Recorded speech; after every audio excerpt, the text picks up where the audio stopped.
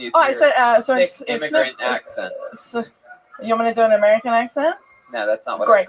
Okay, so in Snoop Dogg's newest song, he says, "If you breathe in, you achieve it." Yeah, the next part is what I couldn't I said, understand. "Hey, Snoop Dogg, aim fucking higher." Aim fucking Okay, higher. so if you're saying if all you need to be achieving in life is fucking breathing, you're not aiming very high, are you? I'm saying maybe let's have some goals, some hopes and dreams, not just breathing, or else. Do you know? I mean, I think that there is potential. There's potential starting out with that. It's killed at the open mic in Hollywood. You need a new punchline for that one. You would be great at TikToks. I mean, really, Sarah. The catch there is that, you know, you're telling Snoop to aim higher. You're putting it on him, but he's like worth like $500 million. He's doing better than me, yeah. Doing a little bit better than me. He runs a bunch of companies. He works continuously, super creative. Yeah. So at the end of that joke, you telling Snoop to aim higher, he's basically like, bitch, you on a podcast. You know what I mean? That's what and I'm friends with Snoop. I'm just saying that's my guess what he would say. Sorry, Snoop, if you're listening. He's not listening. He's definitely listening. He's not listening. He's running companies. He took your advice and he aimed higher than. Sarah, tell us more about you. Do you have a job? I have a company. Wait, you want to hear another room? Stop pointing at me like that. Sorry.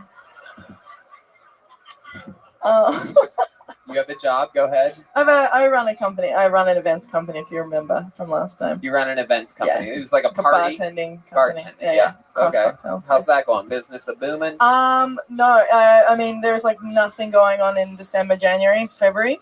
So Oscars, Academy Awards, Super Bowl, Christmas, New Year's Eve, my birthday, Martin Luther King's Day next birthday. Monday, Bologna Pete Day. Seems like you gotta aim higher, Sarah. Yeah. Sorry, there's glass ceiling.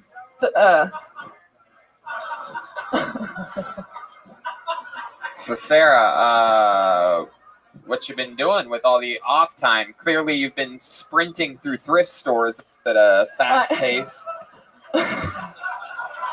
Just have thrift clothes hanging off of you. I found this rolled up in the floor of my office, and I thought, oh, it's raining, perfect. And I was gonna. You have an office for a business that's been out of operation for 3 months. By city code, a closet does not count as an office. Listen, I'm doing the deals. I'm just not doing the events. Oh. And if I want to, I'm not gonna. If I want to, no. Go ahead. Whatever you don't want to do it. It's gonna help you. So the people like the Oscars and all that, they have like staff all the time, but they don't want to spend any money, right? And they can't afford me. Whoa. You know. Maybe you're too expensive. So that's why everybody put your price down a little. Well, no, because I get higher end clients, and so you got no clients now. So maybe it's a price thing. Yeah. It's like Business 101. Jesus. Yeah, Business 101, a class that.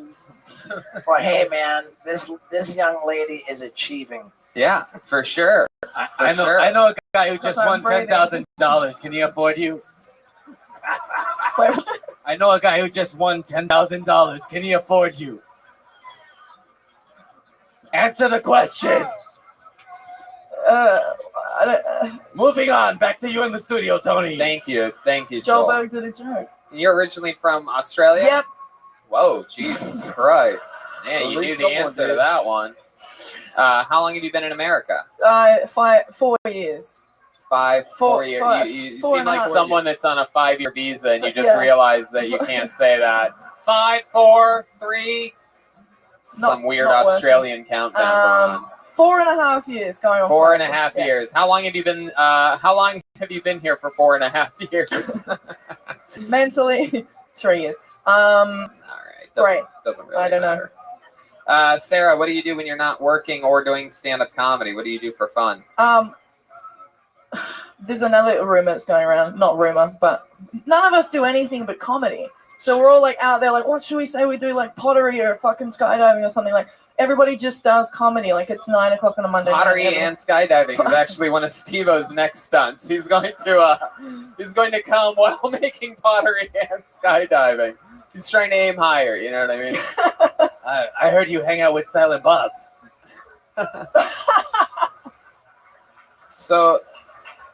So you're not doing pottery, you're not skydiving. What is an answer, though? There's got to be something that you do, a guilty pleasure. All of us do is comedy. I don't know who you're labeling yourself with. All the people, guys. The hell can you back me up, please?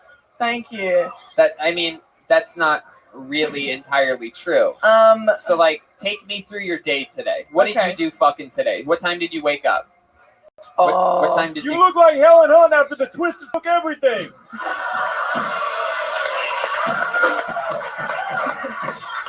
God damn, Baloney Pete is fucking on fire right now. That's a visual that everyone gets. We are up to code. So what time did you wake up today? Like 10:30. And then what you I sent some jumped emails. right out of bed as soon as you woke up? No. Just started throwing on shit you saw laying around? No, woke up, did some emails, like went to the gym, got some food, took the dog for a walk, all that kind of shit. What kind of dog do you have? A dingo? Chocolate Lab Ridgeback Pointer mix. Hell yeah. It's not a Ridgeback Pointer, Is that whatever the Ridgeback is that an indoor dog, or do you keep them out back? That was great. I liked it. Okay. Well, that's fun. How many crocodiles have you hunted? All right. So you made it through. What workout did you do at the gym today? What did you do? The Uma Thurman Stunt Woman special? I just do the elliptical. If you remember, I have a broken pelvis. So you broke your pelvis? Yeah, you remember that? No, I don't remember that. You weren't there. From basketball back in the... We've talked about this on Kill Tony before? Maybe not, actually. I don't think so. I think I would remember a broken pelvis. On a basketball court? Yeah. Wow, what happened there? Because I did a joke about it. Okay, so I pulled my adductor and it fractured bone. Oh. You're not allowed to say the word pubic on this show. It's gross, isn't it? Super gross. No, I'm kidding. You get injections in there sometimes. That sounds weird. So let me ask you this: you're a rather tall woman, and now that I know that you play basketball so hard that you broke your pelvic bone, I'm sort of interested. Are you straight or? Yeah. Oh, okay. But you would make one hell of a lesbian. I know. You would just. There's a she's not here. She's super lesbian. Super lesbian. Wow, what kind of weird superhero is that? Oh my god, it's super lesbian. She's gonna eat you alive. So it's scissor time. Oh my god, I think super lesbian's under my bed. Do you smell something fishy? Super lesbian. Blah, blah, blah. You know what I say? Cat's got a tongue. Hey. Ew. Super lesbian. It's funny because I actually dressed up tonight. I was like, I'm going to put on something nice to go to Kill Tony. Really? Yeah. This is nice. All of the outfits that the bad guys wear in Home Alone. This is what you consider to be nice?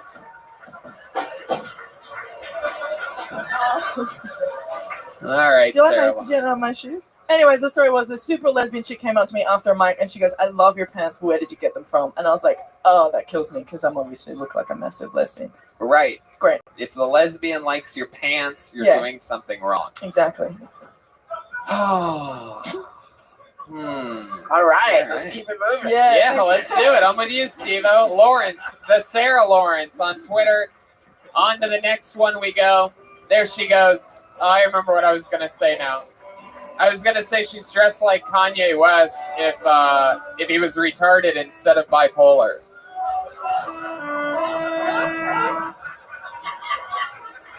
Very, very rarely get to use the word retarded on this show. But if it's about how someone dresses, I think you can pull it off. Oh, wow. What a coincidence. Another one-word name. No, I'm kidding. It's not. Fucking ridiculous. The shit I've heard about this show. Oh, there's this one comedian that swears that if you rub your head 3 times and fart twice, that you get pulled first.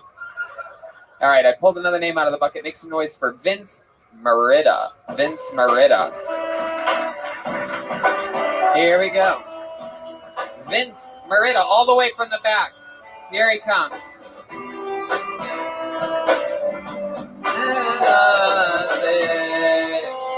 right, what's happening?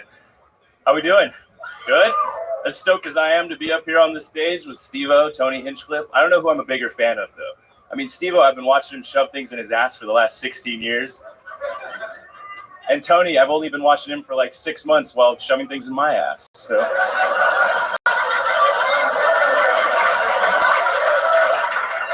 Thank you. Should I drop it now? My ex-girlfriend was super stoked that I was going to be doing stand-up comedy. She always wanted me to get up in front of an audience, talk about my feelings, you know? And, well, she also thought it would be a good idea to try to fuck my best friend. And, yeah. See where that got us? That's all right, though. She was a huge cockblock anyway. I broke up with her the same week that I got a PS4, and I was playing it way too much, still am, and now I'm just left horny, and all I can think about is my Xbox. Whoa, exactly a minute. Vince Merida. All right. Very solid set, my friend.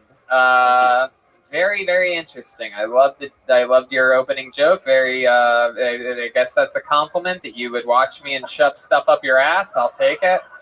And then let's move on to the fun stuff. Is that true? Did your girlfriend really fuck your best friend? She tried to. Wow. How did she? Right. How long have you been with this girl for when this happened? Well, it's been about 2 years. 2 years. Yeah. And how long ago did this happen? This was in October. It was on Halloween. Okay, it was on Halloween night. She tried to. She tried to, yeah. Women go crazy on Halloween. You know, there's a lot more backstory to this, too. We were talking about having, like, an open relationship and threesome. So things were going well. Yeah. Yes, of course. Yeah. Who suggested? How did the open relationship thing come up? Who suggested that? Was my idea. Yeah. Oh, yeah. Oh, I'm blown away. No shit. Great idea, Vince. Great idea. Yeah. So, and what did she say to that? Yay or nay? She sounded like she was down.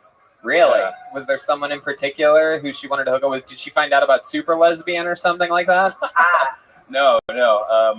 I mean, it was just kind of being open to the idea of it, and then I guess like threesomes and whatnot, and she decided to try to have a 2 guys or 2 girls? Which one? 2 guys. Apparently, yeah. Wait, what? How did the conversation go? You said she sounded like she was down. Well, it was not just like one conversation. It was a series of conversations. And you know who tears. really wanted you guys to have an open relationship? Your best friend. That's who. Baloney Pete. Maybe your girlfriend wasn't cheating on you. Maybe she was just bad at threesomes and bad at math.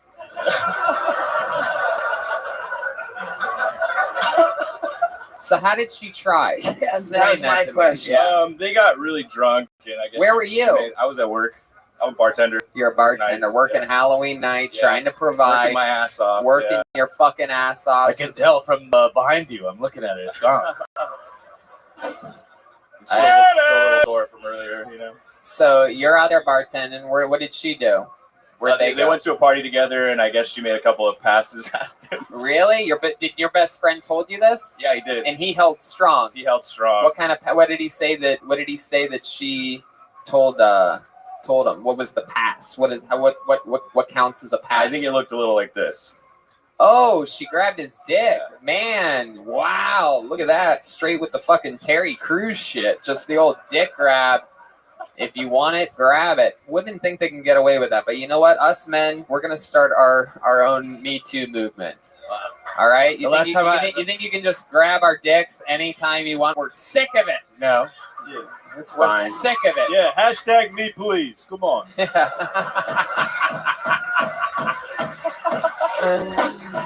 Hell yeah, baby. So how long did he let it happen? Like an hour or so before he...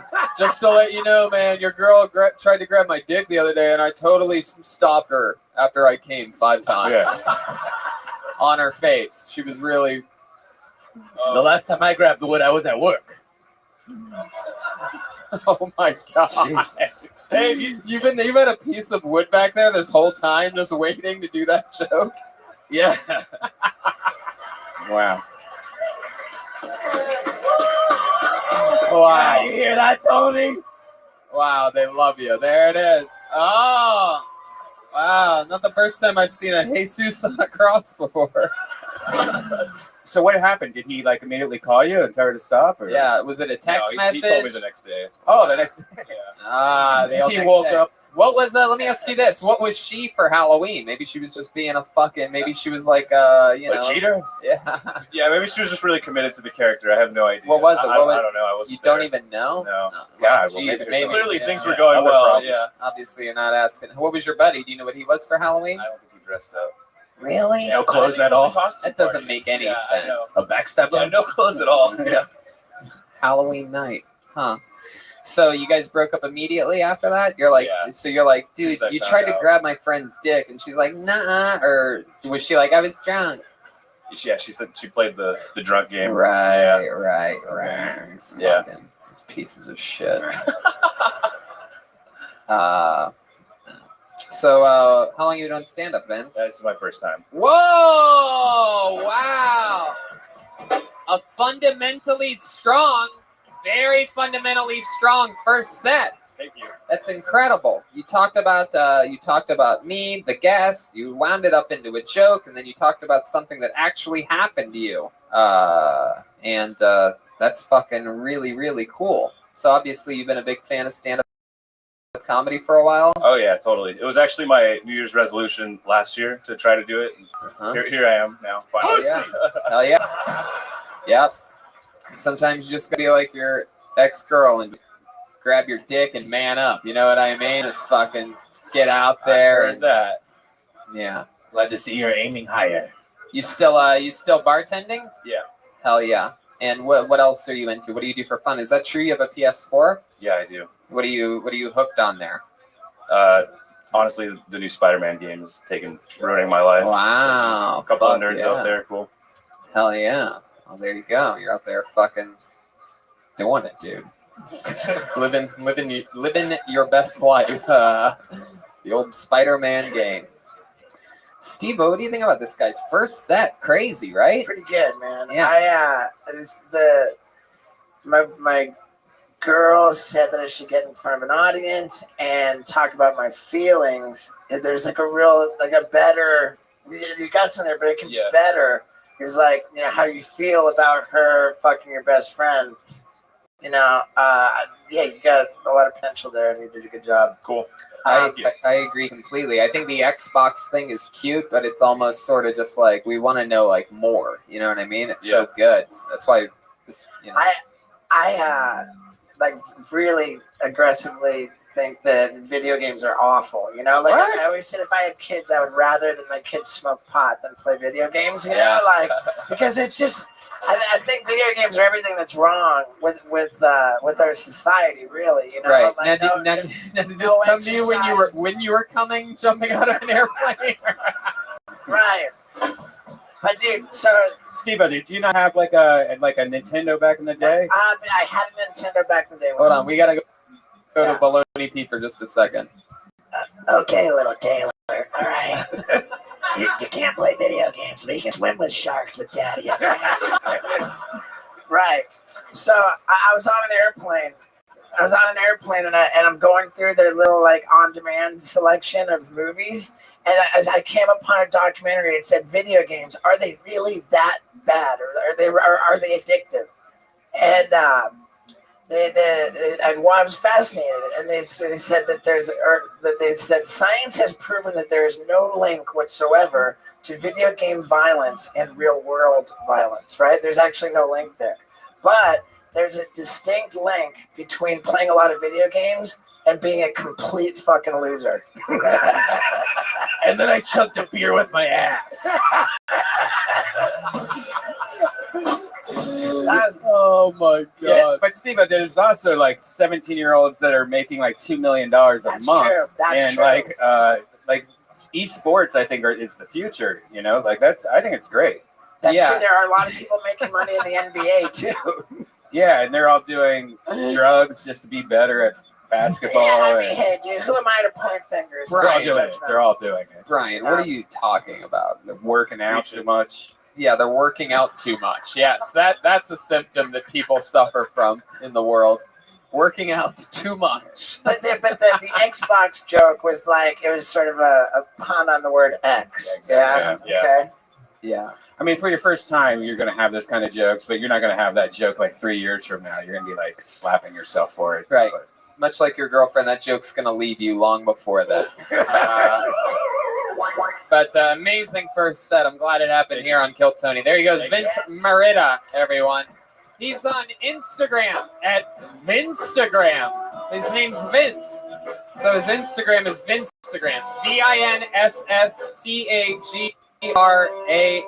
It's a fun episode. We have a couple first timers. We have a guy that's been doing it 12 years. We had I'm still intrigued by that compliment you received about how he's been watching me for 6 months. Yeah, we didn't get into that at all. That was good.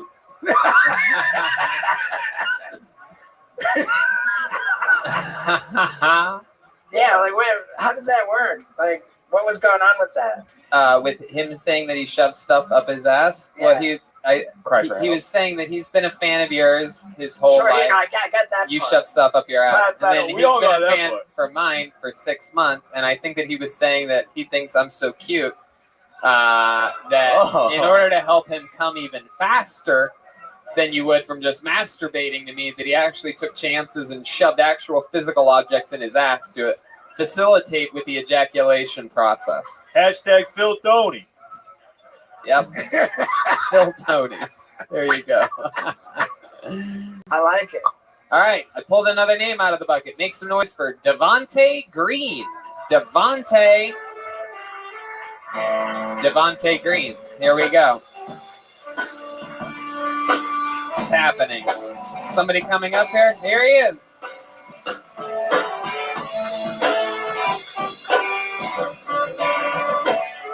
Happy New Year, Happy New Year, Happy New Year. I'm so happy to be done with the holiday season because the holiday season just gives me too much anxiety, all right?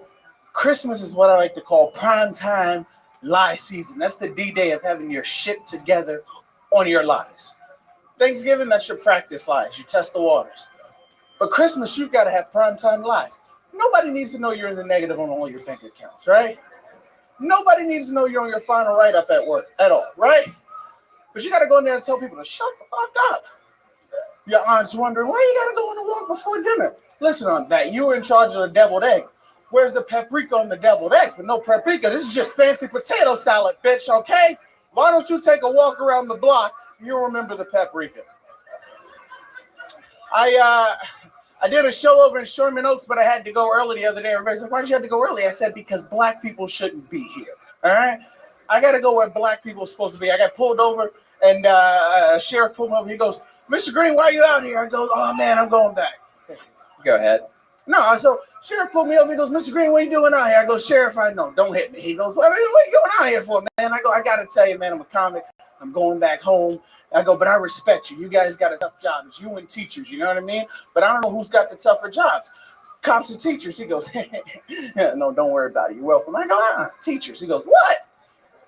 I go, because listen, man, between me and you, Okay. I go between me and you, teachers don't get to thin the herd every now and then. You understand? Yeah, I'm still going to let him finish. This is just dead air. Go ahead, finish. I know, I said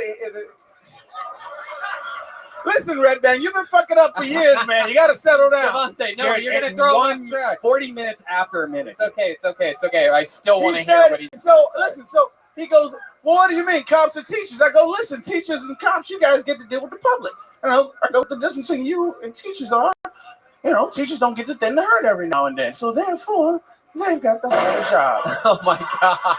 Exactly, right? Red Band. Man, All right. Devontae Green. incredible stage presence, Hell great yeah. delivery. Yep. We just need some material. I That's can't it. believe I'm talking. All you need is jokes. Can I say that I can't believe I'm talking to Steve-O? Because as a black person, you got to know right now, Steve-O, black people would hate fuck Jackass. You go, look at these crackers here. Look at this, right? Only time I ever saw Jackass was like I went to visit somebody in the hospital, and this is how we would avoid talking about the death. We go. Oh man, look. Hey, what's going Look on? at this, over girl. here? I think the Apollo 13 is turning on Devontae Green here. I think How old are you? 25. 25. Yes. Yeah, man, I mean it, dude. Like you got presence, you got confidence, you got great delivery. Devontae, what's it like to be a 25-year-old white man in blackface? That was for you guys. It's for my Apollo 13 over there. It's the first time I've asked that question on this show in 5.5 years, if you're wondering. You have an answer? I'm curious. There's no answer to that question. Can I just give a shout? I just want to give a shout out to the member of Apollo 13 with crutches. Oh, that's right. Hell yeah. Fucked up. Oh, looks like we got a member of the Crips here tonight. For some reason, he has 3 crutches.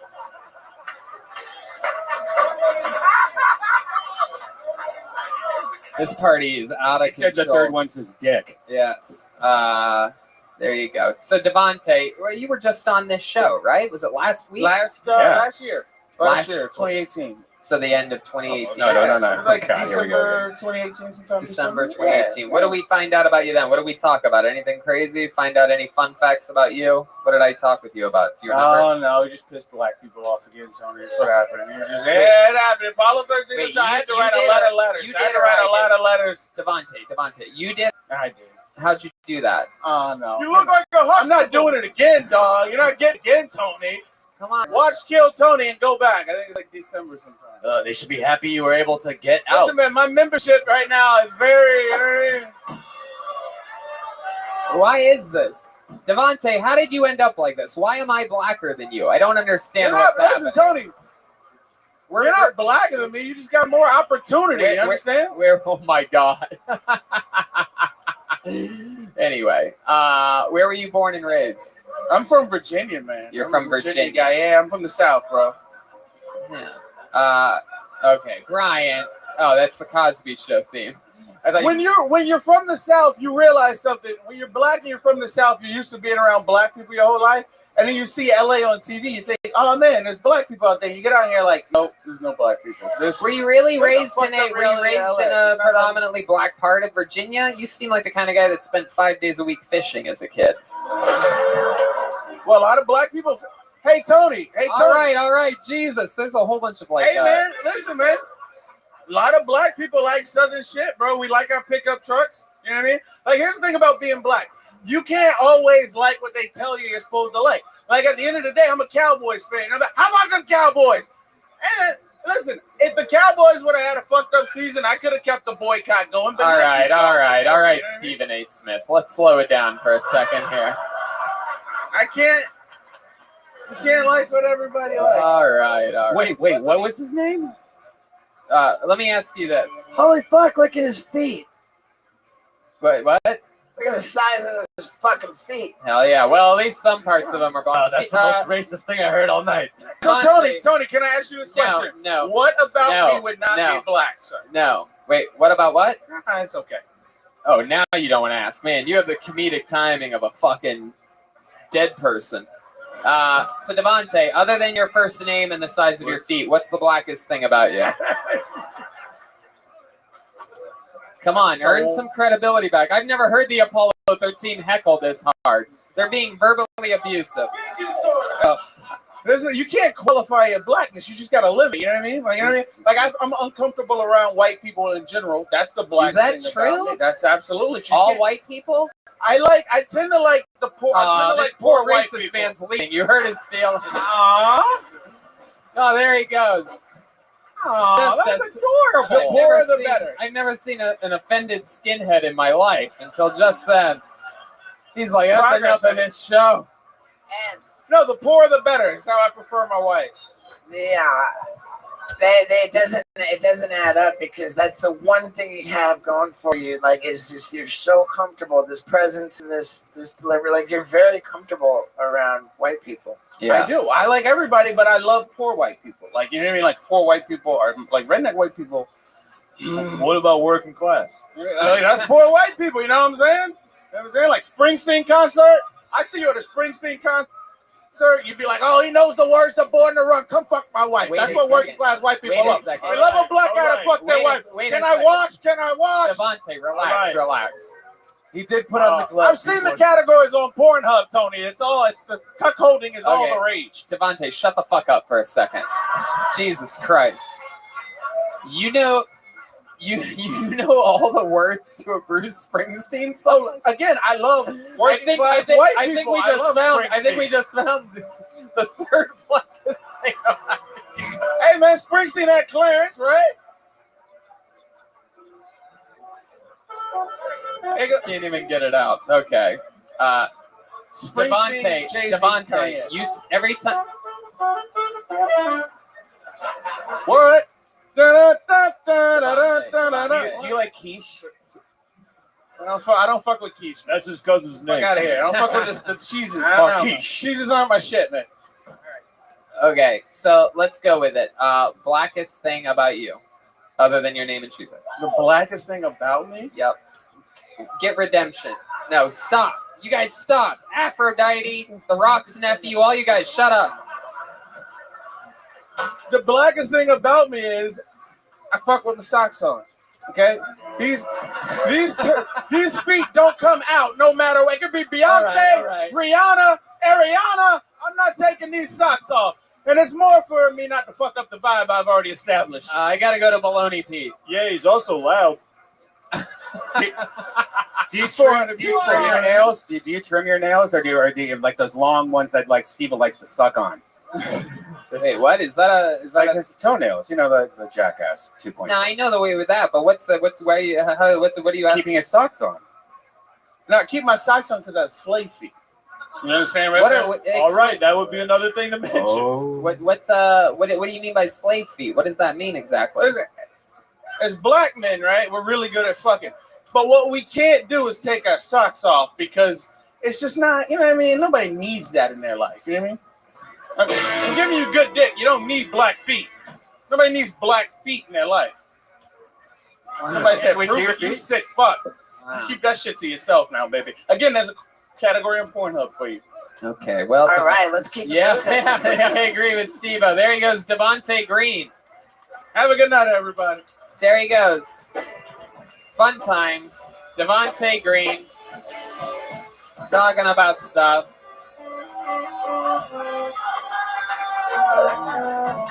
Man. Baking soda. All right. On to the next one we go. We have a regular on this show. Before we go back to the bucket, we have a new regular that you haven't seen before, Steve-O. He's very special, interesting. He has an unorthodox comedy style, but extremely funny. And he writes and performs a brand new 60 Seconds every week on this show, and he goes by the name of William Montgomery. Yeah. Here he comes. Here he is.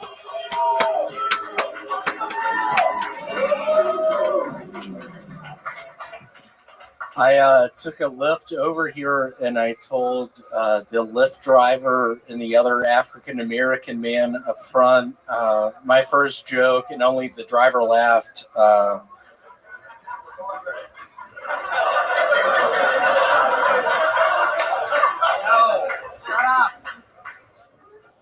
I have an aunt. She looks a lot like my cousin.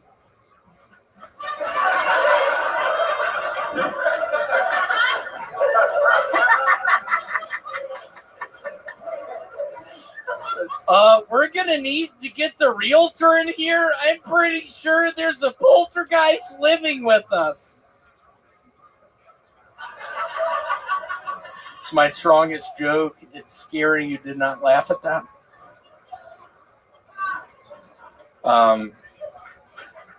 5 years ago, I was diagnosed with cough. Since the diagnosis, my life has not been the same. I'm coughing a bunch. Wow. William Montgomery. You're amazing. You have such a knack. You have such a delivery system. The whole fucking, I'm pretty sure you could say anything and it would just be funny. Mm-hmm. Like people try to be wacky, they try to be weird. We've seen it all tonight, right? What is funny, there was a guy who hit me up on Instagram selling mushrooms. And tonight I get a message from him. He's like, hey, I'm wearing the Dow Jones hat. And we spoke with another, all right, I guess I was wrong. I guess not everything is hilarious that you say. Steve-O, this is your first time seeing William. This is I feel like he's just trying to take down drug dealers over here. He does. Are you trying to arrest a guy that's like tipping off the drug I am. dealer? I lived in up in Bakersfield. I had a fake ecstasy ring running. I was running it out of my basement. A lot of rattlesnakes. Bunch of rattlesnakes, and I was running it out of my basement. And one of my cousins got sick one evening, and my aunt showed up, and hell yeah, the rest is history. You look like an adult orphan.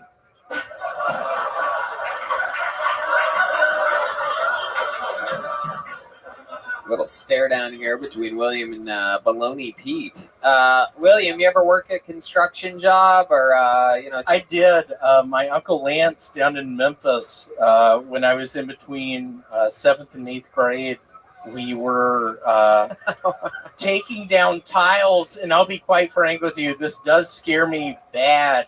I've looked up asbestos tiles before, and it was the tiles we were taking down. I think I was exposed to asbestos. Wow, I believe that. There's the sound of asbestos right there. There you go. Man, wow. Between 7th and 8th grade, I believe that. Just working on multiplication tables, hanging out with buddies, going to the Wendy's a bunch, ordering Dave's Doubles. Dave's Doubles. You a big fan of Frosties? I am. I don't know if y'all know a lot about Dave Thomas, but he was a hell of a man. He was. Hey, have you ever had a wet dream before? Wow, good question. Brian Redband getting in, asking the tough one. Have you had a wet dream before? There was a strange one evening where I was on a bunk bed, and my now deceased grandmother, B. Vance, God rest her soul, was on the bottom bunk, and we were talking. We were having fun. It got to the point where she came up to my bunk, and do you know what a wet dream is? She came up to your bunk, and the rest is history. Again, just the slow roll. When you pull that mic away from your mouth, you're done. Man, Wet dreams aren't real. you don't think so? No. You've never had one before? Jeremiah's had like a mini wet dream. So. Yeah, Steve-O, I'm glad you're doing better. I have a memory of watching the video of you doing whippets, jumping out of that window. And at the time I was doing whippets, I'm currently doing whippets. But watching you, I'm glad. It's nice to see you. Thanks, I'm a big fan of Jackass. It's nice to see you. Cool to stand next to you right now. So that's the thing. They can't be fucking real, because that's like to presume that you weren't already jacking off before any goo came out. Like who? That is a good point. Baloney Pete? Baloney Pete is actually masturbating. But Lemmy P, that is the catchphrase to Speed too. Baloney Pete, go ahead with the... Bad joke. Wow, you interrupted Baloney Pete for that, William. How does that make you feel as a former construction worker between 7th and 8th grade that you just did that to another construction worker? It's all right. Once you're in the union, you're in the union for life. I'll let this guy do it. but nobody else. To answer Steve-O's question about wet dreams, I've actually masturbated like an hour before I went to bed, and during my night sleep had a wet dream. So it's nothing about cum. It's just about how horny you are. I had a wet dream during a nap once. Wow. Is that true? Yeah. I had a wet dream on my lunch break once. I've never had one, but I could see where it's a real thing. I mean, a lot of people. Well, when the area between your thighs is always moist, I guess there's never really any knowing if you had a wet dream. I think it's just like the idea of a guy just forgetting to jack off to me just doesn't. No, like religious people, like people that are like, I can't. Religious people jerk off the most. They just say they don't jerk off. Yeah, but some don't. For the record, we all die, believe in Jesus Christ, y'all. Is that true that you really had a wet dream? During a nap. It was a wet nap. There you go. All right, William Montgomery, you did it again, buddy. Funny. William, are you on Twitter? I've been trying to find you on Twitter and I can't find you. I was on Twitter when I was on AOL, meaning my name is Pat106 at AOL. William, wait, no. Instant message. All right. I guess follow him on Instagram. It's some weird handle. It's impossible to find. Literally. All right, yeah, I think it's William J. Montgomery on Twitter. I can never find it. It never pops One up last for me. time? I don't know. Oh, you know what? You know what we forgot about? Is James Beta here from last week? We'll go back to the bucket in just a second. James, I don't want you to do a minute, but can you come up here and call your ex-guitar player and you think we can do this shit? Oh, really? No, forget that it. Makes There no you go. sense That's at all. it. Back to the bucket we go. You want to go back to the bucket one last time, huh? There's a guy that was on last week that played bass in a band and had sex with the guitar player's girlfriend for 6 months without telling him, and he was going to tell him on the show. And then last week we tried to call him on the show, but it went straight to voicemail. We were going to do it tonight, but the apparently he's already done it. Did he find out though? You told him already? Yeah, he found out with it because obviously somebody went back and did the research and he looked it up, found it. Hell yeah. Did he say anything to you? Any threats or anything? He doesn't give a shit, really. Right. I don't know if he knows that it's just his voice, his dime a dozen voice that would be on a podcast. Wow. I can't have my vocals out there, bro. I don't want to tarnish my career, dude. Man, that was suspenseful. Hell yeah. Okay, pulled another name out of the bucket. This is interesting. This is a one-word name, and it does appear to be the first time I've ever said this name. Make some noise for Vocals. Vocals. Wow. All right.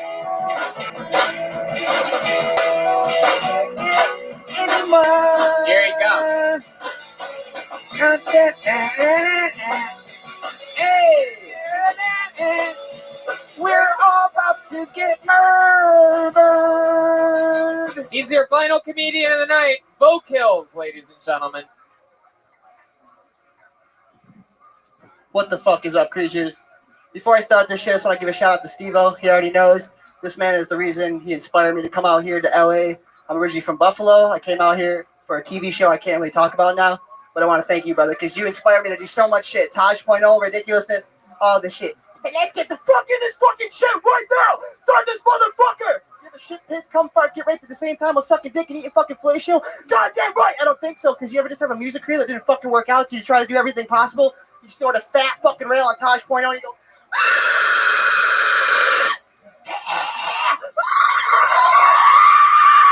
God fucking damn it! Every time I come here, and I love you guys so much, there's just not people that really aren't there fucking funny, and I just die down inside. I just start fucking coagulating and fucking foaming from the mouth, and I love all you guys so much, but what the fuck, dude? You gotta have some motherfucking heart when you step up on this fucking stage, and you gotta fucking kill Tony! So we came here to fucking kill Tony. You can just.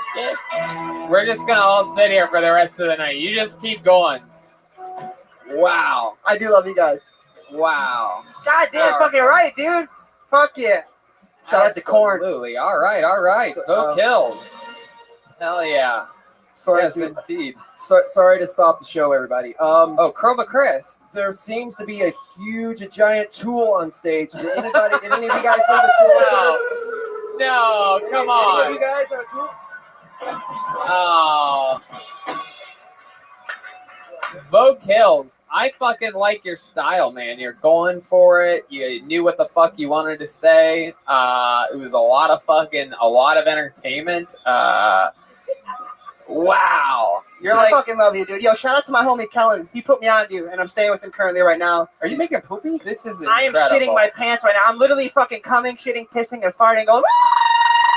Wow, I always wondered what would have happened if Chucky got to take over the kid's body. Shout out to Alex Vincent. It's like if Mad Max had family money. Fuck yeah! Shout out to Jeremiah. I love you, bro. The fucking breakdown.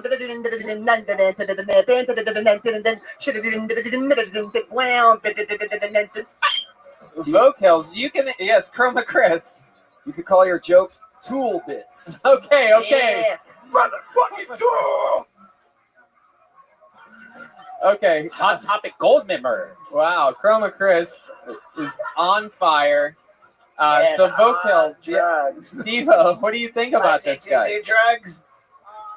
Actually, yeah, I really did go viral. And so I don't know if you guys have seen this video, Kingdom Hearts but I 3. went hella fucking viral. That's why. Yo, shout out to Steve-O, because this man inspired me. I did the fattest fucking rail on Taj.0 and did a loud ass pterodactyl scream and went viral on Twitter. It actually got 1 billion views. So another reason I came out here is to find Taj to get my web redemption. I shit you not. Wow. How long have you been in LA? I don't even know if I'm allowed to say it, but I don't give a fuck. I actually came out here for American Idol. Uh-huh. Yeah, that's well, what, hey, this is what this man right here has inspired me. And I fucking went hella viral. And literally, shout out to Steve-O. He's inspired me to do all this shit, make the moves, and way to go, Steve-O. Hey, man. Yeah, thanks a lot. Hey, Steve-O, you want to tell him what happened in Buffalo at the Helium Club? What happened in Buffalo when? At the Helium Club in Buffalo, New York? What I remember it well. It was a great weekend. We performed, remember? We performed together. Yeah, very recently. Wow. Like the fourth time. Hey, Steve-O, remember that one time you performed in Phoenix? Yeah. Yeah. All right, I'll break it down, you guys. So pretty much, we went to see Steve-O, and I gave him a CD, and I was like, fuck it, man. I don't know if you're going to listen to it or not. So we decided just to perform for him on the spot, and we just fucking sang Tales from the Hood, and we got down. We got a load of fucking bass drops and breakdowns. We spit fast bars over 808s. It was like, I'm up at the fucking... Vote kills. All right. When you start talking fast like that, I know that we lost you.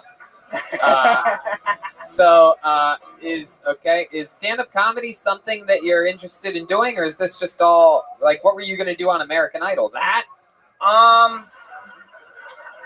All right. So to be fair, I really can't talk about it. I'm gonna let you guys know I came out here for that. I will let you guys. March 3rd, this actually airs on ABC on television. It's the craziest fucking shit ever. Yeah. But Did you also win $10,000 in a comedy competition? I'm not that lame. Yeah. I'm not gonna get paid for it. I pretty much had this. Okay, so I'll tell you the story. So check this out. I used to work at a gas station called Sunoco, and I called it Suno Kills. And I said, fuck that. Don't donate to charity. Help donate to me to get out here for American Idol so I can make this shit happen.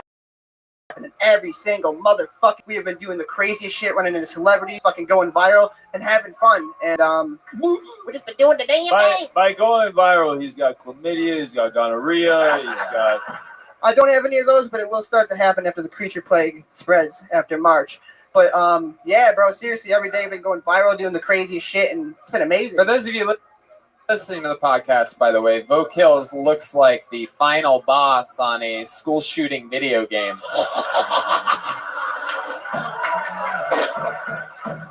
Wow. Yes, he has his Devontae Green mask with him.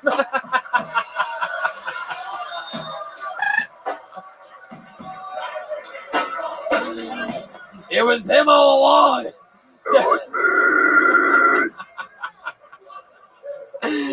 Oh my God. Vote kills. Man, that's interesting. So you sing? Is that? So I'm actually a mystic death creature vocalist hailing from Buffalo, New York. Yeah. No, I've met a lot of people from Buffalo. You're all that. They're all the same to me. They're all mythic. Go ahead. Mystic death creature vocalist, and I started a new genre called mystic death trap metal. So it's pretty much like some old school 3-6 Mafia. Oh yeah, you call it trap metal because that's how people feel when they're stuck listening to it. Oh, they fucking hate it, dude. I'll tell you one thing. I have so much haters, and it's fucking dope because it makes you famous. So what I do is I go on these Facebook groups online, and I'm like, don't listen to this fucking trash. Vocal sucks. What is this garbage? And I'm literally trolling all these people, and I'm getting views. I'll rack up like 50, 60,000 a night just from talking shit about myself. So if you guys ever get a chance, do not listen to my fucking music because it's fucking bullshit. Yeah, where could they find that? You can find it everywhere in the world. Type in VOKILLZ. It pops up. We got some shit produced by Suicide Boys. Oh, Suicide! Wait, were they Suicide? Were they Suicide Boys only after they listened to your music? Yeah, as soon as they listen to the music, they cut the rest. They're like, this shit's fucking trash. What? I love it. Yeah. Heck yeah, man! I love it. If you do more stand-up, you should go by the stage name of like Scam Kennison or something like that. Scam Kennison in this bitch. Where do you even get a jacket like that? That is so cool. I just Neverland. Hot Topic. Yeah, nah, fuck Hot Topic. Seriously, that shit's overrated. But after just trying out for American Idol, I had all this shit, and I'm gonna be in the next Mortal Kombat video game. So this is the pre-costume to the creature that I will turn into. Wait, you're gonna be in the next Mortal Kombat video? Do you have any fighting training? Are you training? He tells his jokes and people pass out. Yeah, they do. They literally fucking faint. They're like, this kid's fucking trash. How are you gonna be in Mortal Kombat the video game? So shout out to Juan, the Art of Freak Show Caparis. He's from Los Angeles. Okay, enough of the shout outs. He created a character for me in Unreal Engine 4, Maya, ZBrush, all this. How high can you kick? Not that high, but I could try. Yo, you want to do a kick together? We'll kick towards the crowd. Come on, dude. Oh, I ain't good. Come on. Okay, vocals. I'm gonna go on a limb and say you're single. What's up? Vocals. You have a girlfriend? I used to, but she died. How did she die? Mysterious. She listened to my fucking music and was like, this kid's fucking trash. Get him out. His brother's the Undertaker. Dude, yes, the fucking Undertaker. All right, everybody relax for a second. This is sort of a serious moment. Vocals, how did your girlfriend die? She listened to my music. No. Shit, okay, she was... Did she really die? She was choking on diction. Okay. All right, we lost him, folks. He's gone. No, she didn't die. I don't have one. Cool story, bro. Wow. Yeah. Wow. Vocals, what would be something, before I let you go, what would be something that you think these people would be surprised to know that you're a part of or involved with, or a hobby of yours, like something, because you seem like, like wild, right? You know what I mean? But tell us something to sort of balance it out a little bit. You into anything, sort of calm or... No, actually not. It's always just fucking through the roof. I drink like 10 energy drinks a day, and I just fucking go nuts. I start talking faster than I can even motherfucking start to think or speak, and I'm just like, what the fuck's going on? But honestly, music's my passion. Like I said, I came out here for that, and I actually came out here to talk to Steve-O because I actually have a major question for you, and it's fire away, dude. This is the time. This is the motherfucking time. So I believe we all know the question. It's, can you help him? No, but I ask the question, dude, because I gotta go. All right. So before we wrap this up, we will be trying out for America's Got Talent, and we wanted to know if you would like to be a part of it. Oh God. Yeah. He's like, fuck this. Yeah, shit. I ain't going up there with this kid. Yes. Can I? I'm Steve-O, and that's a big no. There he goes. Bo Kills, ladies and gentlemen. His first ever Kill Tony appearance. That's the show. We did it. We got to keep this fun train moving along. Ryan J. Ebelt drew while you guys were all sitting there. That's incredible. Look at that, Steve-O. Look how much that looks like you shooting a bow and arrow. It's great. Everything's available at RyanJEbelt.com. He sells those prints and the Kill Tony posters. Shout out to Josh Martin for all his great help, and Alice Rose taking pictures. So yeah, we did it. Steve-O, you said you're in Denver. You're Virginia Beach weekend after this one, which is in Denver. I love it. Follow all things at Steve-O and Steve-O.com. Yeah, I mean, I talk about it with these guys, like when I book you and have it out ahead of time, but I'll say it on the air, which I think I've said it before on this show. But you didn't have to become a good or great stand-up comedian. You could have sold tickets forever chilling, and it makes me really happy that you respect the art form so much that you actually work hard at it and are a genuinely funny person. And I love watching your shows, man. You have a really unique show, and I can't wait to see these new ones. Yeah, dude, I appreciate you so much, man, and thank you. What can I say, dude? How about you make noise? Your meteoric rise is legitimately inspiring to me. To see this room so filled, to see you on Twitter, like you're going to all these places, to hear that you're going international with it. Fucking A round of applause. We inspire each other. One more time for Steve-O, everybody. Jeremiah Watkins was here tonight. That was Baloney Pete all along, I'm pretty sure. Baloney Pete has his own podcast called Jeremiah Wonders. He's got Rory Scovel on this week's episode. Anything else? I'm a fan of Jeremiah Watkins. I love Steve. Steve-O's been on Jeremiah Wonders. Been an awesome guest on there. Follow me on social media at Jeremiah Stand-Up, and the Reagan Watkins album is dropping soon. Jeremiah's coming with me February 7th and 9th. We're doing 7th to the 9th. We're doing the Calgary Laugh Stop, Calgary, Canada, right there in oil country.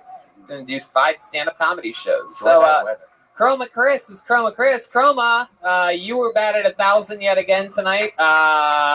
Anything? What did you think about tonight's episode? You really nailed it, Tony. How about some noise for Joelberg Joel Jimenez?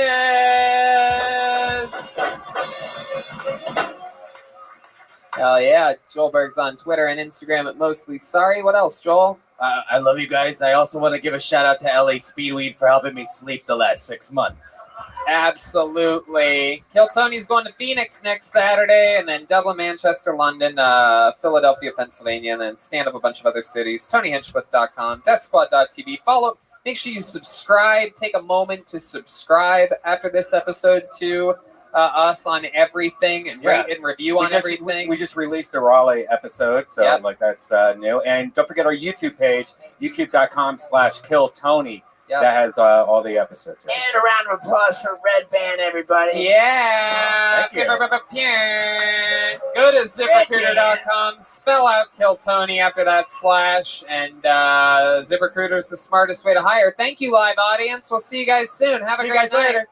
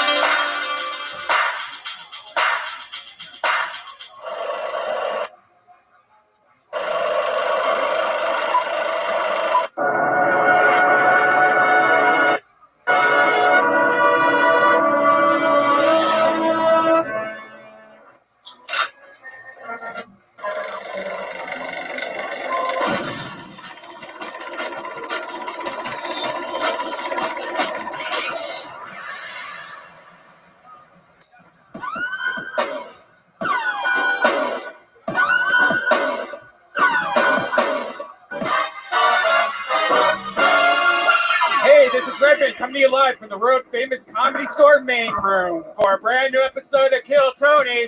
Give it up for Tony Hinchcliffe. Hey everybody, welcome. Come on, make some noise. You're at the #1 live podcast in the world. Ryan Redband is here. What is up, guys? The great Ryan J. Ebelt is here drawing tonight's episode.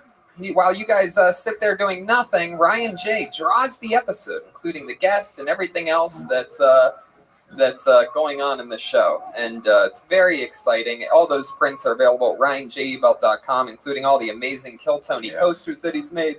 But tonight is about tonight. Yeah. And I'm very excited about things. Hello to the thousands and thousands watching live around the globe on YouTube.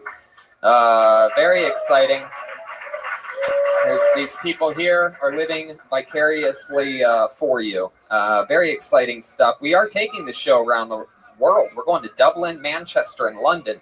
Very few tickets, if any, available at all. I know Dublin, Ireland has sold out. There's a chance that there might be some Manchester and London. Who knows? And then I do 6 nights of stand-up after that. That's February 14th to the 23rd. That's next month. In a couple weeks, I'm going to be in Calgary doing stand-up with Jeremiah Watkins. But this Saturday, we're all doing a massive Kill Tony, our return to Phoenix, Arizona. Yeah, and a nice daytime edition of it also. It's going to be interesting. 3 p.m. at Stand Up Live, a massive 650-seat venue there, which we've done before. One of the best comedy clubs anywhere in the country. We're very excited about that. Ryan J. Ebelt actually drew up an amazing print. I think we're going to be lugging some of those out there with us, and I think we're probably going to fulfill that prophecy of that print because it has you drunk with a cigarette in your mouth and a margarita. And that you just made fun of me last week because you said I look homeless. Yeah. That's the star of it. Yeah, no, it's true. Yeah, and we're also taking Kill Tony to Philly. Philadelphia has wanted one for a long time, so you get one March 21st.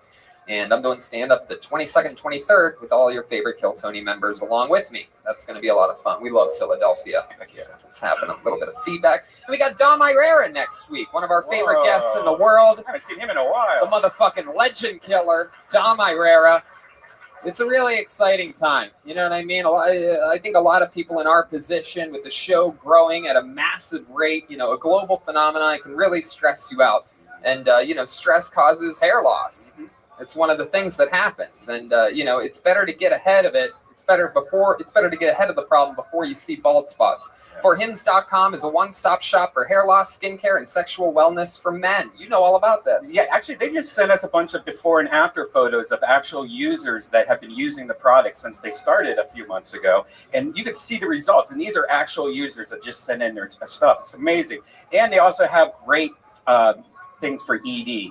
Like, you know, if you have a problem getting it up, like a lot of us do when they're 40s, you can either go to a gas station and get a generic boner pill, or you can go online, answer a couple questions with a real doctor, and get prescribed real medication. And the products are shipped directly to your door. Order now. Our listeners get a trial month of Hims for $5 today, right now, while supplies last. See website for full details. This would cost hundreds if you went to the doctor or pharmacy. Go to forhims.com/KillTony. That's FORHIMS.com/KillTony. Hims.com/KillTony.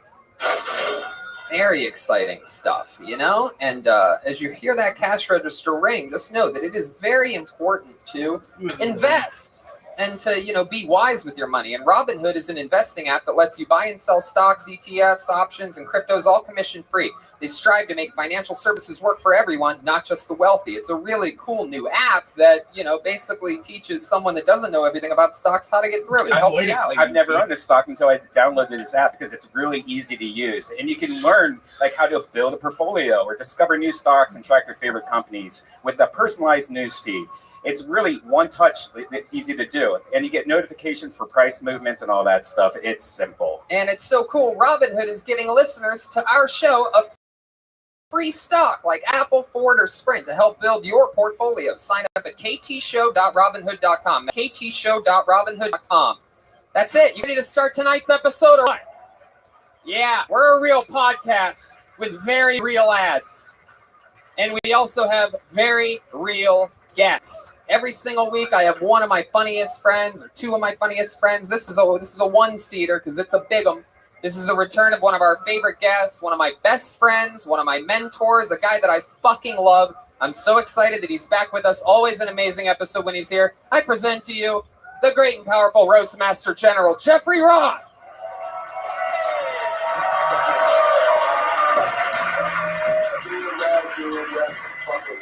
Here he is.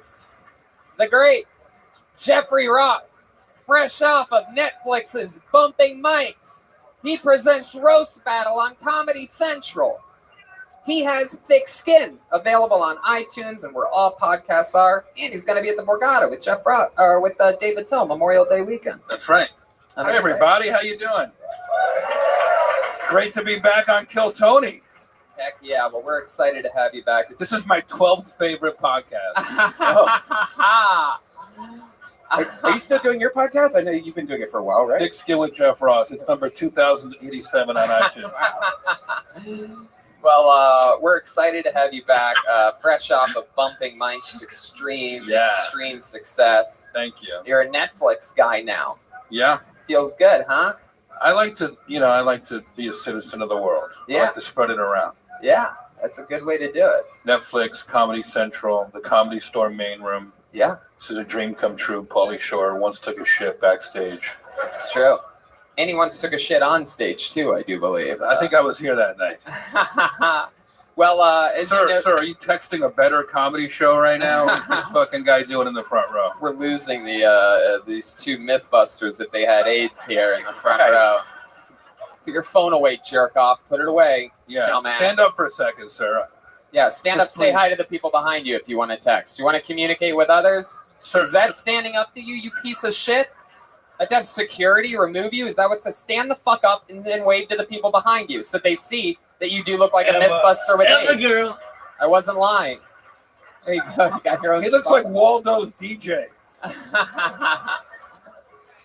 Speaking of DJs, we love great music here on the show. And as you know, Jeff, we have a band on this show. Some of the best goddamn improvisers anywhere. And they're the best damn band in the land. Every single week, they commit to being different characters. I never know what they're going to be. Sometimes they're nerds. Sometimes they've been construction workers they were last week. We never know what's going to happen. They stay in character the whole time. They're one of my favorite things in all of comedy. Make some noise for them. It's the Kill Tony Band.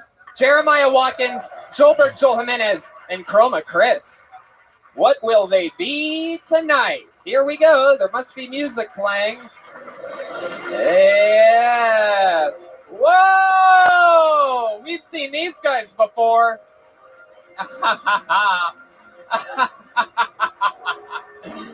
They are newscasters again here tonight. One of our favorite groups of characters ever.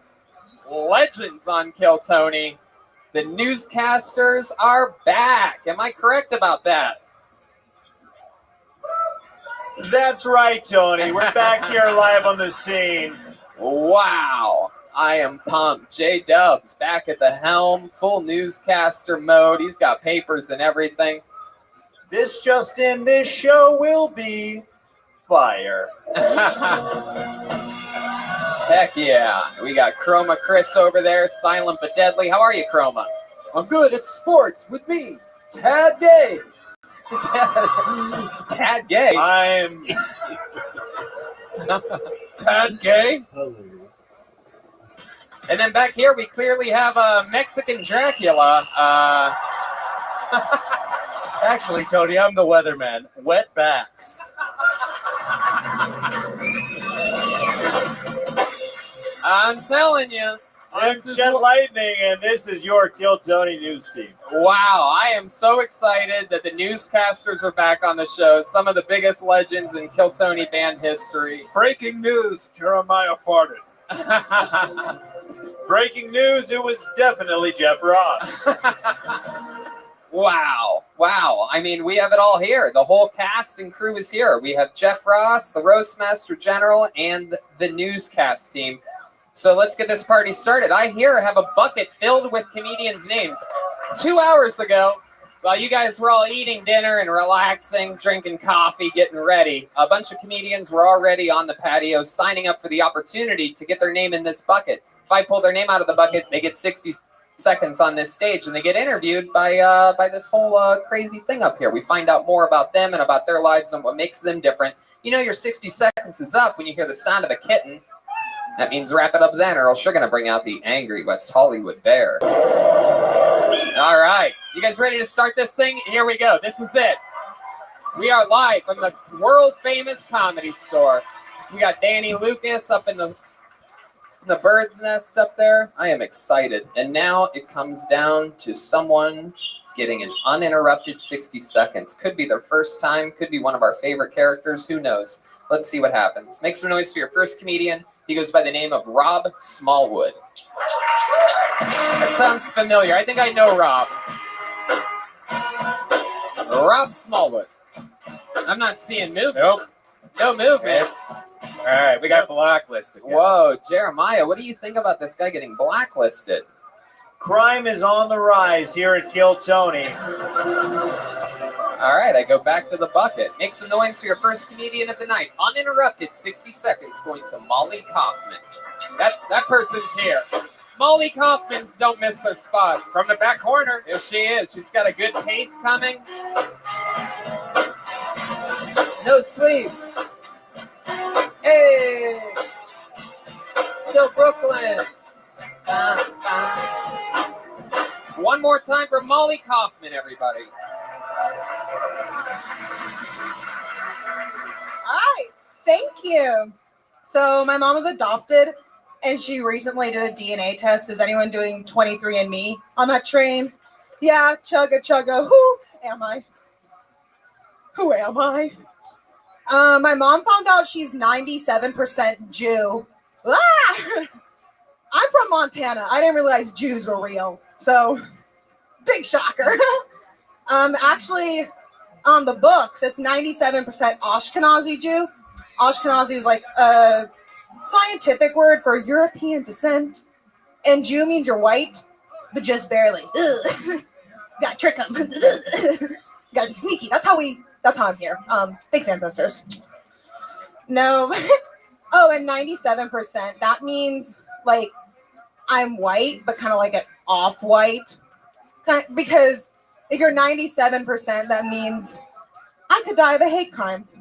But still can't apply for diversity scholarships. We out here. Thank you. Hell yeah. All right. Molly Kaufman. Getting the party started. How's it going, Molly? Good. How long have you been doing stand-up? 3 years. 3 years? Where at? Montana. Oh, Tony, this just in, there's been a bombing in the main room of the comedy club. Oh, my goodness. Allegedly 3 years. Joelberg is here in the flesh. Our top story tonight, a woman who looks like the inside of a vacuum cleaner. And we are off and running. This is oh my goodness. Molly, I like your style. How long have you been here from Montana? How long have you been in Los Angeles? A year and a half. A year and a half. You've been doing stand-up. So you started in Montana and a year and a half here. Hell yeah. What do you do for work?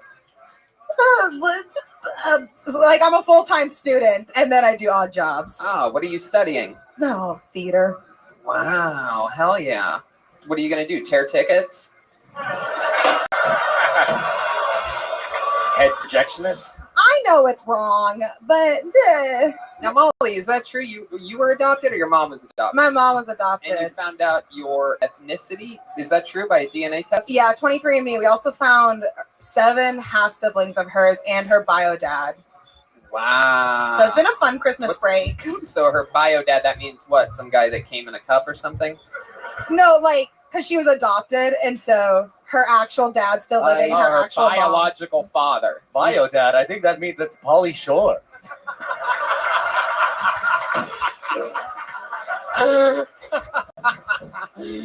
Oh my God. So Molly, how do you? I'm just curious. You get a lot of like scholarships or something. How do you survive? I've never understood how students from other places come here, can do school, survive.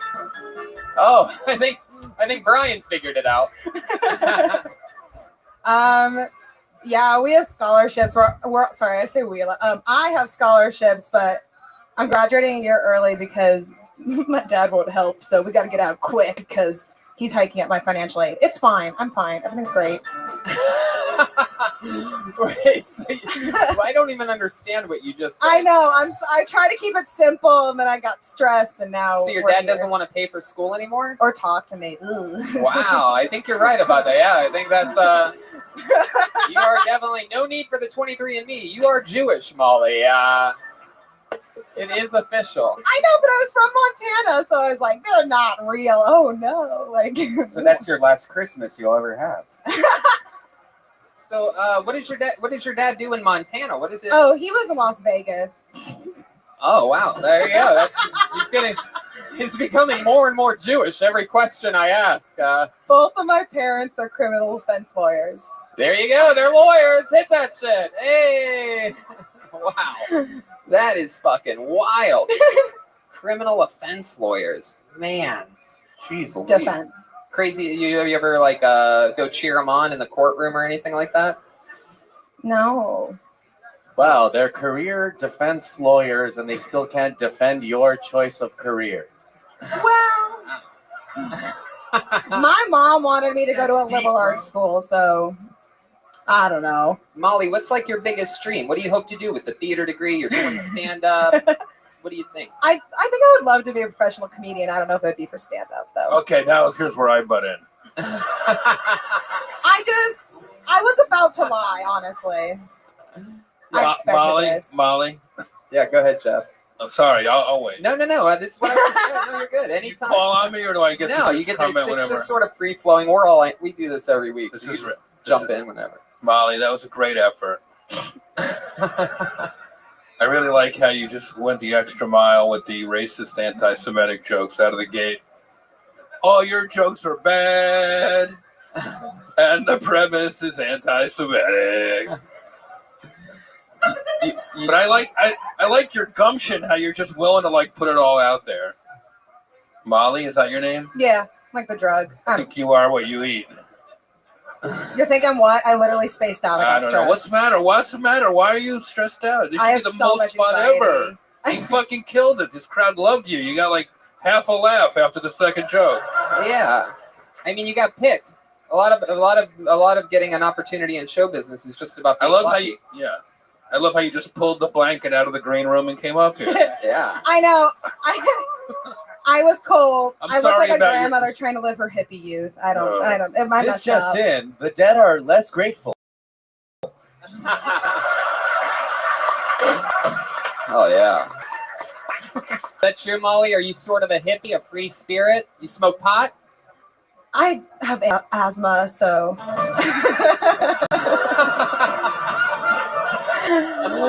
I'll eat pot.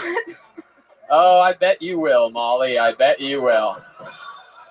My hometown's really granola, and I think it rubbed off on me. Your name, your wait, what?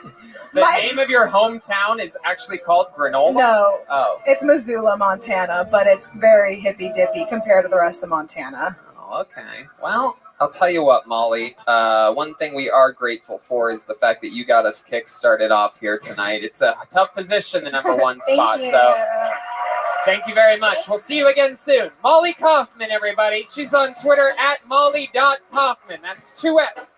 Kauffman. Follow her on social media. A blooming LA resident. She is. My glasses. All right, I pulled another name out of the bucket. This looks like another new name.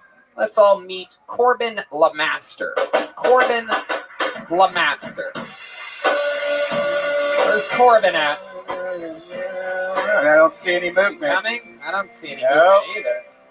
Looks like we have another blacklist. Wow, we got another comedian blacklist. These people are missing their spots. Josh, do we have people in a holding tank tonight? What? Okay, is Corbin LeMaster there? Are you repeating these names out there? Yeah. Guam? Okay, but when I say the name, are you going to repeat the name to the lobby? Yes, he is. Very good. If you don't tell Guam exactly what to do, he doesn't do it. Could I do Corbin's time? Yeah, you want to do 60 seconds? Yeah. Hey, let's do it. Getting an uninterrupted 60 seconds, the Roastmaster General, Jeffrey Ross. Wow. So much crazy shit going on. I mean, can you believe they announced today that R. Kelly is hosting the Oscars? Can I get a rim shot for the newscasters on that one? Anyway, shut down 32 days. And, wouldn't it be crazy if we found out that Nancy Pelosi and Donald Trump have been fucking this whole time?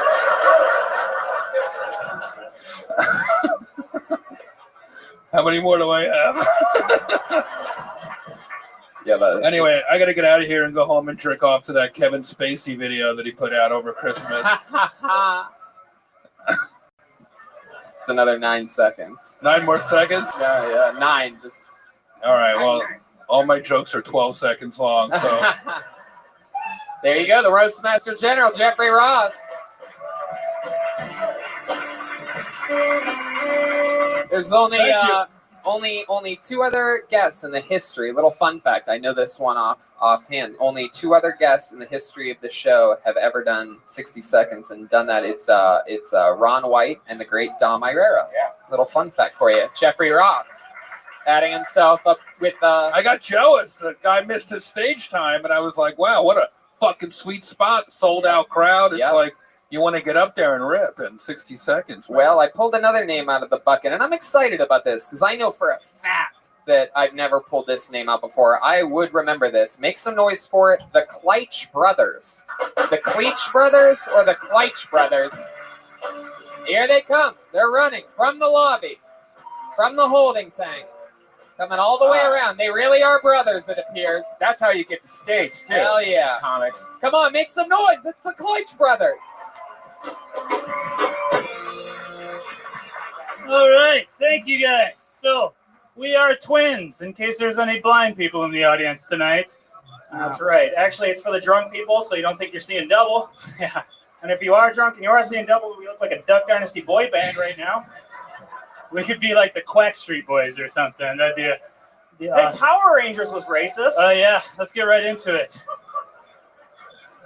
Season 1, Power Rangers, super racist. Black Ranger was? Black. That's right. A little aggressive, Wesley, but all right. The Yellow Ranger was? Asian. Somebody said yellow. Yeller. That yeller one was yeller. I know my colors.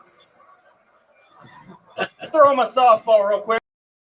The White Ranger was this guy? The best. The best. Right? Come on. You guys like the White. Let's say White Power. We'll say Ranger. We got that guy again. All right. Hilarious. We're from down south. We do that joke. We're on stage for 45 minutes just going. Thanks for letting Ranger. everybody know that, folks. Ranger. What are all these chicken Oh, The Kleitch Brothers, everybody. Hell yeah. Mighty Morphin Power Rangers. It's amazing when people start Wow, this is our first time ever having twins on this show in its history. I've always wondered what it would be like if the Sklar brothers became doomsday preppers. So We're a lot like the Lucas brothers, but white and nerdy. We're the George Lucas brothers. Hey, I like that. How long have you guys been doing stand-up? 3 years together, so 6 combined. Yeah. I started 3 years before him, so 6 for me, 9 for him. Wait, hold on, what? You guys just ever like punch each other in the face? My goodness. I jerk a guy off that looks a lot like him, like all the time. Wow.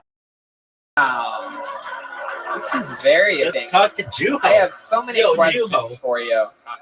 You guys live somewhere else? Yeah, we're from Arkansas. Arkansas. Yeah, we actually saw you in Dallas when you came to Dallas. We, like 6 of us came from Little Rock to you, and you pulled 3 of our names out of the bucket. Oh, that's right. I remember that whole caravan. You called us the Little Rock. NWO with Kill Tony, and that's like the greatest moment of my life so far. Wow, how cool. And look at this. Now you're here at home field doing it. How long are you guys in LA for? So we just moved here. We've been here for about 2 months. We've actually been on the potluck twice so far. Wow. Is that just once, but you counted as twice? Or? Oh, you get to put 2 separate names in, so you kind of We did. So we get called up again. Do we get another minute? Numbers game. Yeah. You have twice the odds. That's right. Very cool. And you just moved here a month and a half ago. You guys have From Arkansas. Yeah, you guys have a job or something already, or how you surviving? Well, we're comedians, so we're Ubering. So. I think you mean tuber. I liked it. You can find us on Twinder. We're on that app too. There's a bunch of apps. Did you guys Uber in Arkansas, or is this something you just started out here? Yeah, they don't have Uber in Arkansas. So. Right, and you guys drive 2 separate cars. Well, only one of us has a driver's license, so technically, you both can use it. Oh. Wow. And if you fuck up on one of your names, like a DUI, you could just start using the other person. I've gotten David a DUI before. That's what happened. Yeah, you 100% true story. You should have seen the look on his face when he had to bail himself out of jail. I was like, I go, you asshole. I was like, what? Why did you tell the cop my name? And he was like, I was drunk. I was like, of course you're drunk. That's how I get a DUI. And you get a DUI. Wow, you guys are funny. Holy shit. Wow. This is I was giving you the other mic so you don't have to share the microphone. No, have one, Jeff. Have one. Let him share. I want you to have one. I need this more than you do. Come on. Let's all be honest. Man, this is so exciting. The first ever twins in Kill Tony history. That's not true. You guys have triplets, right? Yeah, but they're not identical. They all look different and weird, all gnomy and shit. They're like unlike us. You know, like so many twins. You know, there's what makes you guys funny. You know, there's not many funny twins. It's such a rare thing just to be twins and then to be funny. Like, what kind of fucked up thing happened? It's true. What kind of what was your childhood like? You only one of you get molested by your dad, and the other one's like hates it. You ever accidentally jerk him off? Thinking that you're masturbating? I do it on purpose. That was a twincest joke. Twincest. Question. Give me a spot at the ice house already. They only have one Kill it. microphone Fuck this guy. there. I'm doing all the work. Linda. Man, what else do you guys ever use your twin powers for anything else other than like driving and things like that? Are you asking if we switch girlfriends? Sure. Have you? That's rape. You just casually asked us if we rape people. Wait, you. This must be Kill Tony, I guess. Yeah. We're identical brothers, not fraternity brothers. Man, these guys are good. These guys are good.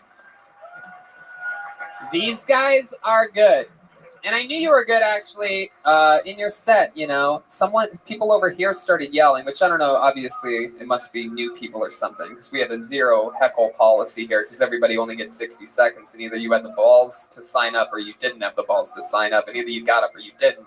But even though they did heckle, you went with it. You went with that Yellow Ranger thing, and you went with the flow on that, which is, again, not easy to do. It's probably harder to deal with hecklers when there's two. Being from Arkansas, we're ready for racism at all times. Right. You two do look like you would stand in front of a Native American tribe while they are at the. You're even wearing hoods. My goodness, I fucking love it, man.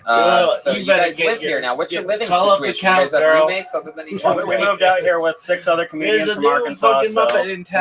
Our own bringers for bringer shows, rents cheap, and yeah. Wow. We're over in NoHo. Oh, okay. Wow. I'm the most notorious You guys been on any or anything yet? You say you don't rape people, but hashtag we too.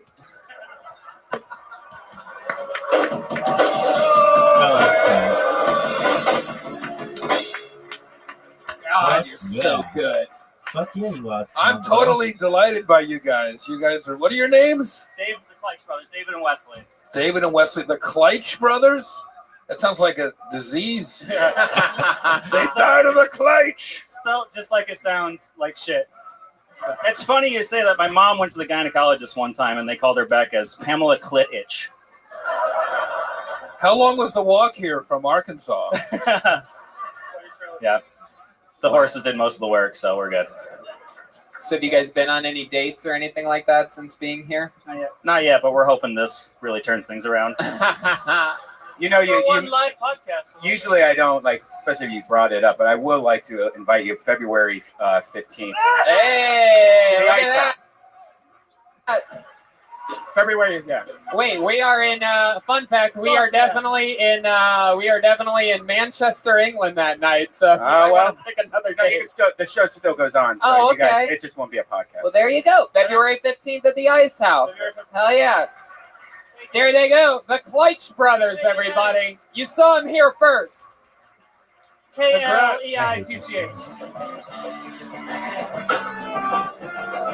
There they go. They're getting a double hug from the Roastmaster General, Jeffrey Ross. And I think this goes without saying, guys, but you definitely have to fucking make sure you sign up for the next America's Got Talent or whatever the hell, because you guys have definitely a natural knack for this.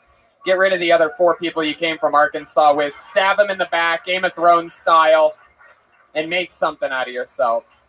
They're actually said, they told me they're going to be on a reality show. So you think you have a recessive gene. Isn't it crazy the difference between someone with 3 years of experience from Arkansas and someone with 3 years of experience from Montana? It's just amazing sometimes. Whoa, I love that noise. Whoa. On to the next one, shall we? You guys having fun out there? All right. All right, I pulled another one out. Make some noise for Devora Kasdan from San Diego, it says. Devora Kasdan. From the lucky corner? Yeah, from the lucky corner again. There's always somebody from that table. Oh, we know her. We do? Here she comes. Devora Kasdan. Hell yeah. Dorian Kasdan. Hi. So I really like basic bitches.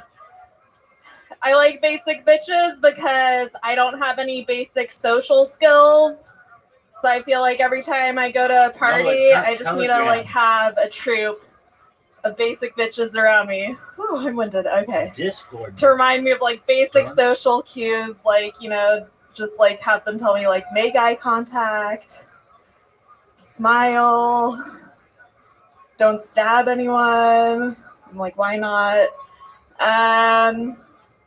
Yeah, I'm trying to figure out what I look like so I could be more relatable on stage. Like some people have told me I look like the Mad Max Furiosa chick. Other people have told me I look like 11 from Stranger Things. Someone told me the other day that wow, that got more laughs than it ever has. Someone told me the other day that I look like the boy that's on the cover of Mad magazine. One day later, there you go. Devora Kasdan, what you worried? Wow. Work for this, girl. I think you look like the guy that organized the fire festival. I'll take it. You should try that one. Throw that one in the mix. Like a young Mark Cuban. Has anyone ever told you that? Mark Cuban? No. Tony, come on. I love you as the kid on the Wonder Years. You are awesome. I love it. Devora, welcome. Am I saying that right? Devora? Yes. This just in, Neverland has been confirmed as a real place. Heck yeah. Wow, Devora, welcome to the show. Is this your first time on? Yes. And you are from San Diego. It says in parentheses next to your name. You drove here today? Yeah, well, I'm staying in Pasadena right now. Oh, okay. How long have you not been doing comedy? Well, I'm 27, and I've not been doing it for 26 years. So this is your first year. Yes. Congratulations. Little baby. That's awesome. Yeah, how's it been going so far? I love the part where you said that joke has never gotten that big of a laugh before, and it's because the people were laughing at the lady that overreacted to the one part of I don't know if you heard it. Oh, but someone was like, ah! And everybody's like, haha, that's funnier than what's going on stage. It was just very organic. You can't make this stuff up. So Devora, doing it a year. You started at 20. Is stand-up something you always want to do, or did you just sort of get that Netflix itch, or what happened? By Netflix itch, I mean a yeast infection, by the way. No, I'm kidding. Go. Yeah, it's a combination of a yeast infection and podcasts. Yeah? Yeah. Well, that's fun. Did you start a podcast too? No. I've yet to start it. Should I start a podcast? Are you suggesting that? I think you should just do it in your house to yourself. Oh.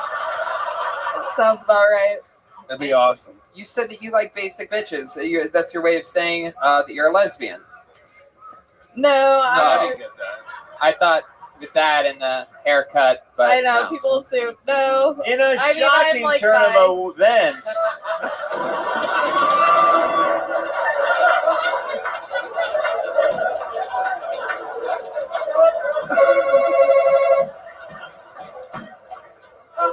Back to you in the studio, Tony. And we are back live at Kill Tony at the Comedy Store on the Sunset Strip. We are here with Devora Kasdan, who we just found out is not a lesbian. Heck yeah. Families are crying in the streets right now, repelled by the image that this woman has been putting out into the universe. A very sad turn of events indeed. Yes, not a lesbian. Obviously into guys that want to fuck dudes. Hell yeah. Hey guys. It's the opposite. We thought she was a lesbian. Turns out she's a gay man all along. Unbelievable. Heck yeah. This just in, a marionette puppet has cut its own strings and is walking down the street. Be on the lookout. The suspect is at large.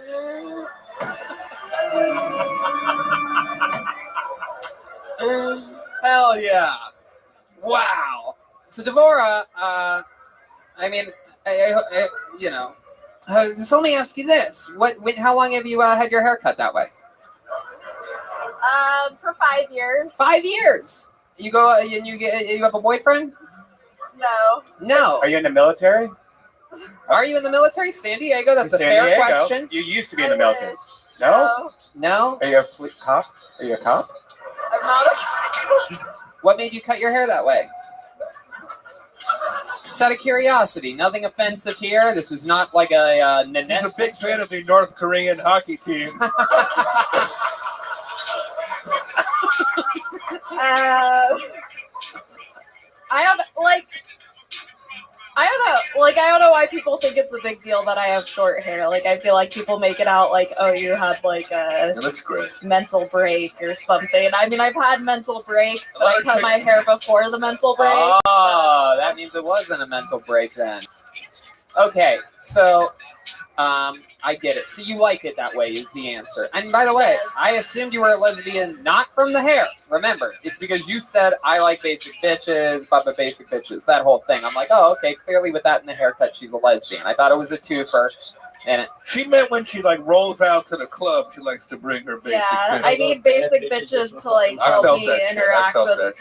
Yeah. So let me ask you about that then. What do you do? What do you do with friends? And like, what do you like to, how do you like, when you're not doing stand-up, what do you like to do for fun? I gotta watch that. Other than scissor other women.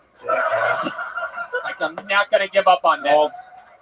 She think her parents might be listening to the podcast and she might not want them to know. No, I'm kidding.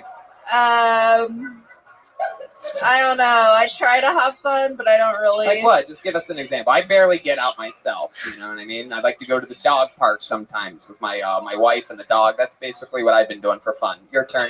You go close. I smoke weed. I go to church sometimes. Whoa! You go to church? Wow. You buy your clothes at a pet store. Yeah. Man, you ever been at the church and one of the priests tries to jerk you off? Yeah. Has a priest ever invited you to be one of his altar boys before? Why was there a dog sound effect there? Why would the dog be at the church with the priest and her? Pet clothes joke that Jeff did. Oh, okay, I missed it. I like how that you put people through pain and shows have to have really thick skin in comedy. Yep. What made you want to even come on Kill Tony today? I'm curious. I mean, I've been doing stand-up. I don't know. I like the Comedy Store. Hell yeah. No, I get it, man. Best place. I mean, I was here before in August, so I like being here. I like being around people. I just like the culture. No, I get it. I mean, I would, if I was just starting out, I would sign up for this show before I was prepared to do it too. I would be doing the same thing, and I'm serious. I didn't mean that as a joke. I would be learning from fucking, the people around you that have been doing it and doing it a lot and doing it at a high level, and this is everything. Everything makes you stronger.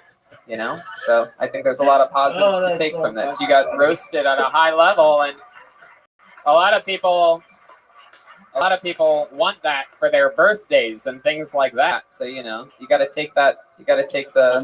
I feel like just a fucking problem. This just do you feel in, bad young for me? Boy, that his terminal's wish comes true. Devorah, what was your response? I feel like you're like giving me an inspirational talk, and you don't give people inspirational talks usually. So I feel No, it's not really a talk. It was just a 12-second stinger. You know what I mean? Like, I wouldn't really consider it a talk. I'm just saying, look at the positives of this. You know what I mean? Instead of I asked why you did it, and you gave a very cool answer, which is you love the Comedy Store. That's why we all come. Yeah. That's why we're all here. Can't blame you. There she goes. Devorah Kasdan, everybody, from San Diego. Come on, make some noise.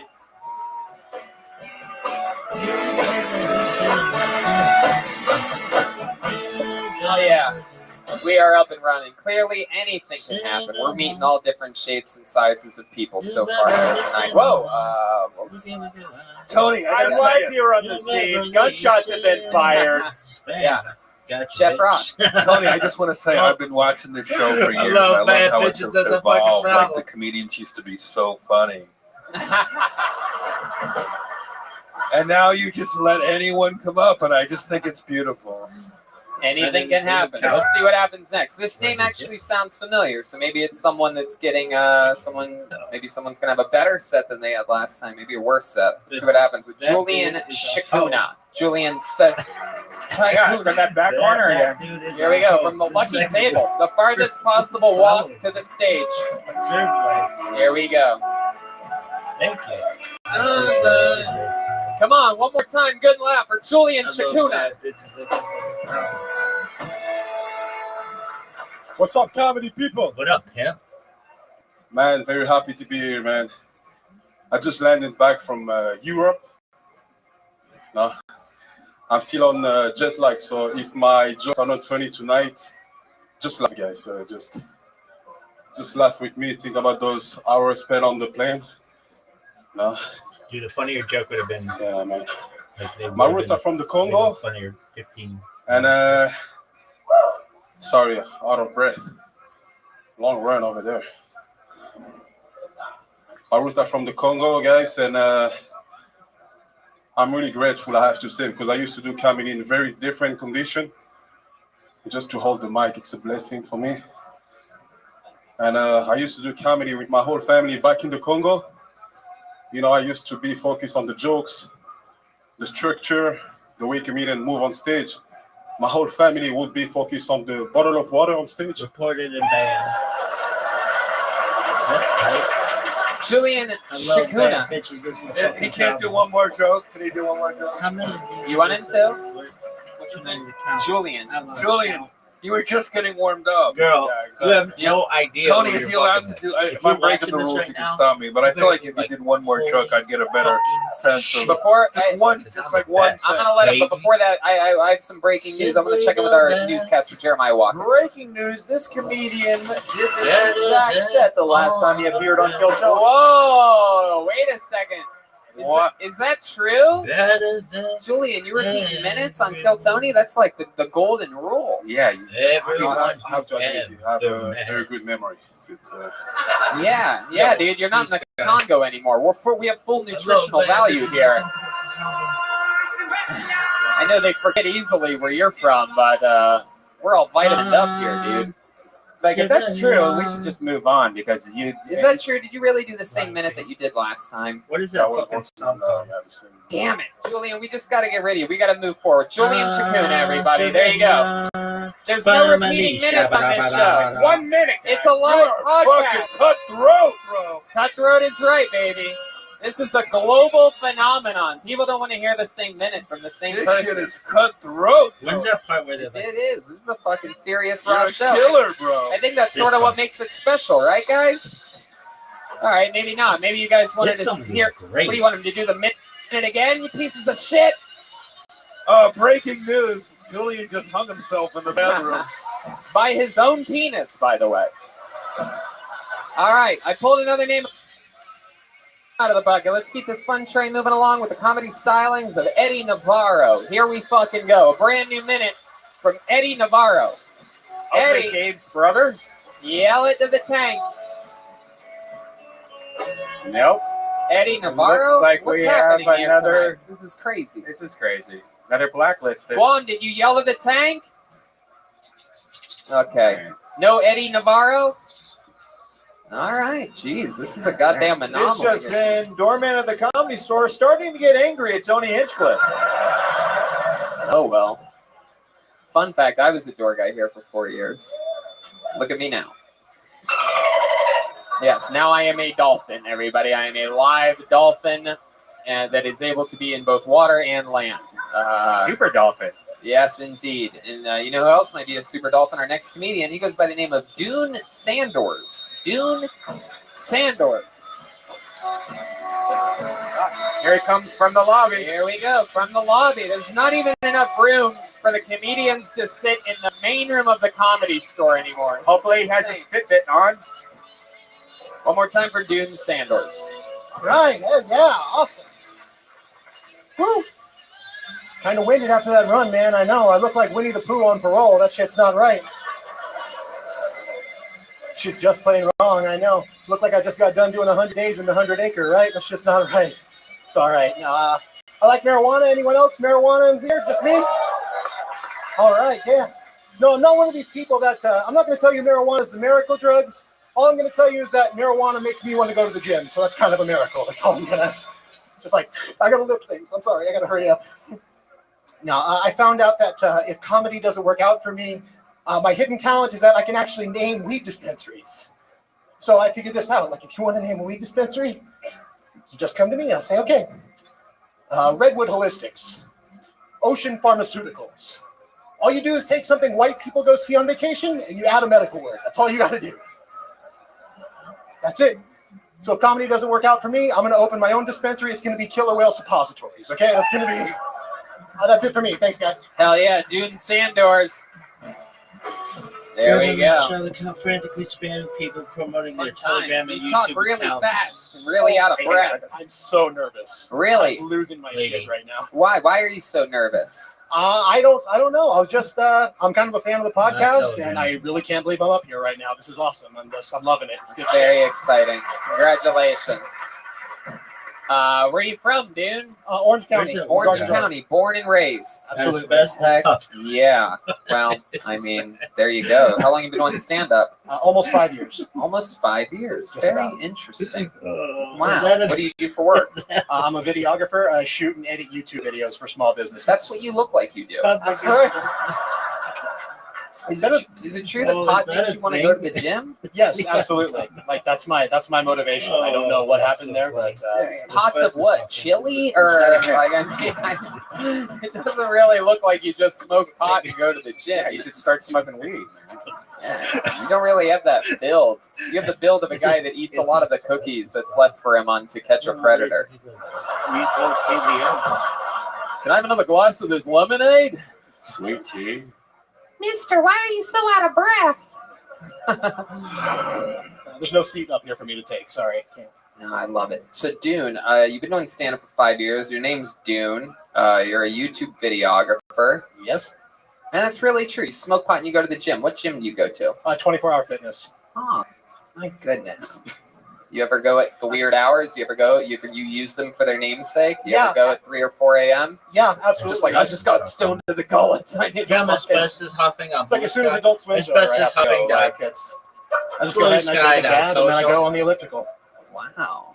There you go. Heck yeah. Adult Swim looks like the only kind of swimming you do. You look like you would sink in the Adult Swim. It's actually float really, really well looking like this. So. Wow. So, Dune, you've been doing this a while. What do you like to do for fun? You seem sort of like a older guy with a sort of a younger spirit. That makes me sound like I'm a pedophile, man. Like it's the Chris Hansen. So does everything else I've said about you here tonight, Dune. When I said that you look like you eat all the cookies on To Catch a Predator, that was a pedophile joke. Yeah, that's true. I understand the joke didn't touch you like you like to touch little kids, but you know. What do you do for fun other than children? Oh, I did it again. I can't help myself. I'm a spammer. I just can't. There's a difference. I can't stop. I mean, teens maybe. I don't. No, go ahead, Dune. Tell us. I do a lot of reading. No, I do a lot of reading. I'm reading a lot of. I'm actually coming out of a depressive episode right now. Children's books to children. Fall asleep now, little boy. All right. Yeah, a lot of Dr. Seuss. Yeah. Yeah. What are you reading? Right now, I'm reading a self-help book by Brene Brown. Oh yeah. What's it helping you do? It's about shame and like trying to cast off old thoughts. Oh, a cookbook. Dude, what do you mean you're coming out of an episode? How do you snap yourself? We all get the blues, but like, how do you get out of it? Oh, Jesus, Brian. Wow. Red band. Harsh. What'd you do this time? That was Julian in the other room. Dude, he did that the last time too. Does comedy help you out of it, or? Yeah, absolutely. Like I came just watch the roast battle last week on Tuesday, and like that kind of went a long way. Just seeing how like everyone was here. It was like it was like the old school Comedy Store magic came back that night, and I'm like, oh, I got to get back into this. Like I was disconnected for a long time. Same feeling you get when you're at the playground, right? Must be different for you hanging out at the Comedy Store here, where everybody's 21 and over. A little bit disappointing, huh? For a master pedophile like you. He literally slides into your DMs. Uh-oh, boner alert. Recess. There is a mass shooter with a raging boner walking down the hallways of Truffleton Middle School right now. Oh, wow. All right. Dune, tell us a fun fact about you that we would be surprised to know. You have any special skills or talents? You like to rollerblade backwards or something like that? Oh, Dungeon absolutely. Master? No, I used to be a backyard wrestler though. So what? Is that true? That's absolutely true. Wow, backyard. What was wrestling. your nickname? Your wrestling name? Yeah, I went as Mondo Loco. I was under a luchador mask. Original name, Mongo Lloyd. Wow, you wore a luchador mask and I everything. did. It was a psychosis mask that I got in weird colors, and I was just like, You should wear one while you do comedy. Yeah, I like that. You ever cut promos for your backyard wrestling? No, Just steaks. More like cakes. But no promos? No, not really, because my whole thing was that I was kind of just like this berserker, Spanglish-speaking luchador that was just bouncing off the walls and being just a total freak out, just punching the shit out of everything, which is kind of my inner child, really. You were just sort of crazy, like just wild. You were a wild man. You got in that mask and everything switched off. Did you wear spandex or something like that? No, Lord, no. Yeah. No. It was all loose trunks. You got to wear loose shit when you look like me. It has to. Oh. You don't need everyone seeing all your rolls and shit. Like that's not impressive. You ever get injured or anything like that? No, actually, I took chair shots to the head. I took all the cookie sheets to the head and everything. Went through tables, all that jazz. Yeah. But no, nothing. No injuries. That'll warm up. That'll get you ready for when you go on the road as a comic. Yeah. Get hit with tables and shit. All the concussions. You have some good jokes. But I feel like you got to keep working. How many sets a week are you doing? Like 3 or 4 right now. You got to go up to 8. All right. Then I think you'll start hitting it. For sure. Totally. There you go. Advice from the roast master himself. How about that? Let's keep moving it along. Dune Sanders, good set. He's on Twitter at Major Dune.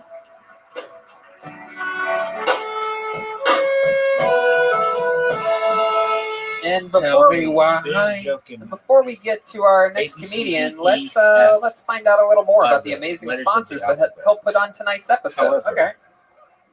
And we are back live here at Kill Tony. So exciting. We're having the time of our lives. How about one more time for Dune Sanders on Twitter at Major Dune? We're flying along. Dune Sanders. And on to the next one we go. Make some noise for your next comedian. Could be anybody, but it's going to be Jason Eckstein. Jason Eckstein. There's something. Let's see what happens here. Hey, here he is. Jason Eckstein, everybody. Thank you. This must be my fucking lucky night. I got picked for potluck for my first time. Now I'm here. Holy shit. You're taking a test. Do you guys ever wonder and you put the what your grade loved ones would think scale, if they were going to judge you only based on your asshole? That doesn't make any sense. These are things that go through my mind with the life that I've lived.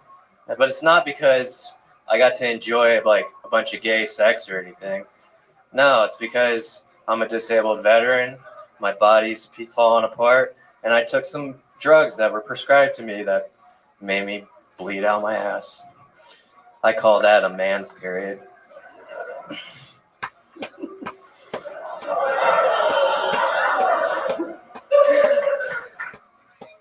What is that? Anything else?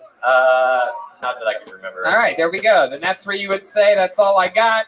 I'm Jason Eckstein. Thank you very much. There's a minute. That is a minute. Jason. Holy shit. I mean, where do I begin? I have to do something different than what I bond with in there, you know. Why don't we begin with the Civil War? Yeah, I mean, you have, for those of you just listening to the podcast, he has a beard that literally looks like he's a wizard's toddler or something like that. Like he's a newborn wizard or something. If I got it like dreaded or cornrowed, would that be like No. Jason, literally, you have Betty White's vagina on your face. Does look like that. Jason, how long have you been working on that beard for? I don't know. Longer than his jokes. Yeah, for sure. Yeah, I've only been doing comedy for a few months. Like I started last year. I was living in my car and I wrecked that. So now I'm figuring it out. You wrecked your house? Yeah. Wow. Exactly. You're a home wrecker. Well, I sold my other home, so I mean. You don't even hear great jokes, even when they're being told directly to you, huh? Okay. I'm trying to calm down. Maybe I should like lion face that shit. You know, I don't even know what you're talking about. At yoga this point. stuff. Hell yeah. Can I ask a question? Yeah, sure. What made you want to start doing comedy? Because I worked on my health over the last 7 years, boring dietary stuff, and am trying to better myself because I want to die, but I don't want to kill myself because I don't believe there's shit after this. Heck yeah, we're definitely going to This get... just in, a very crippling story. Another depressed white person has arrived on Kill Tony. Yeah. Standard. Heck yeah. So Jason, let's talk about it. You talked about being a veteran. Is that true? Yeah, but don't get. I mean, I was a Coast Guard veteran, so. Coast Guard? Oh, Jesus. Dude, you should be proud of that shit. The Coast Guard's awesome. My grandfather was in the Coast Guard. That's his ring right there. Oh, wow, that's cool. Look at that. From the Coast Guard to the Roast Guard. Yeah. So let's talk about it. Why is your ass bleeding? Oh, well, I screwed my back up during Katrina when I was in. I lived in New Orleans, and we launched our boats off the same exit ramp I took to work. And when you say exit ramp, you're talking about your asshole. No, that's from fibromyalgia medications and poor dietary choices. Like what? What type of dietary choices? Well, I just used to eat like everything, and now I eat. Well, I'm doing a carnivore diet right now because you're doing a cardboard diet. Carnivore. He's only eating meats. Yeah, I've done 7 years of elimination dieting. You know, it's not exciting to talk about, but I've actually gone through every friggin' food. Wheat sets off the fibromyalgia pain. Tomatoes make my asshole burn. Friggin' dairy makes me narcoleptic more. You know, I have cataplexy as well, which if I laugh too hard, maybe I'll pass out, but I've never experienced that one because I don't have the fun cataplexy. This is the guy who should be on stage. Yeah, dude. Now you're talking real talk. Yeah, I'm better when I start rattling and shit. Get out of the... What is that sound? It's the voices in his head. Wow, there you go. Redman's on one tonight. I like it. So, Jason, what are you? So you basically you were great as the second lead in Jaws 3. I'll catch him for 5, but I'll kill him for 10. Where do you live, Jason? Wherever. I slept underneath the moon last night. Tonight I'm sleeping in a hostel. I mean, just figuring it out. So you're homeless. Yeah. Oh, okay.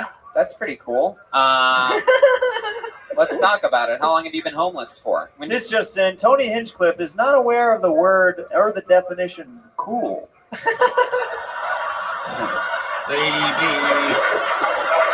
No, it's very trendy now, I think. It's very trendy to be homeless. You are on like one of the most expensive diets to be homeless on, you know, like... Yeah. Well, what are you eating? Stray dogs? Yeah. No, I mean, you're eating only steak and meat, and you're not eating like $5 Little Caesars, you know. No, to be cheap, like I am eating like Wendy's beef or like you know, In-N-Out, you know, kind of that. Yeah, it's not good. When did you wreck your car? December. December. And what kind of car was it? A Prius. I'm an environmental homeless person. Did you wreck it on purpose? No, I wish. I didn't make out that well on my insurance. So what's been like the hardest night? I'm interested in this because I find homelessness to be a compelling. Well, that's the thing. Like, I was more in my head living out of my car, I feel like, than I've been living out of my backpack, because exploring the city more, like walking around, even though this freaking shit sucks, and I've walked like 16 miles with all my gear on, like last night, in my Aura ring, because I do care about my freaking health. Won't even give me a readiness score because I didn't get enough sleep. But hold on, wait a you second. Wait, you said new for ring? Aura ring, like readiness tracker, sleep and recovery, instead of just. Wait, what? Are you? I thought you guys hung out with Rogan. Let's let him answer the question here. What the fuck are you talking about? Aura ring. That's not helping me at all. Showing me's not helping. You have to explain to us all. Heart rate variability. Not all of us have been to fucking Hobbit land. We don't know what your special ring does. You guys are Rogan friends, so I would just figure you would know. But heart rate variability, your resting heart rate at night, how well your sleep is, and it gives you a recovery. It's like an Apple Watch. It tells you to move all the time. And It's just saying a local man is conned out of a Prius for a mood ring.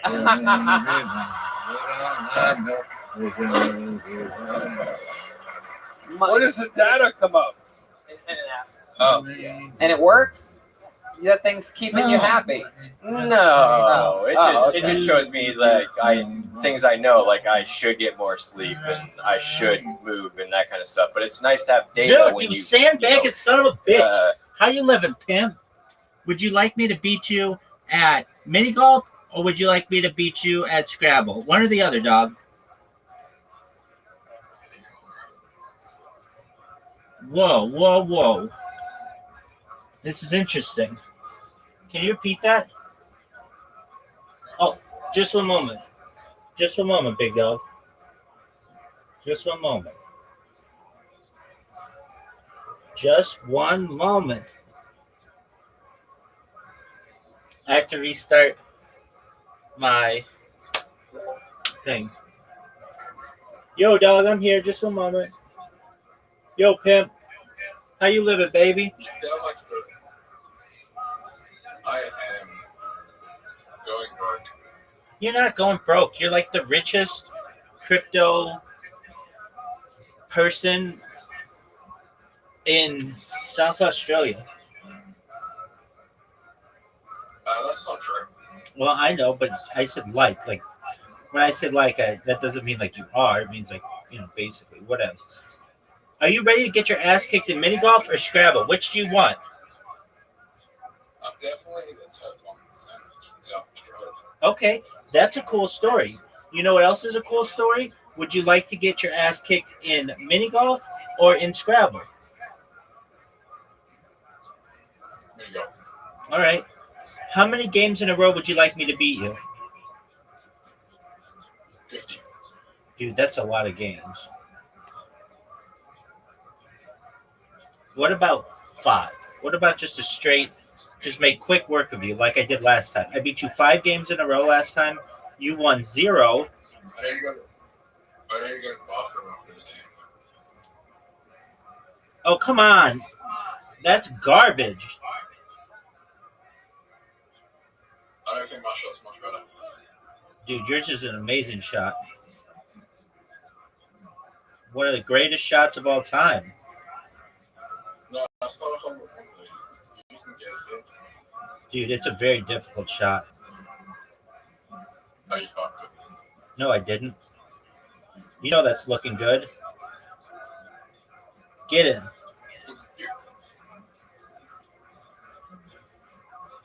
All right, take the lead, dog. Take the lead. Hey, did you know about Blue Sky and how popular it is because of me? I think it's good. Dude, you didn't hear about it until I told you about it. Blue Sky. I've known what Blue Sky is for like 3 years. 4 years, actually. You didn't know about it. I even said to you, do you know what Blue Sky is? And you're like, no. Yes, I know what Blue Sky is. Dude, I want to lose. But I said there's only like 10 people using it. Right.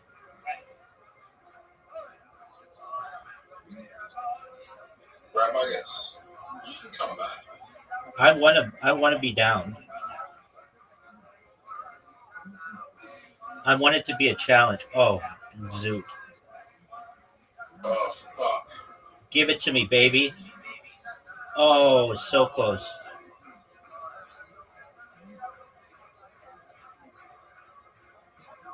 Zoot. You just fucked up. You fucked up. But good news is you're good at this hole. Bad news is I'm going on the roll. Get in the hole.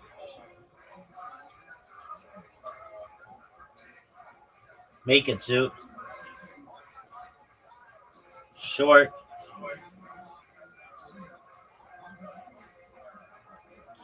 Zoot, remember when you basically had the lead on me 2 games to none, and I came back and made it 2-2?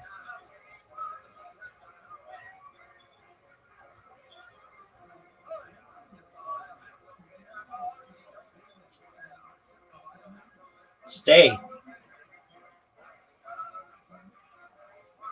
I'm pissing so many people off on Blue Sky. There's like a contingent against me. Oh, fuck. Dude, you know that's an easy shot. You know that's an easy shot. You hit it too hard. Psych, B. It all comes down to this. Be the P hole. No. I can get a hole in one here. You're good at this hole. No, I just got lucky that one time. Oh!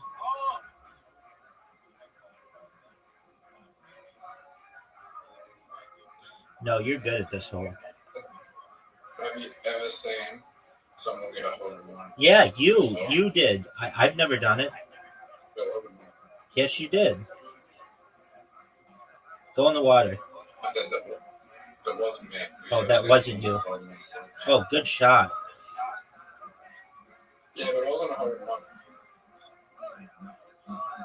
one. You're in a better position than me. No, I'm not. How are you not in a better position than me? Go in the water. Go in the water. Go in the water. Okay, now I am. You just fucked yourself. You just fucked up the tie. You're done, son. It's over. It's over. Oh, what a shot! Zoot at the buzzer. I'm going to buck him with it. And then we play Scrabble.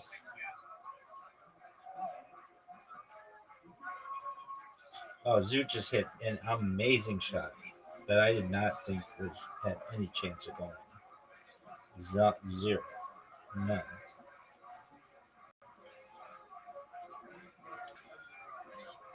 Friday night I hang out. Zoot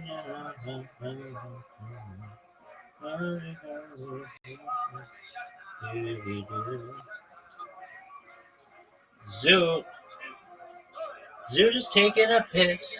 Everybody knows that Zoot is taking a piss. Wicked, wicked, wicked, wicked, wicked, wicked. Everybody knows that Zoot is taking a piss. Wicked, wicked, wicked, wicked, wicked, wicked, wicked. Everybody knows that Zoot is taking a piss. Everybody knows that Zoot is taking a piss.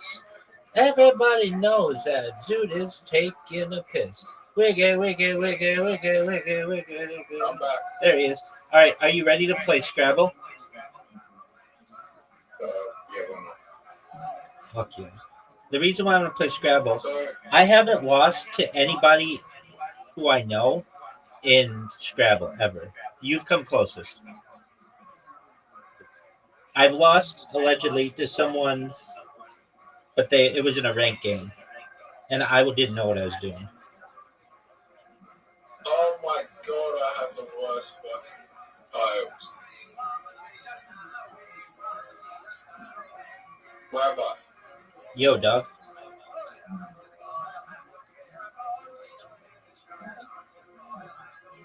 Dogecoin is a buy.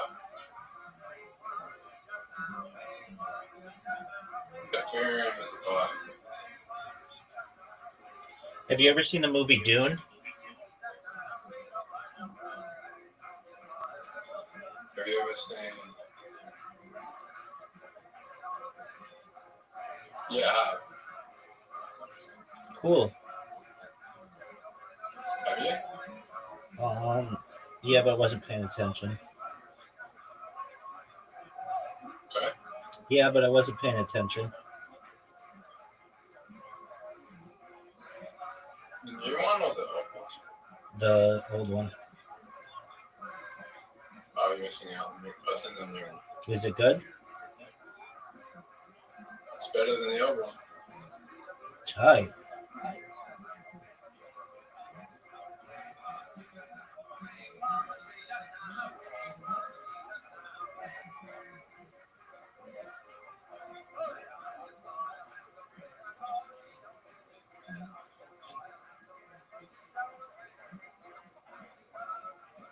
You keep trying to make that one work.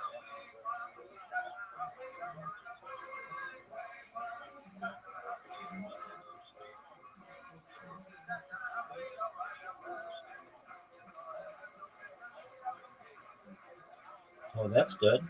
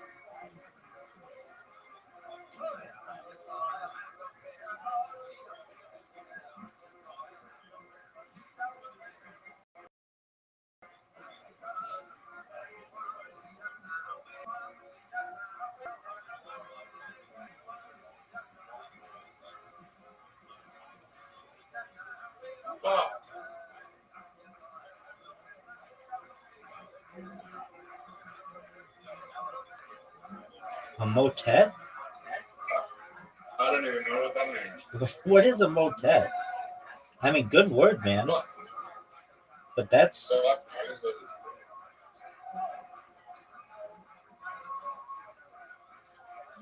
What is a motet? Oh, yeah.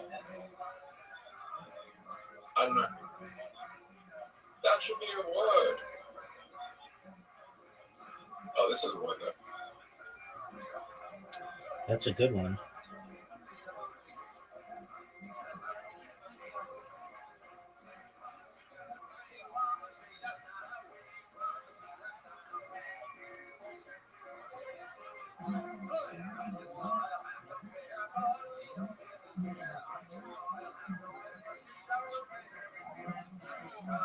Dude, what is a motet? So, Rabbi, you listening? Yeah, dog, that was a good one. This guy I've been talking to in California, right? Yep.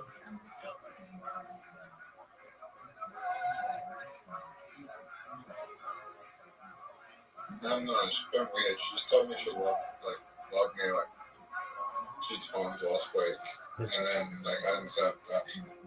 But she said her friend, she wasn't really liking where she was living for the friend. Why don't she?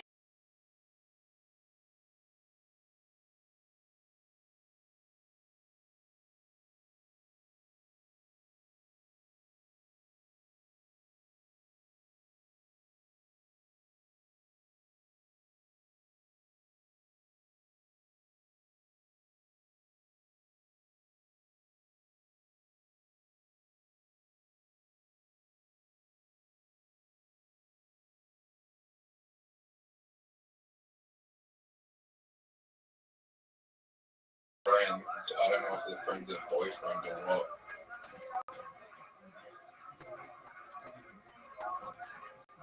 All right. So it could be a dude? Yeah.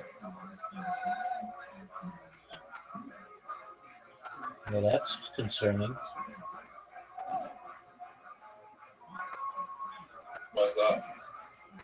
Well, I mean, any girl who's telling you that she loves you, I mean, it's weird. You don't tell that to people unless you've met them or known them really, really well for a long time.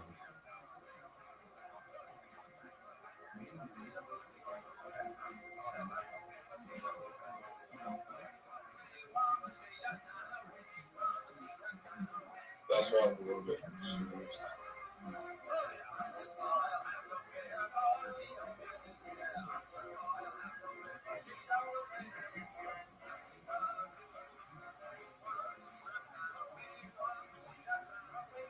Oh, fuck yeah.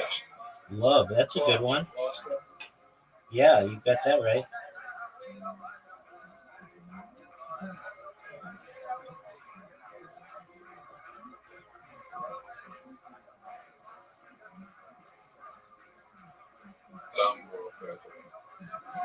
What'd you say? Just thinking. It's wrestling.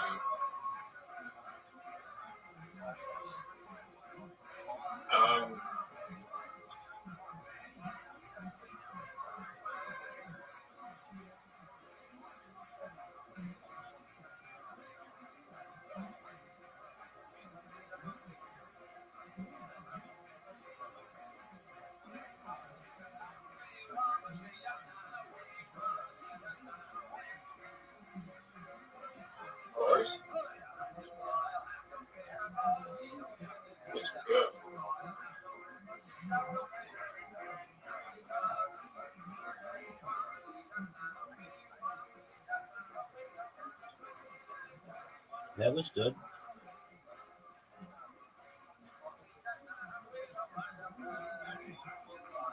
Is there any word with a W that also have a Q in them? Oh, I don't know.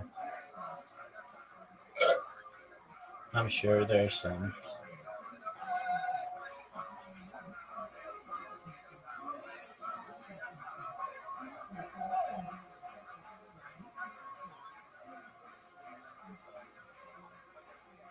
I didn't say I love you back, Abel.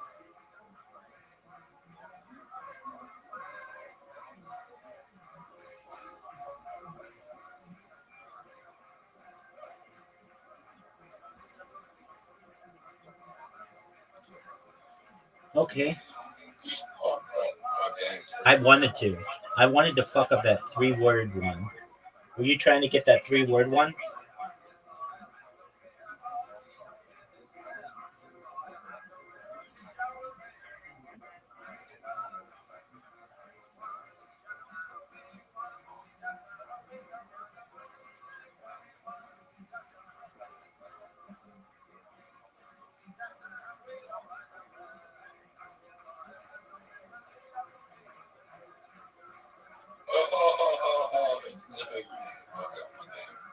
Oh, no, I didn't. That was really good, Zoo. That was really good. You take the lead. That was really good.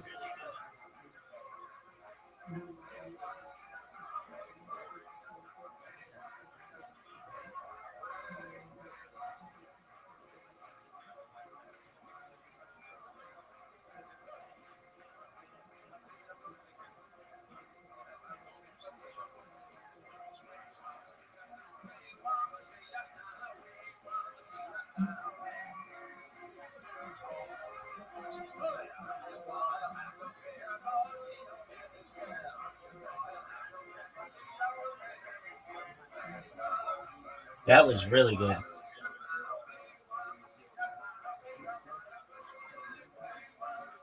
So what would you do in my situation, Rabbi? Dude, I would find some girl who was closer to me and fuck her, get my mind off this other bitch. Why would I do that?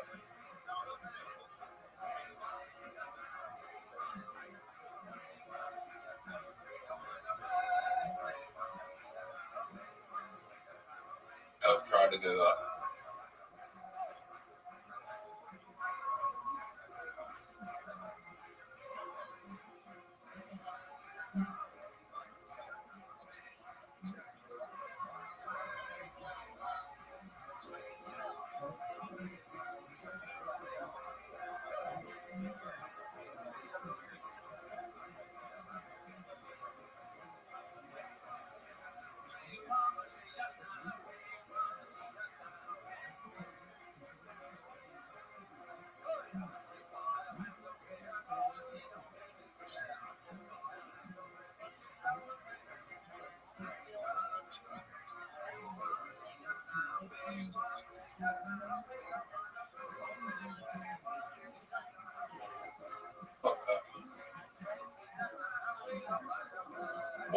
What is a word?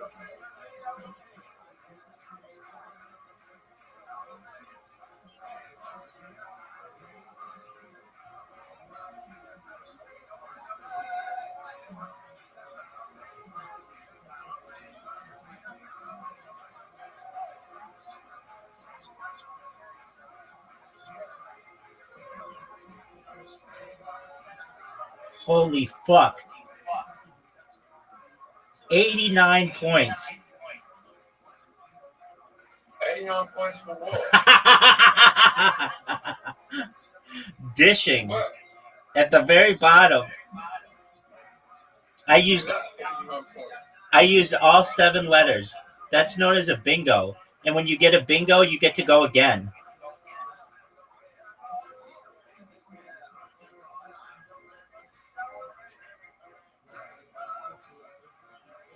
Oh man.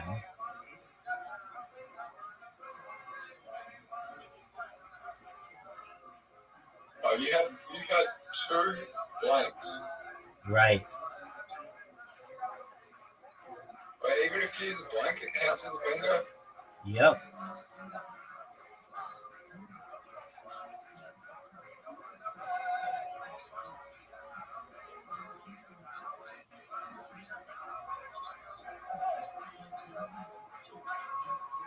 Oh, you're in trouble.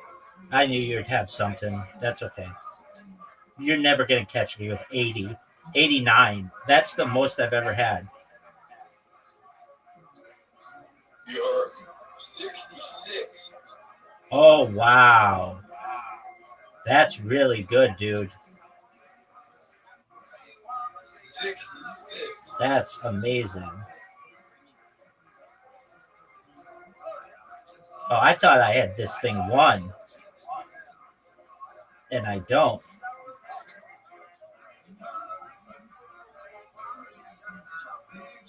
So you would just want someone else? Yeah, dude. Wow. I shouldn't have done that.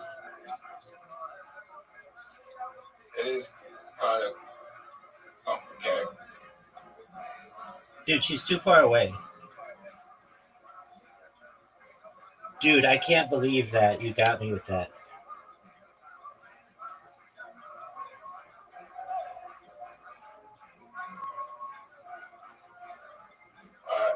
I like her friends as well.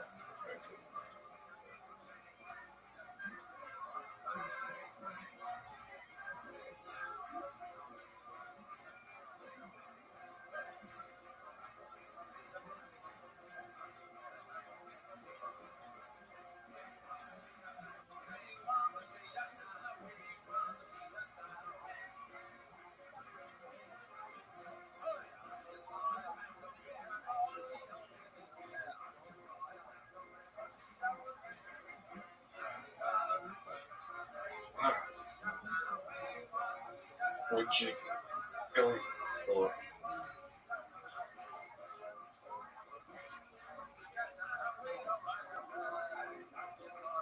oh, yeah.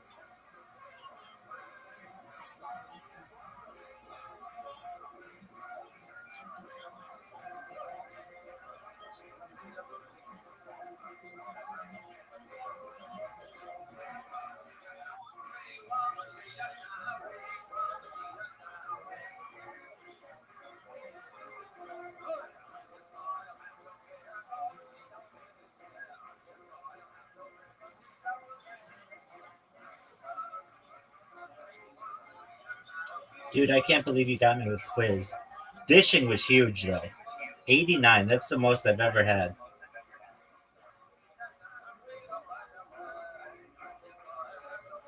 That's a 10 point. That's good.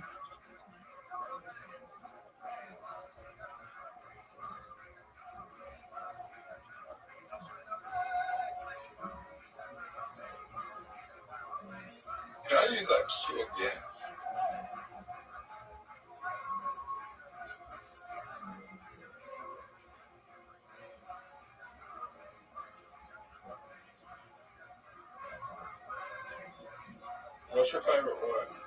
Minutia. The Scrabble? Yeah. Okay, what's your favorite color? All of them.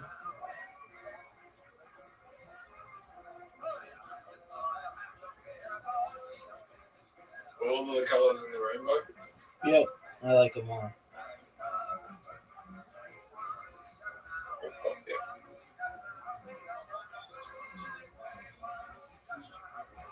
Do you like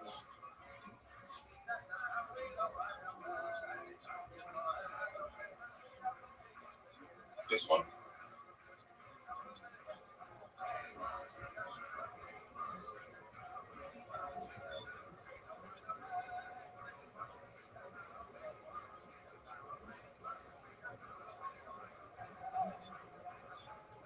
What's in the wrap?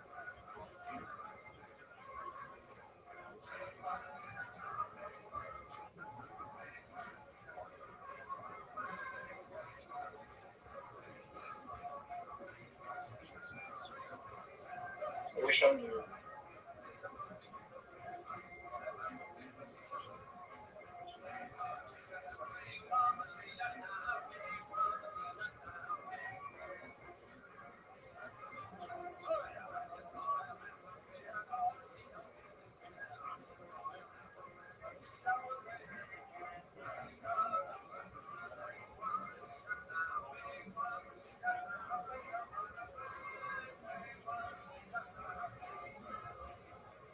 Man, I can't believe you got me with quiz.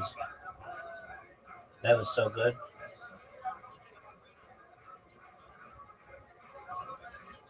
Because mine with dishes or dishing, I had 2 blank tiles, so I was very fortunate. But you, just with quiz, boom, you nailed me. I mean, I had this thing counted. Just like at the end of mini golf, I had it counted. Never have it counted.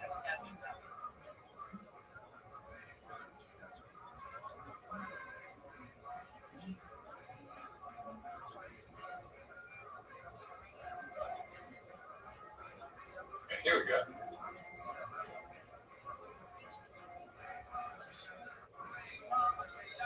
You better hit something or you're going to lose. You have to hit pass. Hit pass. If you don't have... Okay, good. That's fine. But if you do too many in a row like that, you just automatically lose.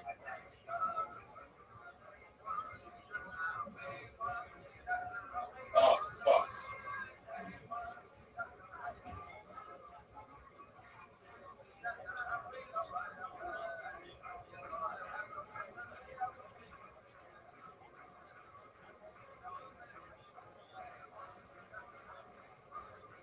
What the fuck is that?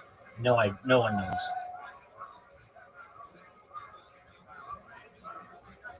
Well, That's good.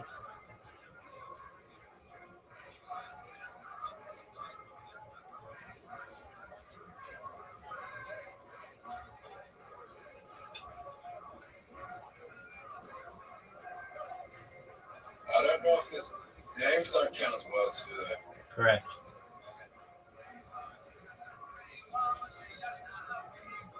I'm pretty sure this is a name and word.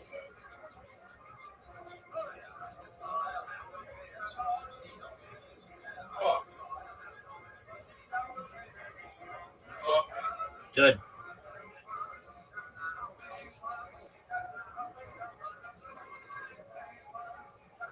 I'm pretty sure this is a word.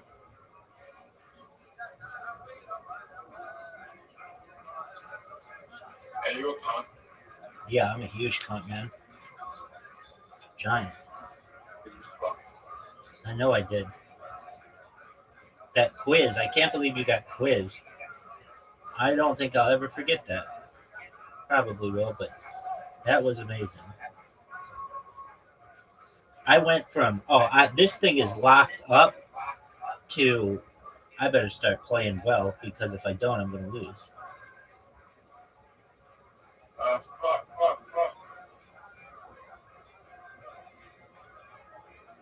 Jeez. Fuck.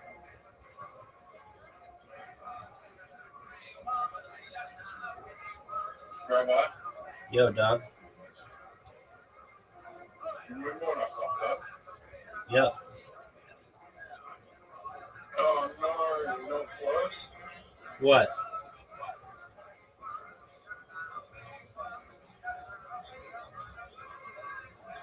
I had that word. I could have gone there. Have you ever had crack? Have you ever had crack? Oh, have you ever found a word? Have you found a word to use? Sorry. Oh, I care the word, isn't it? No, it's a proper noun.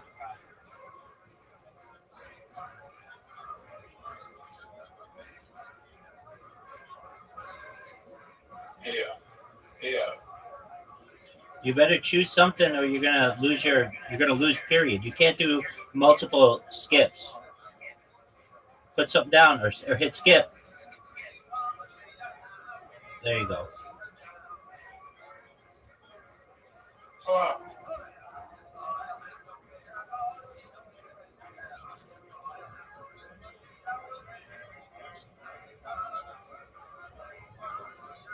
Have you got it? No.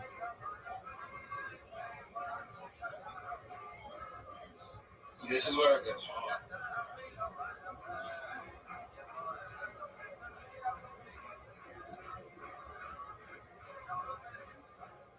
What's the highest you ever scored in this round?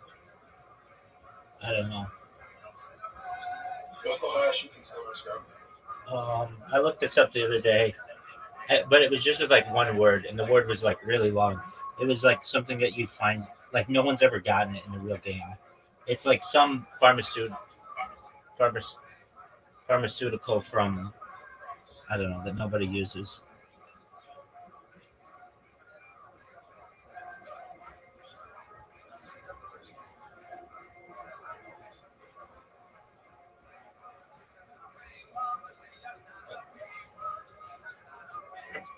Okay. Oh, wait, this one. Hey. This is a word. No, it's not. You better choose something, or pass, or flip your tiles.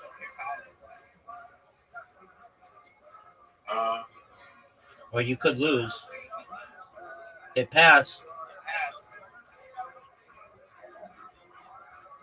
I haven't had to put something down in 3 games. All right, well, put something down, or you're gonna lose. It counts. You can't do too many skips in a row, or it's just an automatic forfeit.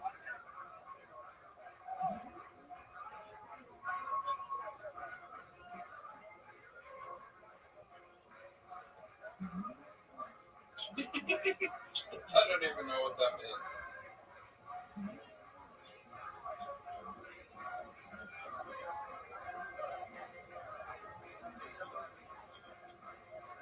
Rabbi. Yo, pimp. Here we are. Wait. Oh,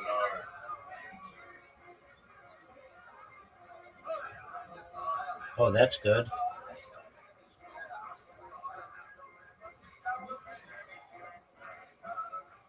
If you got an S, I'm in trouble.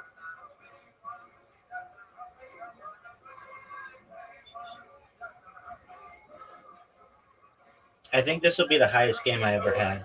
I don't think I've ever broken 300. Oh, I got one. I don't think I have ever broken 300. Can you do swear words? You can try. Some might work.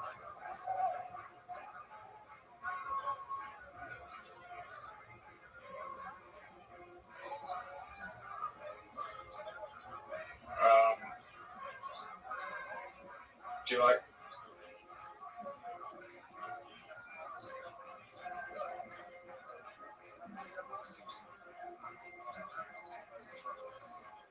What?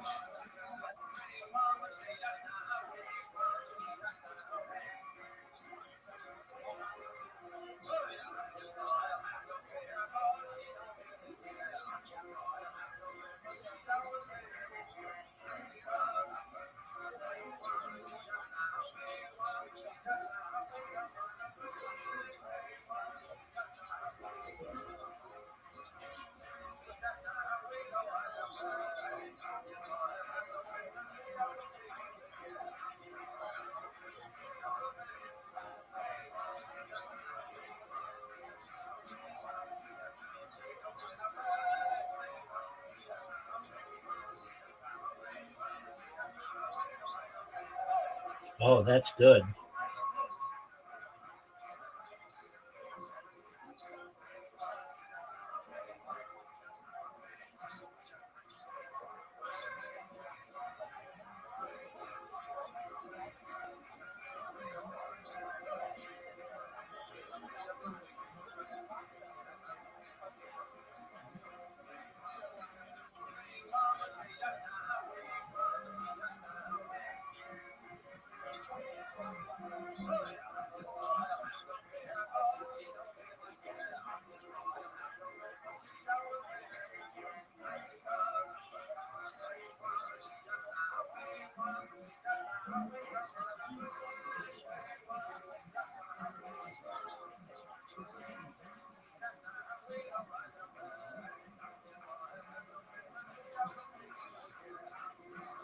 I destroyed you at the end of this game, but you made it close with that quiz. Quiz was so good. 60 whatever. That was great. That was great. 89 was huge, but 60 whatever was amazing.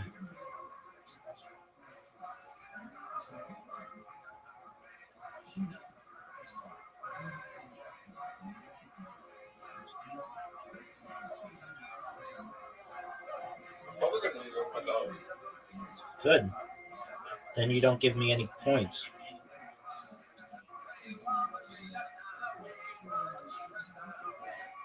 Is there an M around?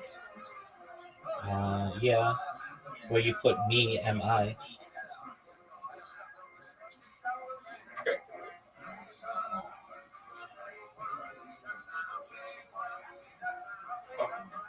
Yeah.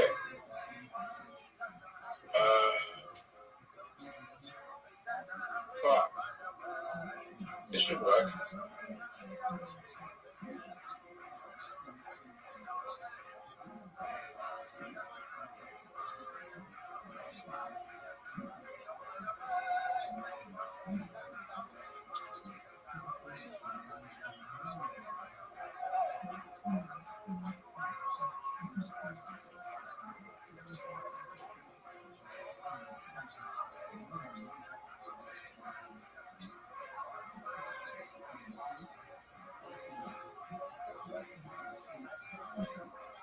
Right?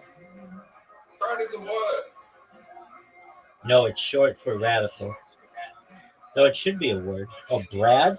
Brad's a male name. That's a proper noun.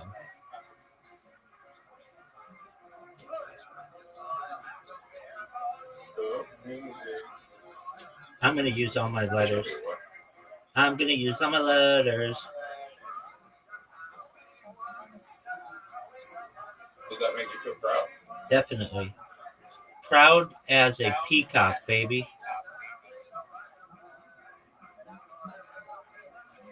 Oh, shit.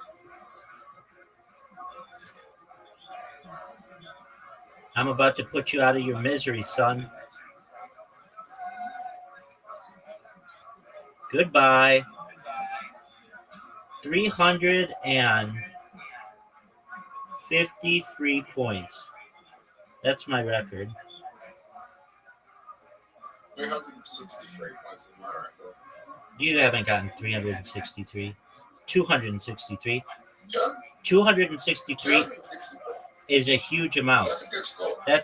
Dude, that's like the second highest score I've ever seen. Good job.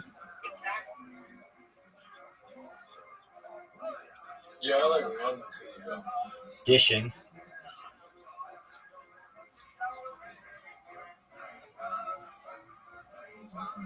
Whoa. Oxy zone.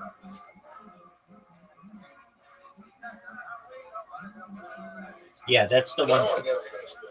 I know. You get 784 points. Right. If it's in the perfect spot. The highest score in the Scrabble tournament is 850, so no one's ever done that. Right. I got a bingo, though. That's the first time I've ever done that, where you use all 7 tiles.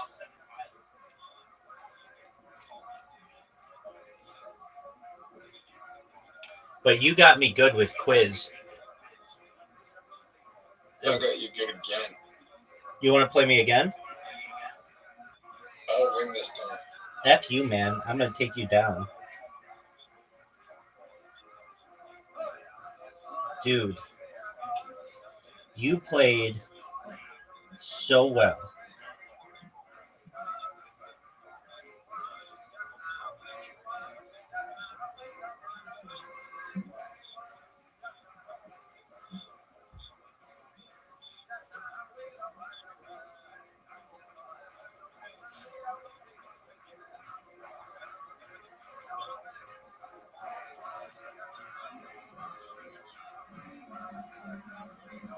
These words are terrible.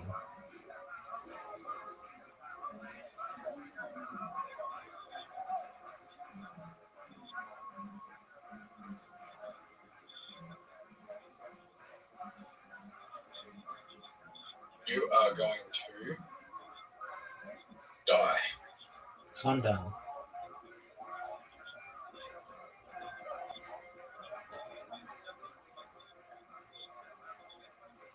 When you say the word help, Let's see it.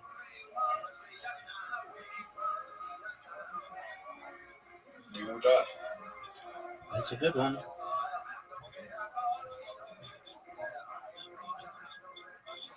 One day you will die. Perhaps not.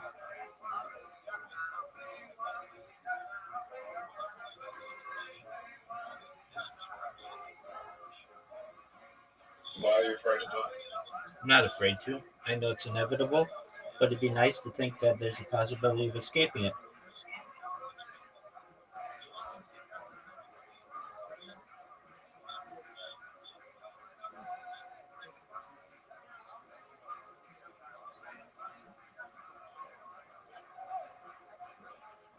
Have you died? What kind of question is that, sir? Have you ever felt like you died? No. Well, kind of. I had a surgery once, and I don't want to say that I had the surgery was for like 2:00 in the afternoon, and I didn't end up coming out of the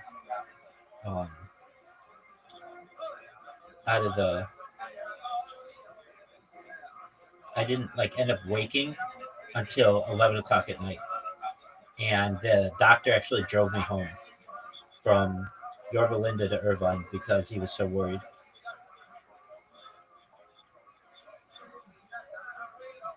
Are you trash? Calm down. Did you just really put that there? Yes, I did. Fuck you. Thanks, dog. Fuck you. But the good news is that's a big score for me because it's on a bonus. That's good.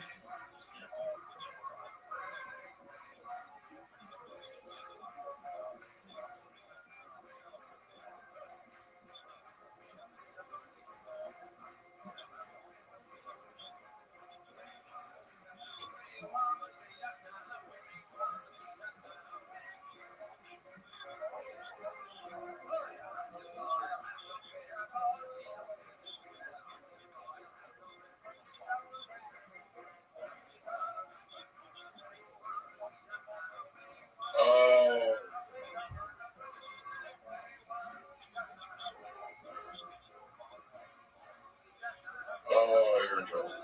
Show me. Oh, that's good. I don't even know what scut is.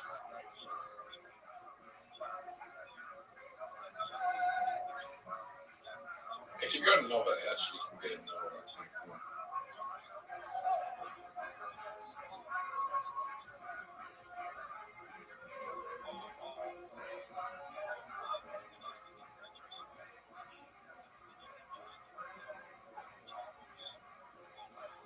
No.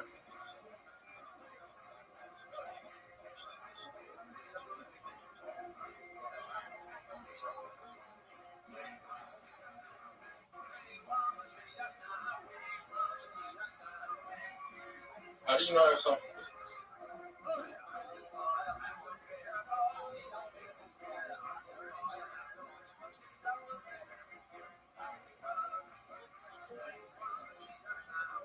Is there somewhere we can go to find eligible words? Yeah, I guess that's kind of cheating. it is. I mean, we have the word helper, which helps.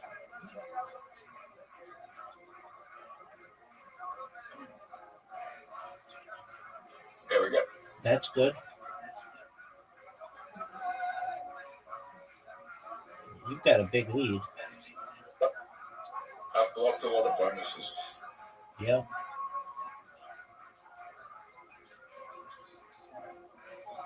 Oh no.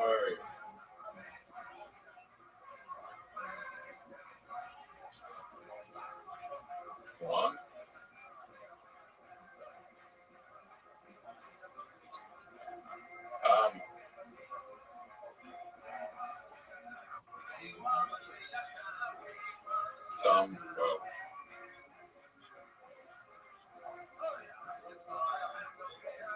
So don't go to California? No, I mean, you're just open to getting your heart broken. Unless the girl's like really in love with you, but you're not even in love with her, you're in love with her friend. So go find some other girl who's close to you who you can have a real relationship with. If not, you're going to spend $40,000 out here and not be happy.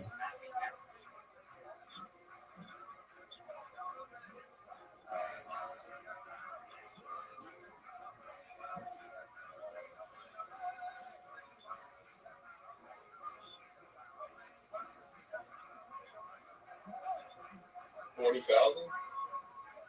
I mean, perhaps. I mean, it depends how long you were out here.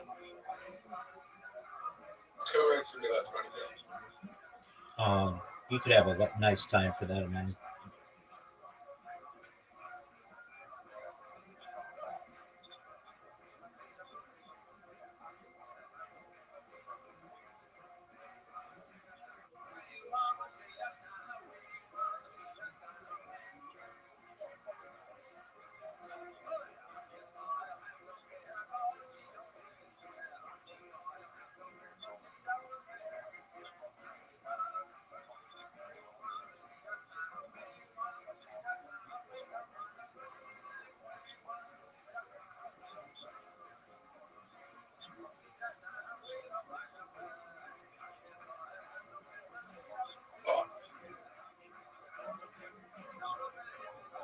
Fuck you.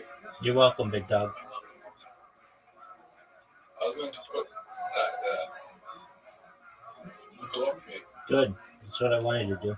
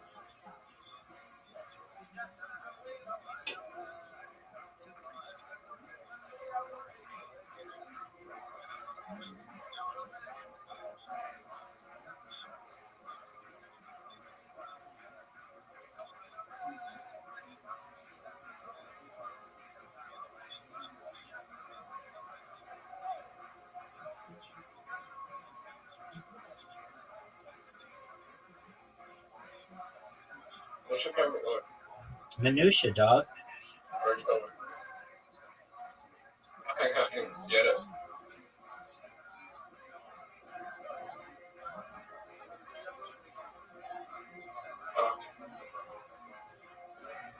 I have no idea what this word is.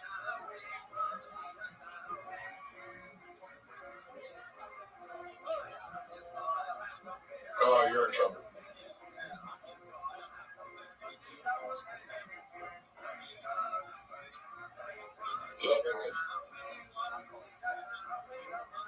being one.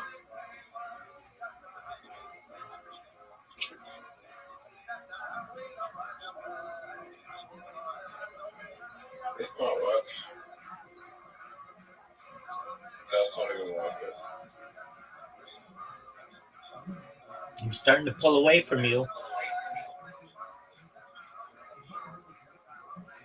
You are?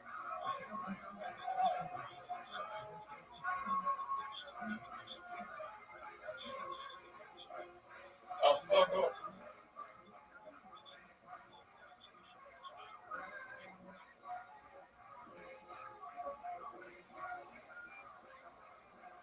That was really bad. I'm gonna waste it. Blank. Oh, big waste of a blank.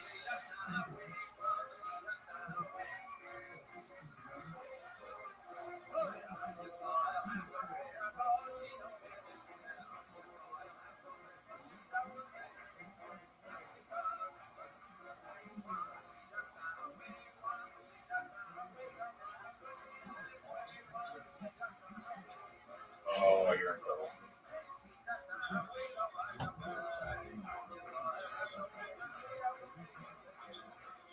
You might be in trouble. That's a word.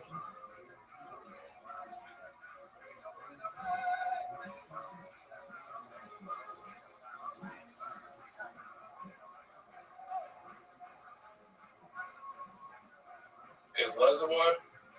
No, I don't think so. Let is.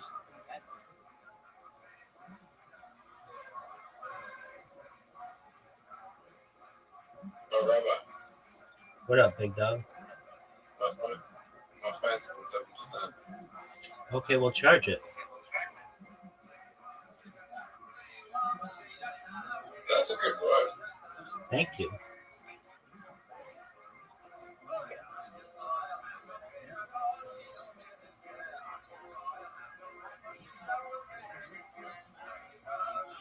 I'm starting to pull away, Zoot.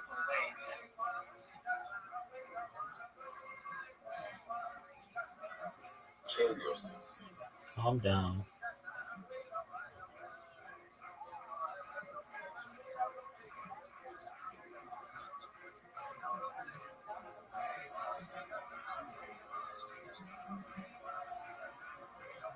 What voice? Wagon. Wagon. Wagon is a word. No, it's W-A-G-O-N. W-A-G-O-N. Yeah.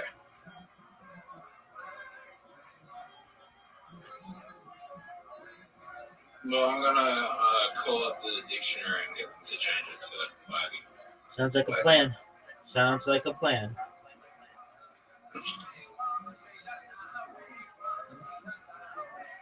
What's the most popular dictionary in the world? Webster's? Or Oxford. Oxford? Really? Perhaps. What do you use? Whatever's available. Generally, Oxford. That's good. What's the difference? I mean, what they want to consider what words are.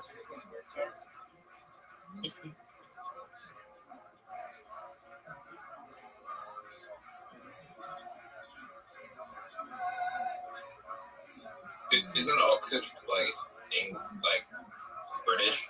Yeah. And like Webster's like American? Generally. Okay, so why would you use the American? Oxford is older, to my knowledge.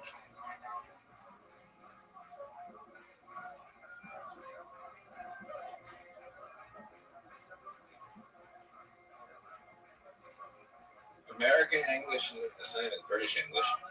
I know.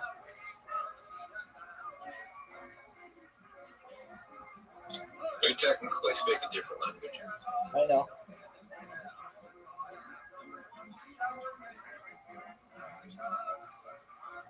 Whatever language we're speaking now, I'm beating you in it on Scrabble or Literati.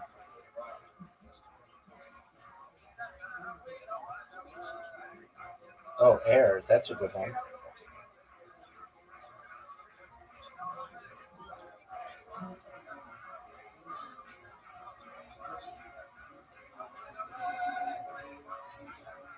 much space where, like,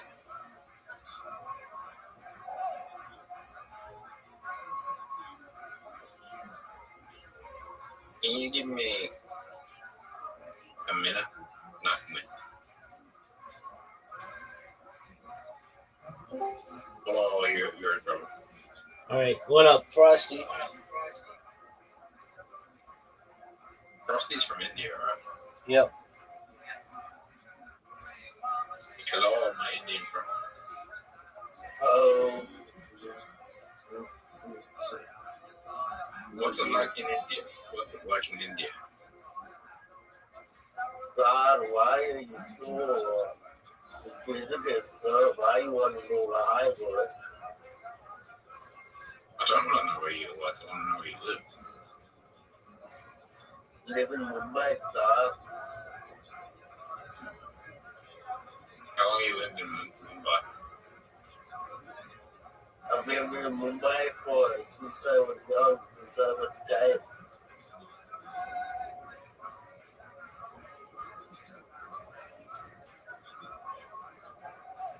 Okay. Why didn't you live in a normal?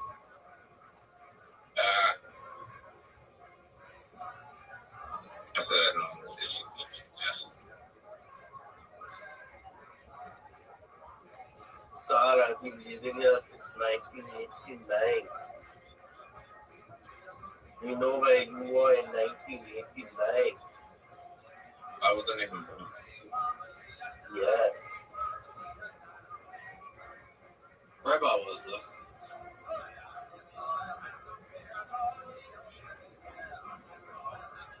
We have immense respect for people like Rabbi and many of the police folks. You were born in the 80s, Rabbi, right? Mid-80s? Yeah, no, 1985. 1985, so you were born in the mid-80s? Correct. Okay, I'm done. Did you actually want to ask me stuff? What do you would you consider mid, like 95, 85, 86, or would you consider 80s people late? I guess like 1986 is about the year. Let me ask you a question. So we're in the mid 20s right now. Yeah. Okay. So, what do you mean by that mid 20s? What are you talking about? We're in the mid 2020s. Yeah. Yeah. So, if you were born in like 1986, like or 1985. And I'm born in 1989. I think we're kind of on the same level. I think it changes when it's like 6 years, like 4 years is not so bad. But anything longer than 4 years, not working longer. You know, I don't know. I think I don't classify myself as a millennial. I think I'm a Gen X. Some people like Rabbi might be a Gen X. No, I'm a millennial. Yeah. Am I a millennial? Perhaps. I think so. I was born in 96. Yeah, if you saw the turn of the millennium, I consider you a millennial. So what? If you saw the turn of the millennium,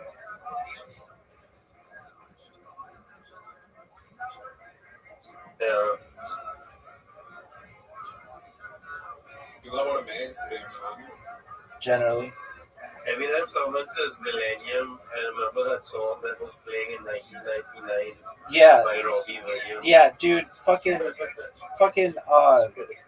Zoot loves that song. Zoot loves Rabbi Williams. He went to see the movie. Same here. Which song? Millennium. Which song? Millennium by Robbie Williams. Yeah. They used to play it on TV all the time in 1999. Robbie Williams? Right. Yeah. Yeah, for me, no, I'm just haven't heard it yet. Have you seen it yet? He sings the song, right? It's like millennia, Right. something like that. And then it just became 2000, and I was like, what the? Anyway, I think some people think 2000 was the zombie apocalypse, the beginning of the zombie apocalypse. And COVID was girlfriends. Yeah. What if like it was also in 2000? Maybe it keeps happening. Like, I don't know. Maybe not 2000. There's some schizophrenics out there that thinks if you took the COVID vaccine that you're going to die in the next 5 years. Yeah. I would not believe them, to be honest. Yeah, and don't call. Wait. Don't call anyone who believes that. Don't. You're associating a mental illness with an opinion, and that's not nice to do. Okay.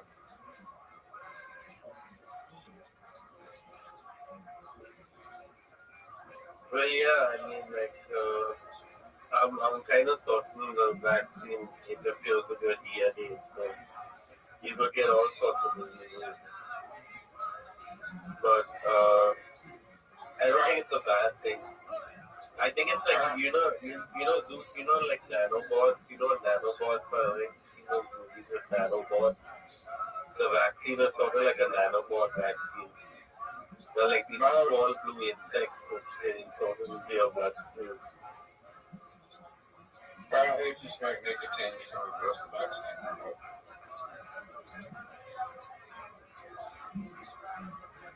Well, there's no point now. We've all been proved by blue, the color blue, the blue wax, the opposite of phosphoryl. I don't know. Maybe it makes you trip or something. I know one thing for certain, right? People who didn't take the vax, almost all of them I knew online, like, they all got COVID. So, I don't know what's going on. No, you mean everyone who took the vax got COVID? No, everyone that did take the vax, they all got COVID. I never got it, and I've been on stream 24/7. You never got COVID? Me either. No. You guys didn't take the vax? Nah, I never got it. It's experimental, in my opinion. Yeah, I think if you observe like proper hygiene, it will be fine. But out here in India, like there's no, like I don't know, the air is not very conducive to just even like taking proper precaution. It doesn't work anymore because the air is so crappy.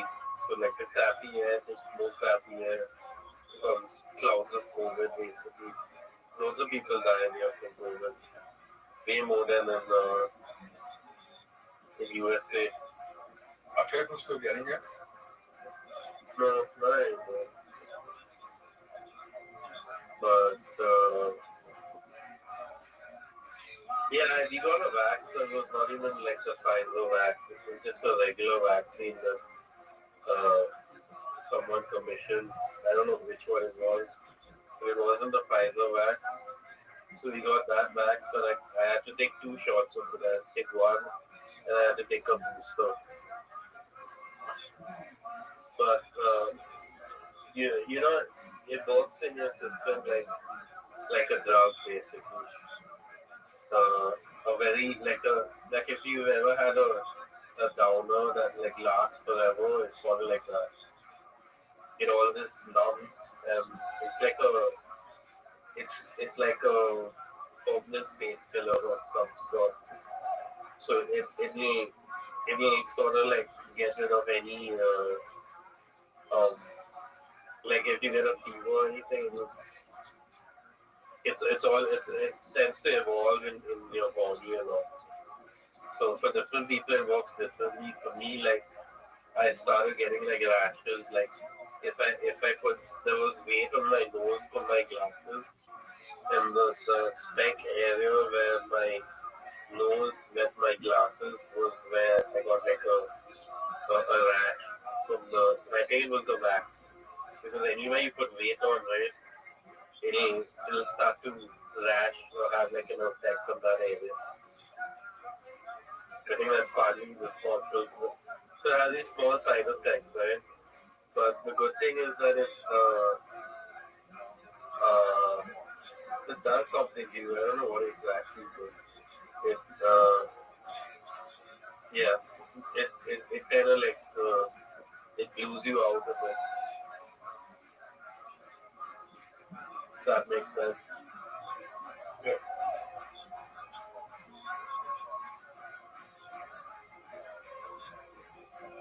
Alright. Five-O is a what? What? 5-0? Five-O. No, it's not. It's an abbreviation of fear of missing out. Is it what? It's not. It's an abbreviation. Fear of missing out. It's an acronym. That's right. That's right. It's an acronym. Apologies. Thank you. Yeah.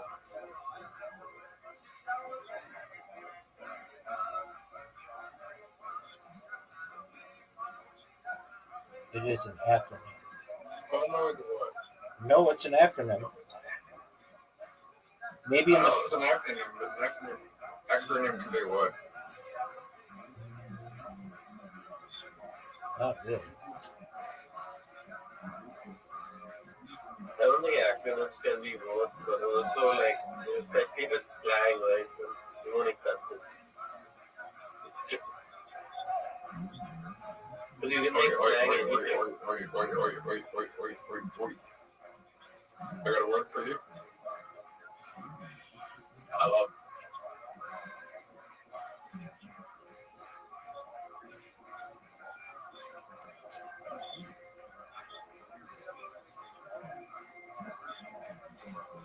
Oh, man.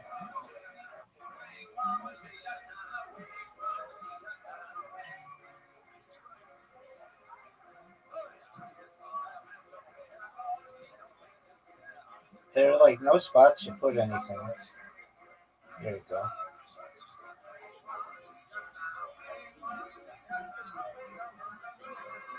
Hey, Zoot, what's your favorite? I've been on YouTube and I've been searching for random videos of the same thing keeps popping up. So, fish and chips in London. What is your favorite fish and chips place in London? He's not. He's not British. He's not English. He's Aussie, right? Yeah. He's Aussie, right? Yeah. Do you get good fish and chips in Australia? At Fisherman's Wharf? You can, but I don't eat fish and chips like the world. So fattening. Yeah. I have fish and chips like every fucking 6 months. Like it's way too fattening. I do enjoy it, but it's like way too fattening. Yeah. Even like the burgers are kind of like, I had, my mom came back from Australia, so she got me a Hungry Jack's burger, and I used to think, this is pretty good. It was like a Hungry Jack's quarter pounder, and it had like sauce and a pickle inside. Much? You took it all the way from Australia? Exactly. What? Yeah. She took it in my luggage. My family orders like that. Every time they go somewhere and bring something back, they get mixed up at the airport. We really like cheeseburgers, right? So every time it's either McDonald's cheeseburgers or some other restaurant cheeseburgers, and put it in the luggage, take it back home. And yeah, everyone gets one burger. How old are you, Austin? I'm 35.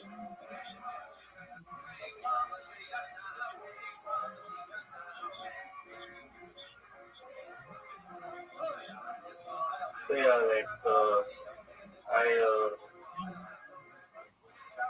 like I told Rabbi, I've been like traveling for a while, but like,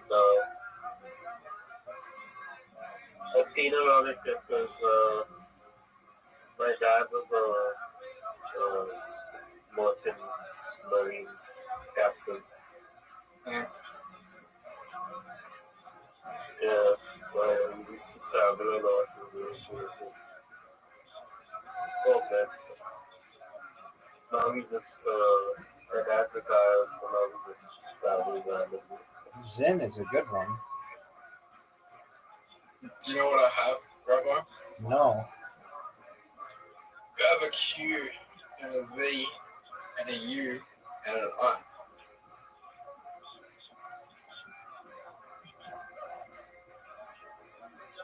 You can't do anything with that except barbecue.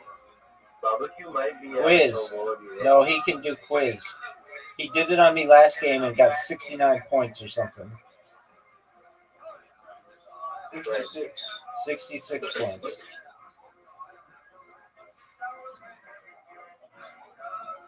Wow, you just got 20 points? 20 points on a ship. I can't win. Did you just put Zoo down? No.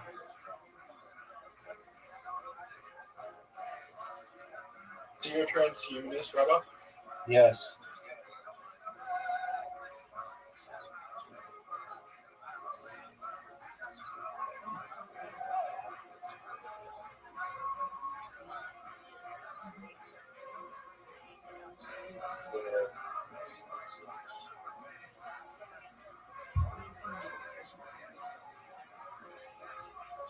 No, I'm only gonna need your help with the goblin gate. I kind of got sick, right? Like I told you, so like because of my throat and stuff and everything, I can't smoke cigarettes for a while. So I'll probably quit for good. All right. Well, I'm here to support you. See how it works out. My second attempt. I'm here to support you. Yeah. Easier said than done, dude. Stopping smoking? Yeah, it's hard to stop. You just gotta. Zoo, you did the same thing with me like 2 months ago, so don't act like it's super easy. I haven't smoked since Wednesday. Well, that's not that long. Yeah, but Duke doesn't have the kind of problem I have. Like, problem is when you get like too much space or like time, you know, like time, like collectively time just moving by. You kind of want to waste the smoking cigarette.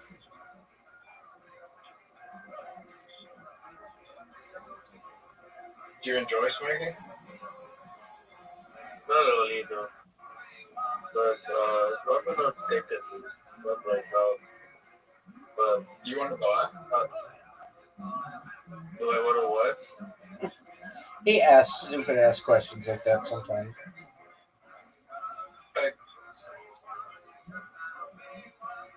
Do I wanna buy?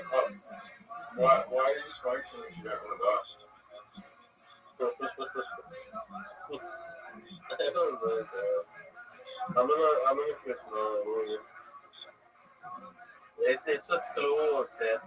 You can smoke one pack a day for until you're like, I don't know, 70 or 80, and you'll still be alive.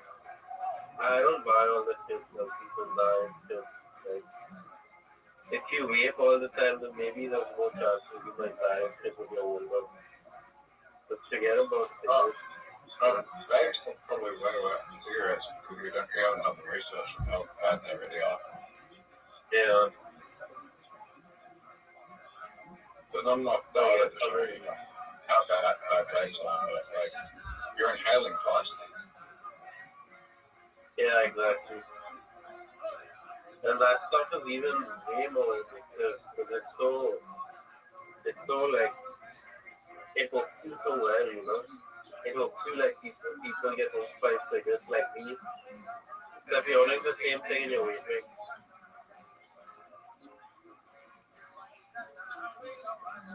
I won.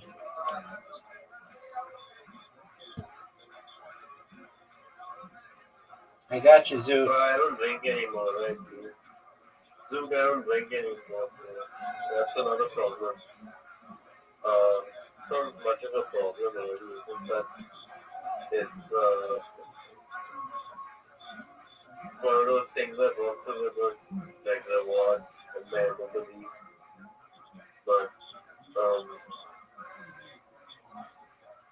yeah, I don't get a next beer anymore. Do I do that because I don't drink anymore.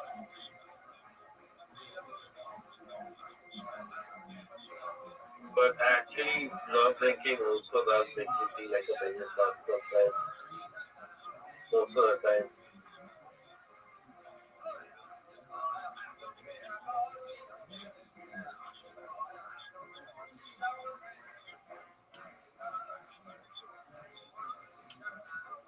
I'm getting wrecked, Rabbi. Dude, I beat you again. I'm undefeated against people who I know in here. Yeah, I'll be back later. Sounds good. Take care, big dog. Dude, did you know George Foreman died? George Foreman? He was 76.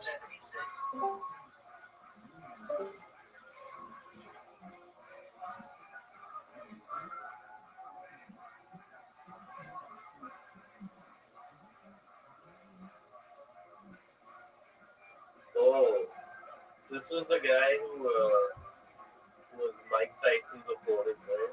No.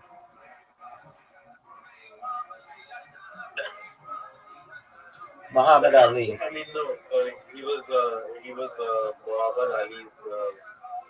Correct. The Thriller in Manila. Yeah. The Thriller in Manila. Yeah. The George Foreman guy. 21st March 2024. Yeah.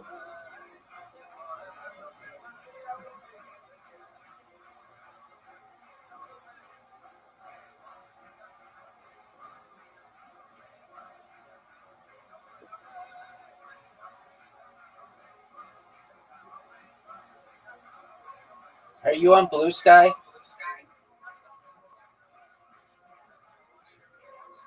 Blue Sky? Are you on it? Dude, it's the alternative to Twitter. Oh, okay. I'll check it out. It's baller. No, it sucks, but nevertheless, it's okay. I'm trending on it. Blue Sky.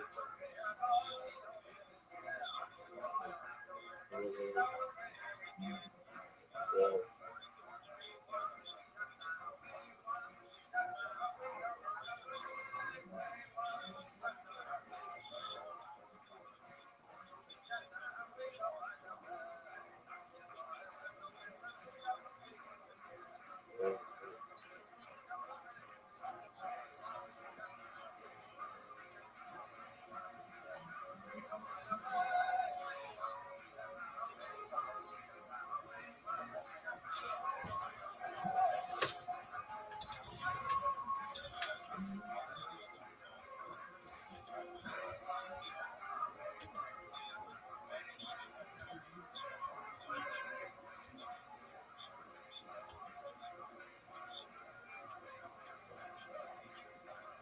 Making an account.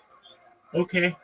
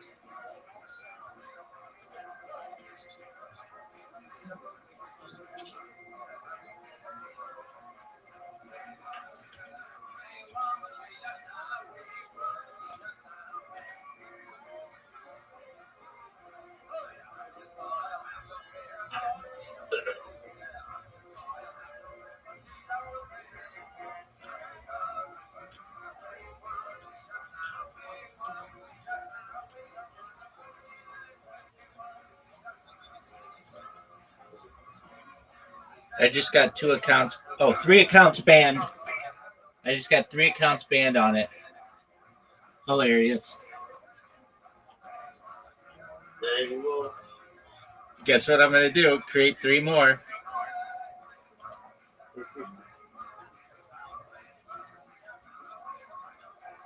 Actually, they just banned 4 of my accounts. That's okay. Guess what I'm going to do? Create more. I can tell they're just starting to get to work. Like, in the middle of the night, they don't ban me as easily. Yeah.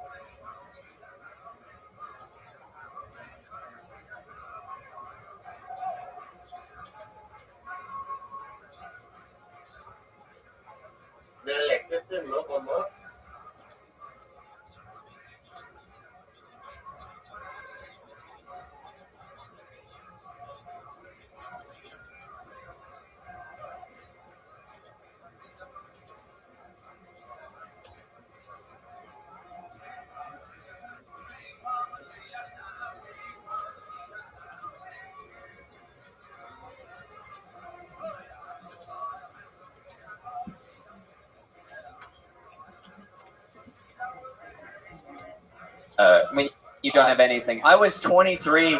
I was 23 when I fucked my back up and lost my mobility and all my shit because I lived on the lake in the lovely boathouse, and all that shit, and had no renter's insurance or anything because I was an idiot, and internalized all that shit because I didn't want to be like my fucking fellow shipmates crying to everybody about, oh, this is my life, and I still don't want to come across about that like that.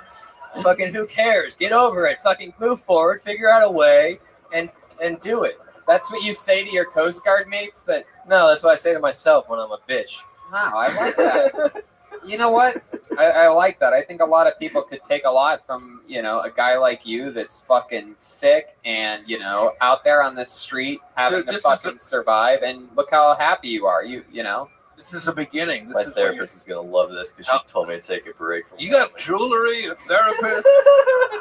You got a lot of shit going on for a guy shitting his brains out with no house. Yeah. Dude, you're a fucking... This is a hard time right now, but you're a winner. I can feel it. Well, I have... You stick with this and stick to your guns and... Well, I mean... And keep following different creative pursuits and stuff like that. Like, there's a reason you just started comedy. And it's usually when people are going through some shit. So, like... Wherever you end up on the other end of this will be a good experience that you came up here and you've been doing stand-up and talking about, like, when I started, I would make, like, ridiculous, over the top jokes. Like they were funnier than your jokes, but I wasn't as real and as honest as you are right as a beginner. So if you have that in you, you should just keep following that. Oh yeah, I've been through too much to give a fuck anymore about that kind of stuff. Most of the time, I mean, there's still certain things I don't know how to navigate or explain. Hell yeah. Well, Jason, you fucking did it here tonight. I never would have guessed you have a bleeding asshole and are homeless. There he goes, Jason Eckstein, everyone. He's on Twitter at Double Delir Dream. I don't know. He's got bad handwriting. Add one more thing to this crazy list of crazy, huh? I have a mood ring and bad handwriting. All right. Hey, we know this young lady. She's been on this show before. Let's see what happens here tonight. Make some noise for Nikki Bond. Nikki Bond. All the way from the farthest possible corner. I love me some Nikki Here we Bond. go. What a lovely place. And up on the Hotel California. One more time for Nikki Oh, Bond. thanks. Hey, I had a dream that my grandma ate me out. You know how fucked up it is to wake up and be like, oh, cool, I just dreamt that my dead grandma went down on me and I kind of liked it. It was nice to see her, though. They're close. I'm a millennial, and I'm sick of everybody ragging on us, being like, you guys want everything so fast and easy. You're never going to hold down a job. You're never going to be in a long-term relationship. You're never going to own a home. We're going to own homes. We're just waiting for our parents to die. My dad has too, so I'm set. You know? I'm in my 30s, and the worst part is when people are like, how old are you? I say my age, and they're like, oh, me too. And all I can think of is, fuck, do I look like that? Nikki Bond. Yeah. Fuck yeah. She's up here. You're back on the show again. Welcome back. Yeah, How's it going? it's been a year. Yeah, where have you been? Here. You've just been signing up and you haven't gotten Yeah, up? just sitting, watching, you know, There you go. waiting. Yep. Yeah. Watching, waiting. Hell yeah. You have a full fanny pack. I know. You're not living out of it, are you? Everybody here's fucking homeless and depressed and It sick. really is. This is a special. This is a very special. How much money have we raised so far? Put it up on the big board. It is. Make a wish till Tony. You gotta do. Here's my thing. Yeah. I've had this fanny pack. It's open. Oops. But I've had it for like 7 years because I'm an asthmatic, so I always have to have a fanny pack for my puffer. I mean, isn't that called a purse? Usually that women have is a purse. Yeah, it's true. But I've like been a fanny pack person. You know what, Red Band? Yeah, you're right. I could have a purse. It's true. Is it But- covering up your vagina because you're ashamed that your grandmother ate it? Like, Wow. Red Band's letting it rip here tonight. He's pretty much. This is pretty much. What's in your fanny pack? Let's play a game called What's in Your Fanny Pack. We always do it. Other than your, there's an old school Kill Tony tradition to where if you wear a fanny pack on here, we find out what's in it. So there's your moleskin. Thank you. Got a little moleskin notebook. Your Yeah. jokes are in here? Some of them, or my dark thoughts. Just, Your phone. My phone. There you go. The phone. Yeah. Heck yeah. no case. iPhone 6. Actually, it's just a really thin case. Heck yeah. Almost as thin as the grave you dug for your daughter Kaylee Anthony when you murdered her. All right, go ahead. Let's see what's next. Wow, it's true. You really do have an inhaler. Yeah. Everybody up here is also they're also struggling and half dying. By the way, here tonight. It's a very special. It kind of doubles as an air horn. Can I get a?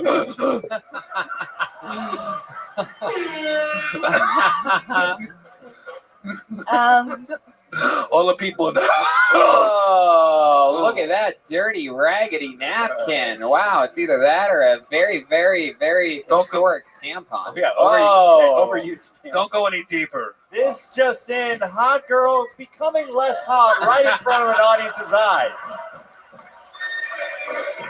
The horse of truth has been activated. It's very interesting. Nikki Bond, still digging through the fanny pack.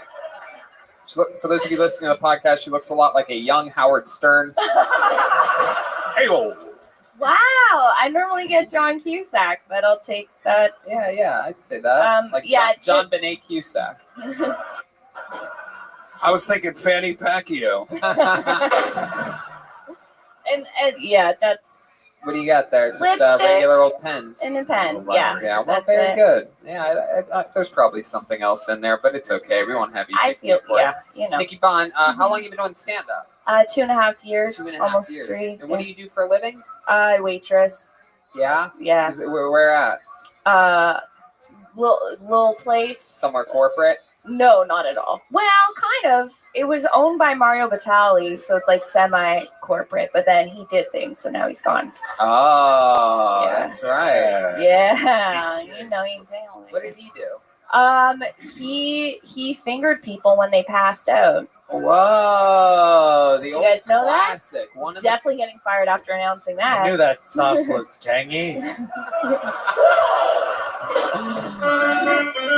Just had to give it a little stir, right? Is that what he called it? Giving it a little stir. Chicken cut your pussy. Wow. Did you ever work directly with him? No. No. Or at least you don't remember.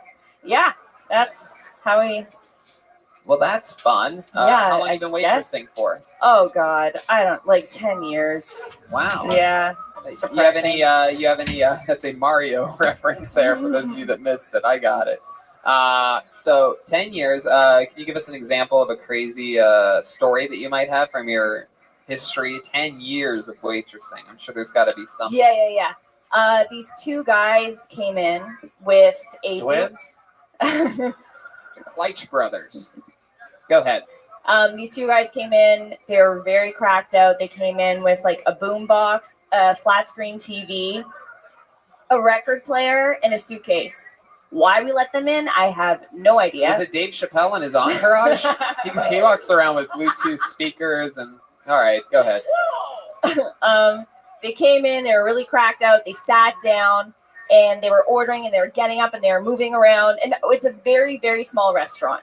Very small, high-end-ish, and we finally were like, you need to go. You're being crazy. And we served this thing called focaccia d'orecco, and it's on this copper pan.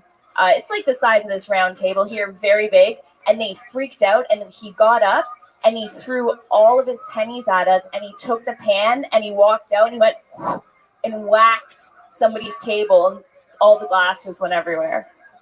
I apologize. That's why I'm here. Wow. He threw pennies? Yeah. So much copper. Yeah, a lot of copper. You're right. Yeah. Huh. All right. Well, it's like Copperfield. No, it wasn't. I know. It wasn't. I just. Not everything. You don't know if you don't try. You know. Yeah. What's your name again? Nikki Bond. Nikki. I really like your vibe, your jokes, especially that first one, that slow burn one. Great to see your grandma again. Like, I don't know how much you're improvising or writing these jokes out, but I think you have a really cool. It's like you're like a comedic, like Chrissy Hynde kind of vibe, you know, Chrissy Hynde from The Pretenders. She cares, but she doesn't care. This just in reference goes over audience's head.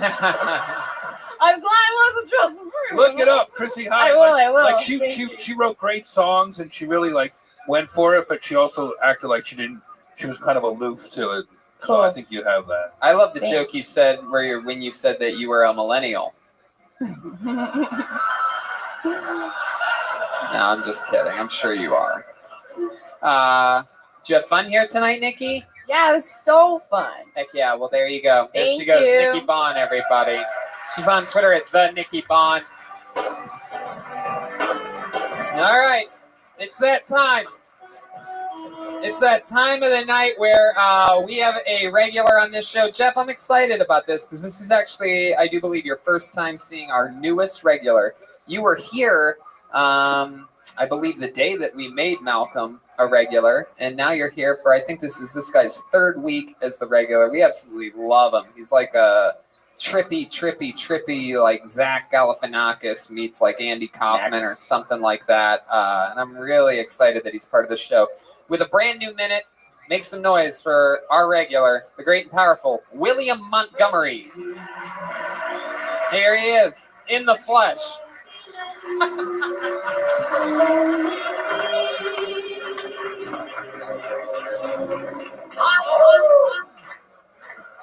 So I recently got fired from the Home Shopping Network.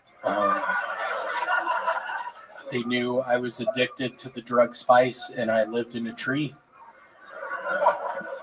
Weirdly enough, last night I was trying to look at the eclipse up in the tree and I rolled off the limb I was on and landed on my neck and hurt my neck real bad.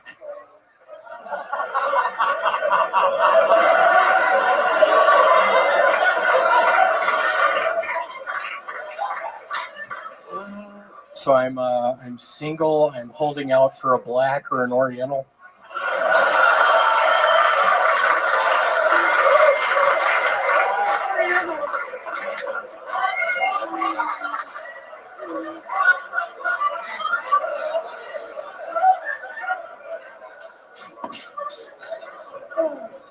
So I started working for an antique mall the other day, and a guy came by my booth trying to sell me Beanie Babies. And the whole time I was just like, hella nice sounds like hella expensive. Yeah, I'm literally crying right now. That's beautiful. My first time crying on this show. For those of you paying attention, there's just something about that fucking neck brace that just cuts me to my core, sir. I gotta tell you. And the fact that you always somehow. Is that a neck brace or a beard holder?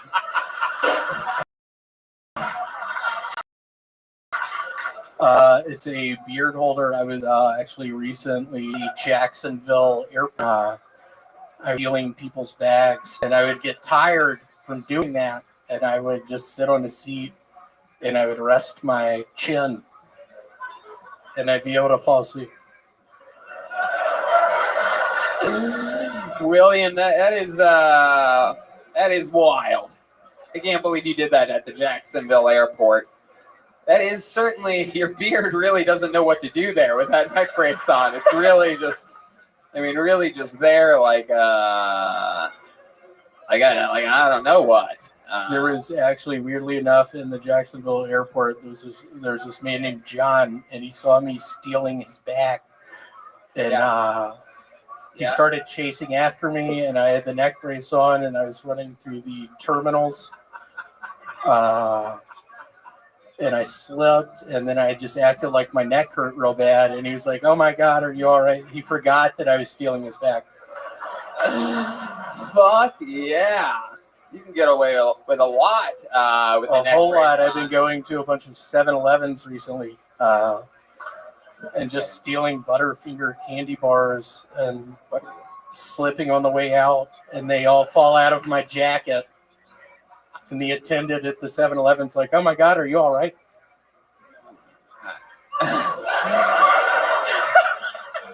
Wow.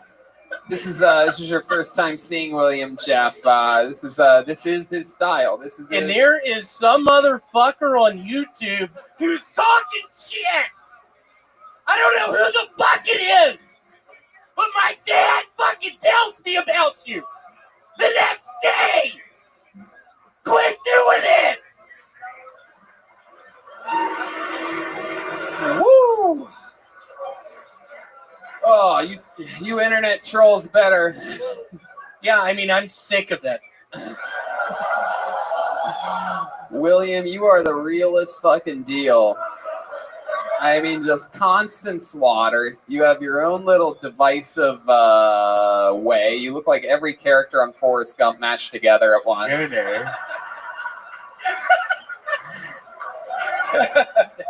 Have you ever been with a black one or a Oriental woman before? Yeah. That's how.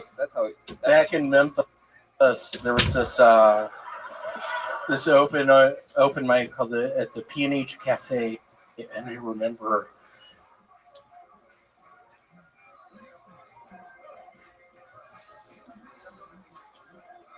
Race or a beard holder? It's a beard hole.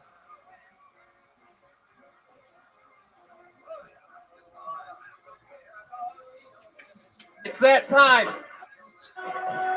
It's that time of the night where we have a regular on this show. Jeff, I'm excited about this because this is actually, I do believe, your first time seeing our newest regular.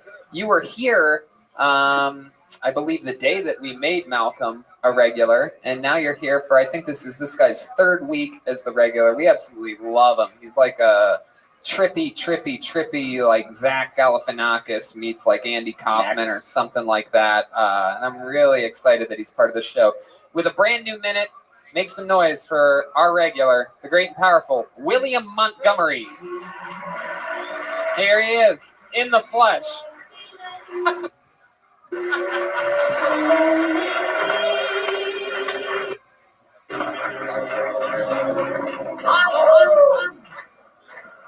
So I recently got fired from the Home Shopping Network. They knew I was addicted to the drug spice, and I lived in a tree. Weirdly enough, last night I was trying to look at the eclipse up in the tree, and I rolled off the limb I was on and landed on my neck and hurt my neck real bad.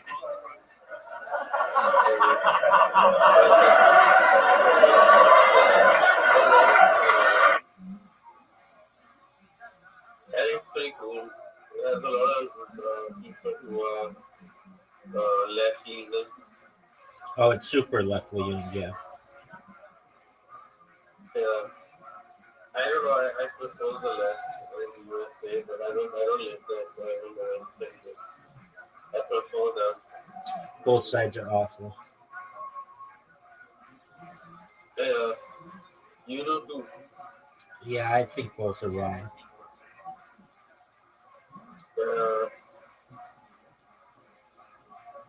I don't know. I think this seems to have more sense when it comes to things, especially on the internet. They do. But, you know, I don't know. I don't want to be like those. I don't like how abusive everyone in their life is. But they need to, like, the word is Rothschild.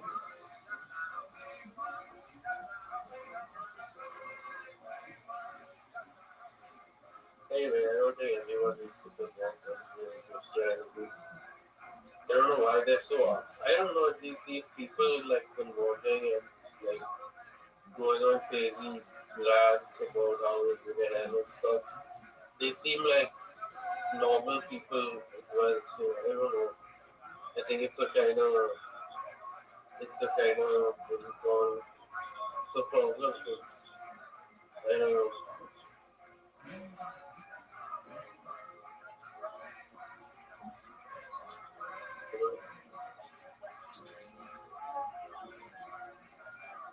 So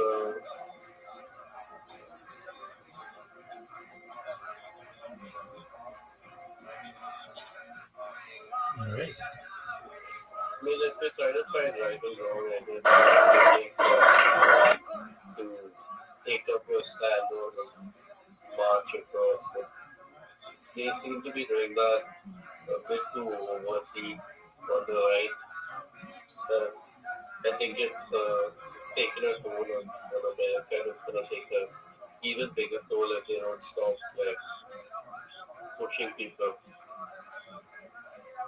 You know, there's only so much you can push for, like people being good people and stuff, all that bullshit. Like, it's tiring. They're making the situation worse by like, you know, like encouraging goodness out of people and just making it worse. I don't know, what do you think?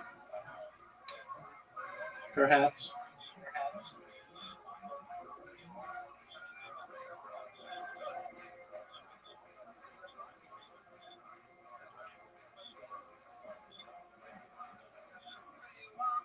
The worst part is people who argue with them and the worst people.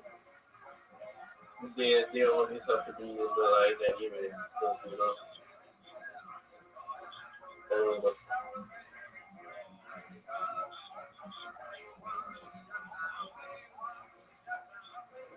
Sounds balls actually thinking about it. Because all those people are giving advice, they don't live lives by any example that they can ever give anyone else. They probably never redeem themselves, Yeah.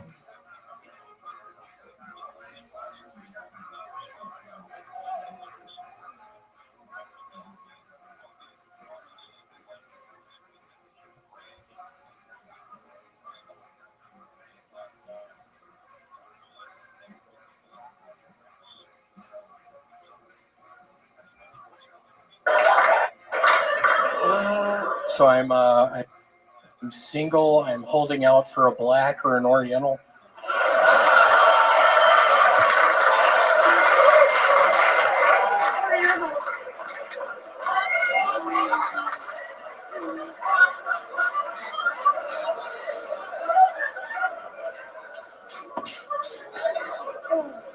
So I started working for an antique mall the other day, and a guy came by my booth trying to sell me Beanie Babies. And the whole time I was just like, hella nice sounds like hella expensive. Yeah, I'm literally crying right now. It's my first time crying on this show. For those of you paying attention, there's just something about that fucking neck brace that just cuts me to my core, sir. I gotta tell you. And the fact that you always somehow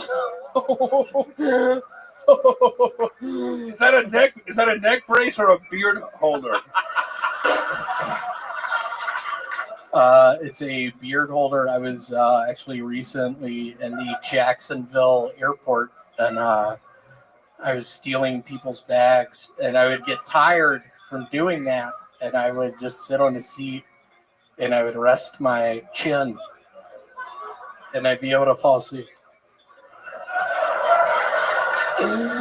William, that is wild. I can't believe you did that at the Jacksonville airport.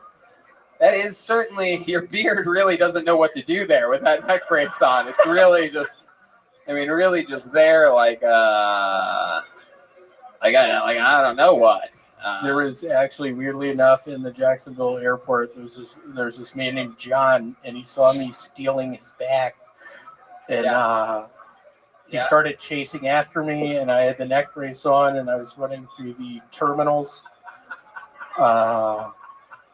and I slipped, and then I just acted like my neck hurt real bad, and he was like, "Oh my God, are you all right?" He forgot that I was stealing his bag. Fuck yeah. You can get away with a lot with the neck brace. A whole lot. On. I've been going to a bunch of 7-Elevens recently, and just stealing Butterfinger candy bars and slipping on the way out, and they all fall out of my jacket. And the attendant at the 7-Eleven's like, "Oh my God, are you all right?"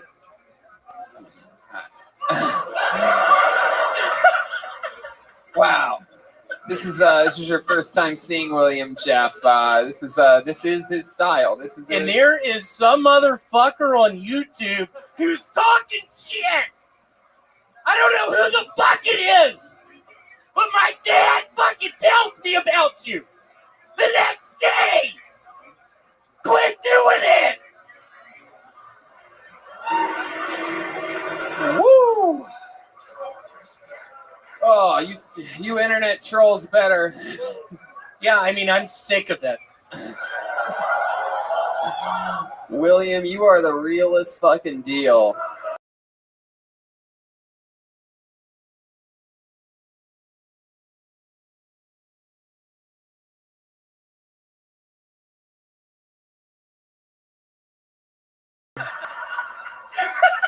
Have you ever been with a black one or a Oriental woman before? Yeah.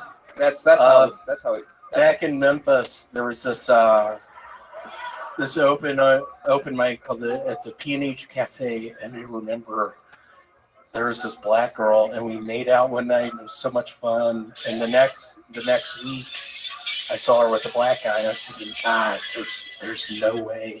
And she winked at me. And what'd you do? For those of you listening to the podcast, if you ever wonder what that wild laugh is that he gets when he doesn't say something, he just puts the microphone down from his face, and it always surprises everybody that was the end. For people who are just listening to this, I'll try to describe him. Imagine an injured Civil War reenactor on his way to physical therapy. He happened to accidentally wander into a comedy club. And then just me at the Civil War reenactment, just stealing people's costumes and just slipping on the mud inside of the tent. And instead of them being like, hold on, whose costumes are those? They're like, dude, is your neck all right?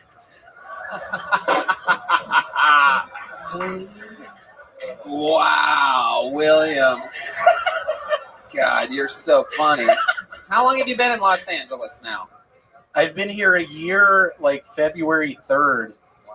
Something like that. Coming up on your big 1 year anniversary here in LA. I am. My parents, as I've told you outside before, my parents are here next week and they want to take you out to dinner. Oh, that's right. Yeah, you did tell me this. You did tell me this last week. I was very surprised. And your parents want to take me to dinner. Now, are you going to come as well? I am not. You're not? I am not. Oh, wow. Why not? Where are you going to be? Yeah, what are you going to do? I don't eat Wendy's anymore. I'm kidding. I set myself up for that one. That was something I wrote last week. I'm kidding. So when are your parents going to come into town? I think next week, maybe. Wow. Well, maybe we'll have to do this. Yeah. Jeff, you want to come to dinner with me and William and his parents? I think you should invite them to the show, is what you should do. Are they going to be here on the They're Monday? coming. They're coming. Wow. Mary and Francis, y'all. Oh, my gosh. Well, they better brace themselves. Yeah, for sure. I know I've run out of all my jokes now, so. Great It's job. going to be a downhill fucking spiral after this week. I give myself maybe 2 more weeks, and then I quit showing up. You know, William, let me tell you something. You realize I'm serious. You realize that, I got 2 more weeks in. William, you realize that if you do that, then that internet troll that is affecting you on YouTube is going to win. I know.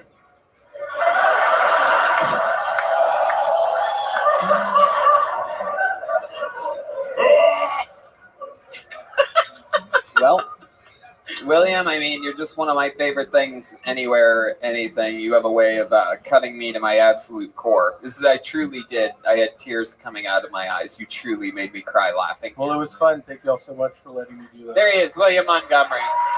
He just killed Tony. It happened.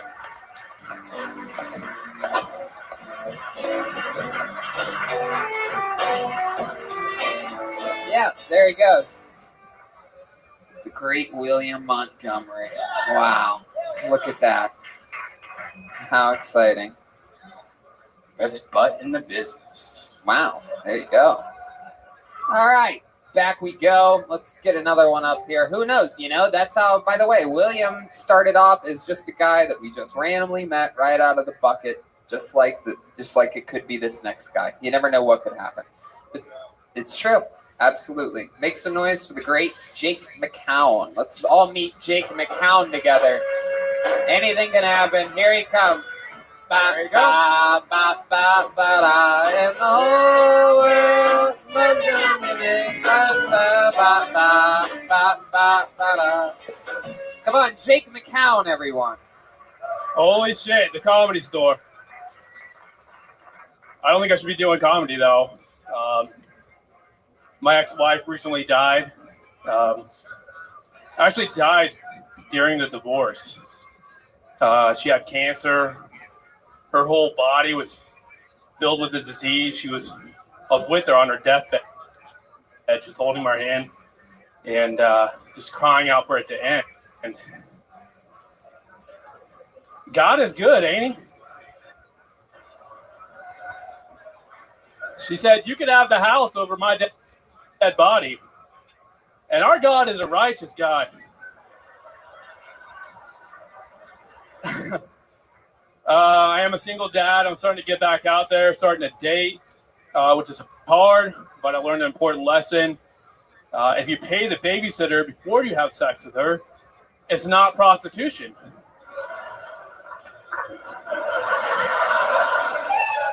And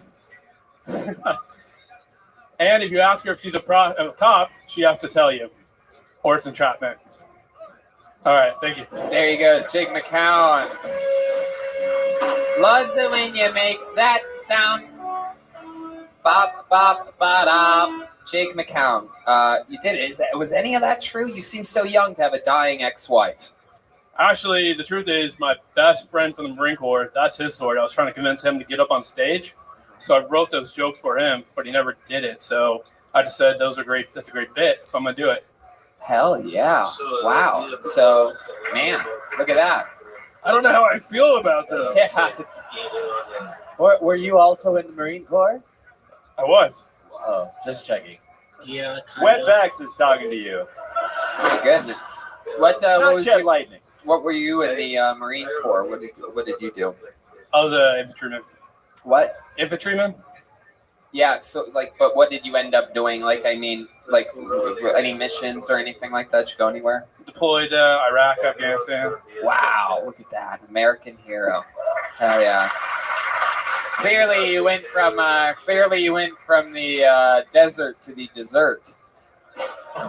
It's true. Went from the old sands to the pans, huh? I don't know. I think if he takes off his shirt, he's gonna be all ripped and crazy. Is that what you think, Brian? Wow, what This just in. That's just it. He went from the military to Ben and Jerry. This just in. Red Band tries to bait military men into taking his supple shirt off. Wow, Red Band. So, how long were you in Iraq and Afghanistan? Both 7 months. Wow, man. Any crazy stories that you're willing to share? Anything like that? Any more made-up, depressing, crazy stories? Or anything happened to any of your friends? I mean, I feel like I don't have PTSD like the Coast Guard guy did, but yeah, isn't that sort of crazy? Coast Guard guy is a bleeding asshole. He's homeless, and here you are. Those pirates, just living the fucking life. I didn't know they made bulletproof vests in XXL.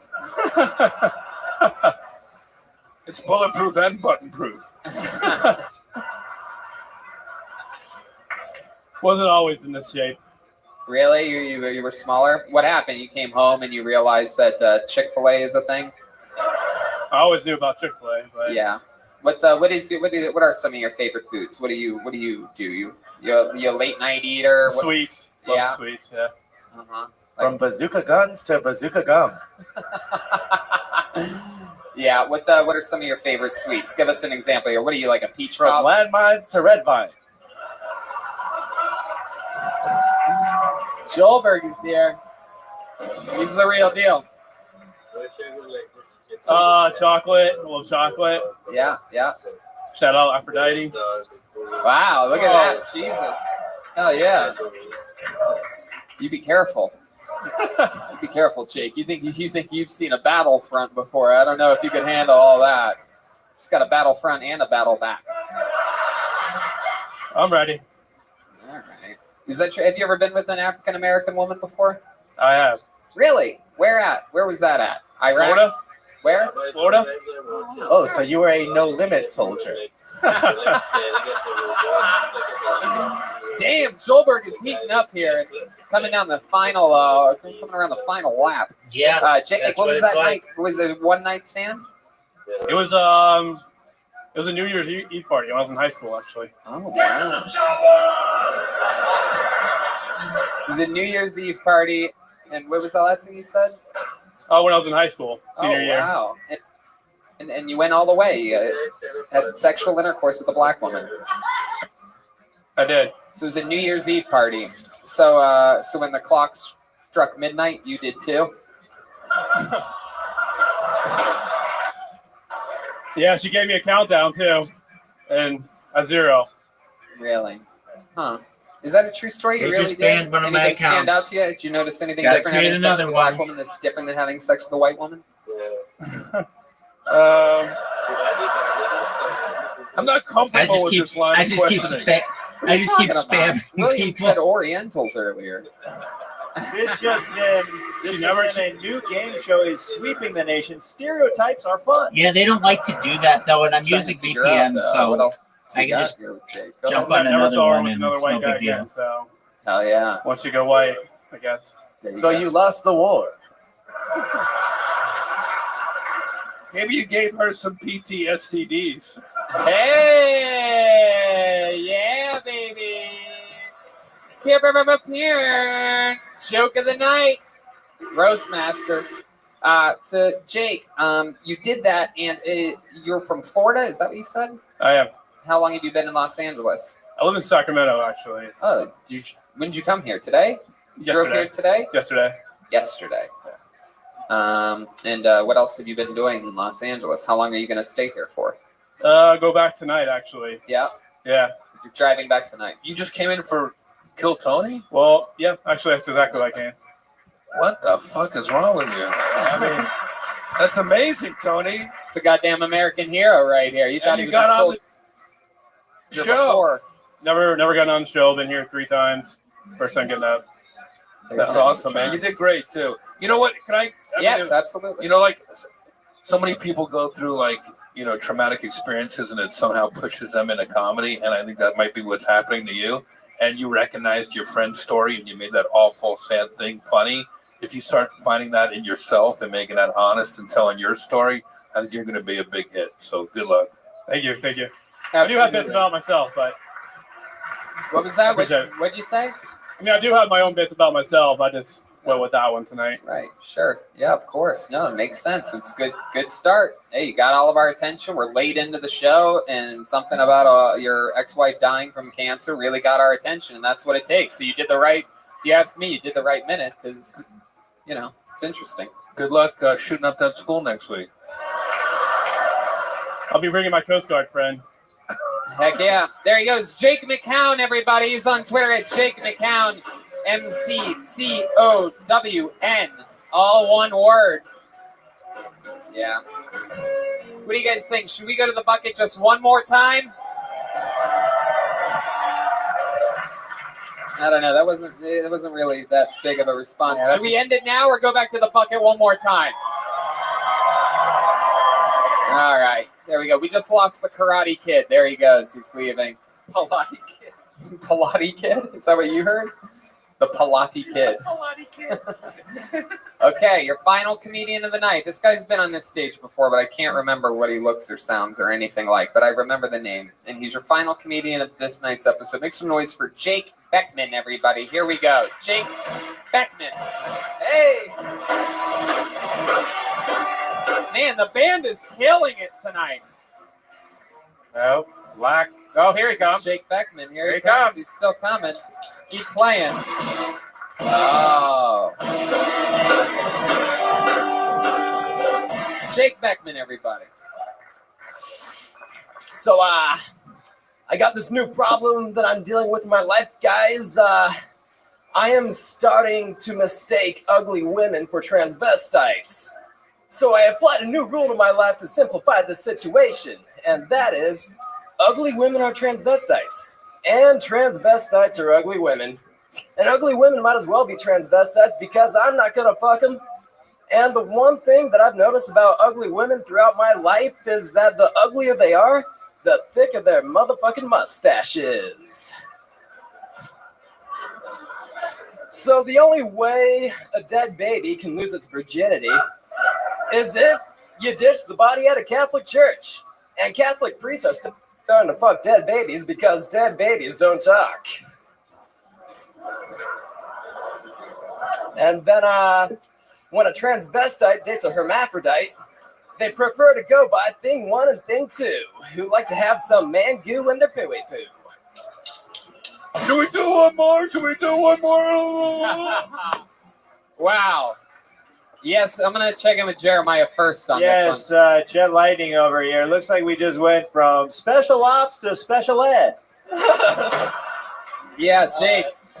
Yeah, Jake. That takes the cake as the biggest pile of dog shit that we've seen here tonight.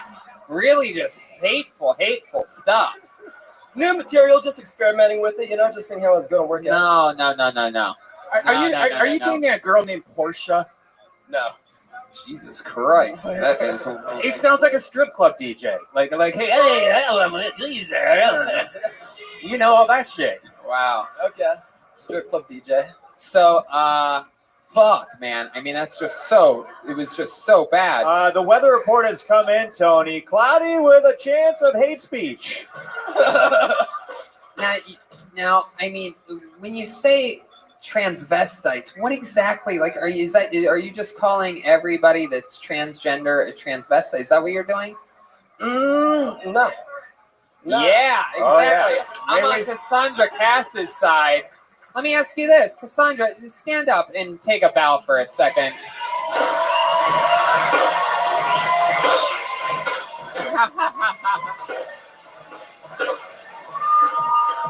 Yeah, Jake. This just in, Proud Boy gets boner on stage at the Comedy Store. I mean, Jake, how does that make you feel? Look at you. You came out and you insulted. You put a complete, label on an entire group of people, and now there's this beautiful, beautiful woman who just threw her jacket at you, and you look like a huge pussy right now. I'll take it. I talk shit, I get shit. That's just a full circle thing. It's how it works. You're right. He's very strip club. You talk shit, you get shit. Here she comes, everybody.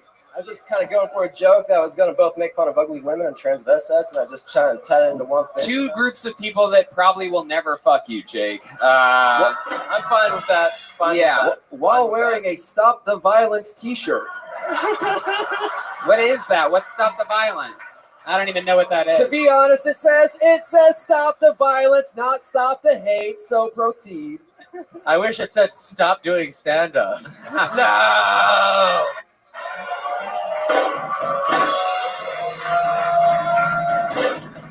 Jake, you've gone full pro wrestling heel here tonight. You have turned this entire audience against you. How long have you been doing stand-up comedy? The twist, he is a trans woman. Hey. Pretty much 2014, I was that guy that dropped his album before I did comedy kind of thing. You what? Dropped my album on iTunes. I did that. Oh, you're that guy. Yeah. Oh my God. Porn, Oh my God. Oh my God. For those of you that don't know, now I remember because you were in one of the first episodes of Kill Tony, right? Back in 2000. So this guy actually made his comedy album. I hate to see what his fucking jokes were like 5 years ago. He made a comedy album, Jeff, and he put it on iTunes basically before he started stand-up, right? Yeah. And he did it in a room with no audience. So he's basically just talking to the recorder on his phone. Yeah. And getting the same amount of laughs that he got here in a sold-out Mania. Yeah. Yep. So you're transitioning from bad to worse. Man, Jake, when you say that you're experimenting with new material, do you go other places and try that? How long has it been since you were on this show? About a year. Yeah, and since then, you didn't have a minute that you wanted to debut on here that people listening around the globe could hear?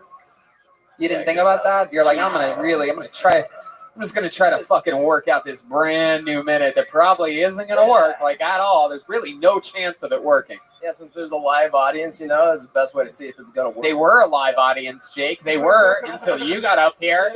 We were having a grand old time. In a sad turn of events, the audience has been proclaimed dead at the Comedy Store. Killed it. Jake, is this the worst set that you've had in a long time? Yeah. Really? Let's think This about just in, local man lies to audience.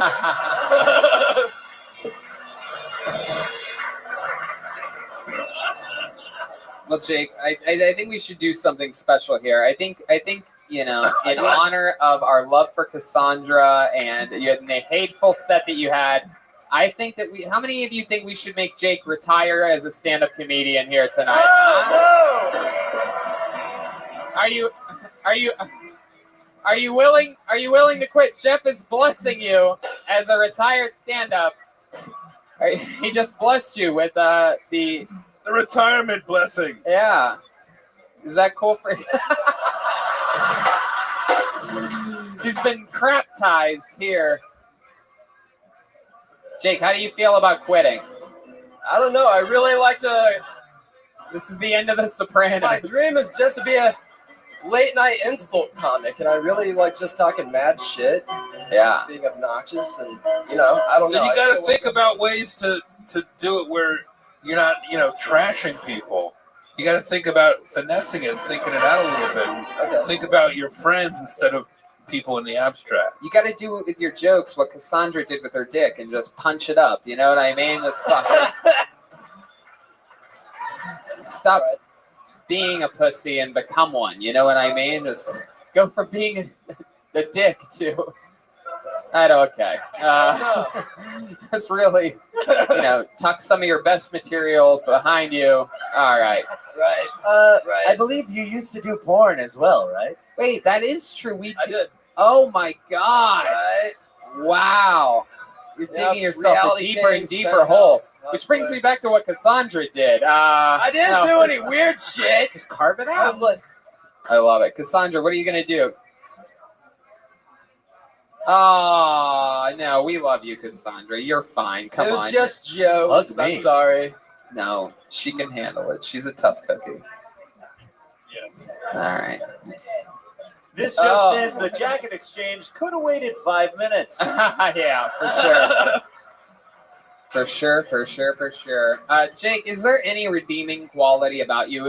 Everyone in this room hates you. They went crazy when I asked you to retire. Can you tell us something that will make us like you more? Absolutely. For the last 5 years, I've been on a cannabis cultivation operation. It's a CBD strain that helps kids with epilepsy. It's the Charlotte's Web strain. So for the last 5 years, I've been contributing to helping kids get their motherfucking medicine. Wow. There he goes, Jake Beckman, ladies and gentlemen. Can I say one more thing? What was your porno name? Jake Ariston. Jake Ariston? Yeah. This just in, all the weirdos at home just looked that up. How do you spell it? How do you spell Jake Ariston? Ariston. Wow. Jeez Louise.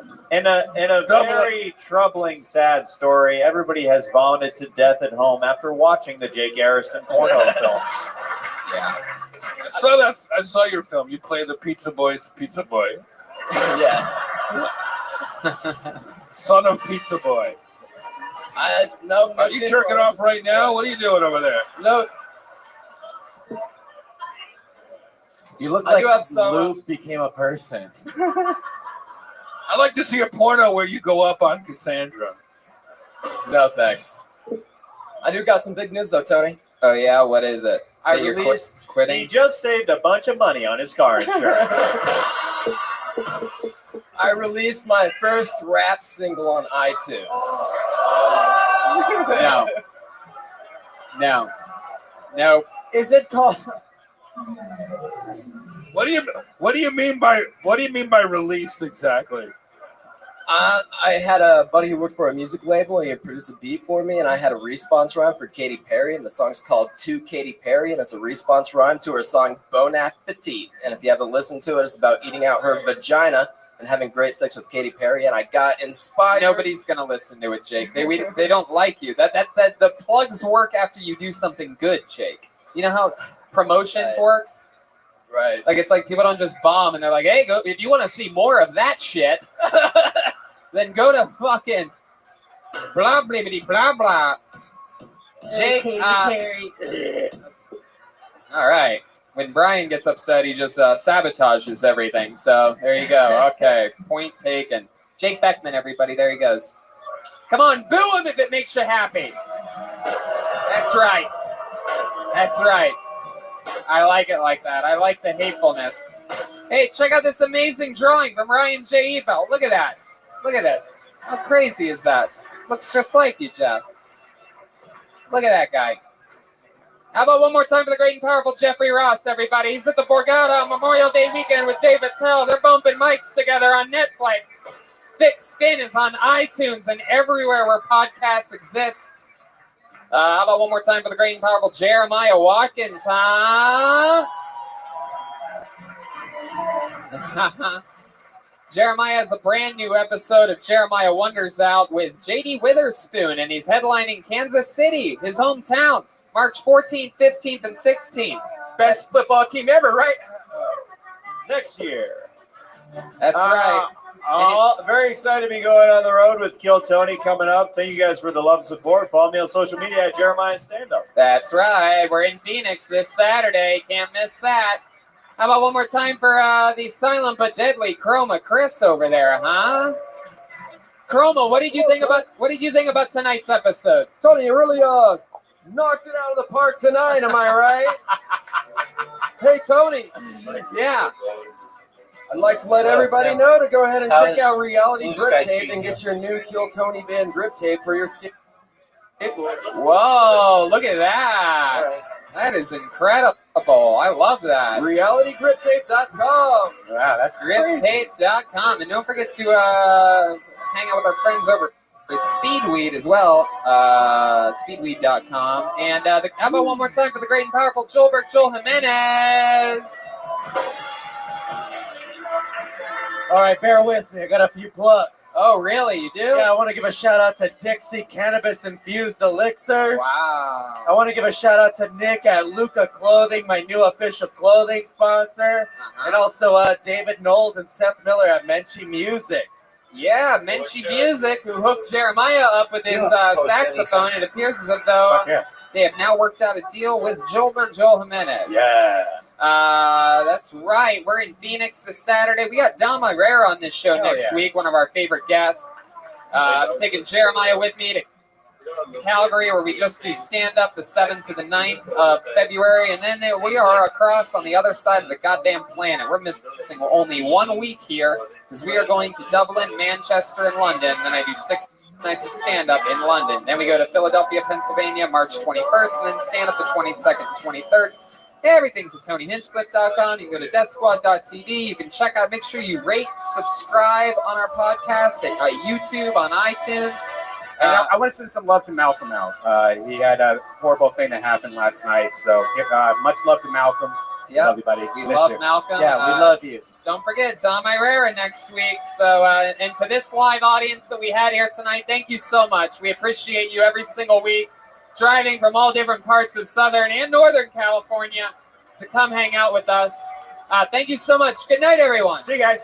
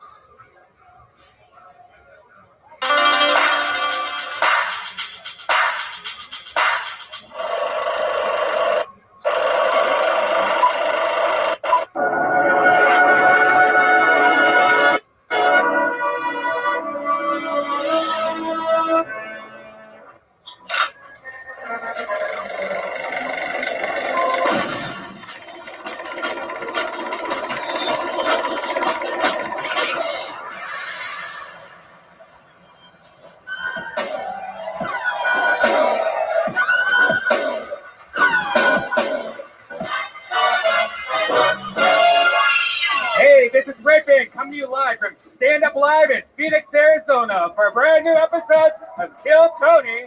Give it up for Tony Hotspur.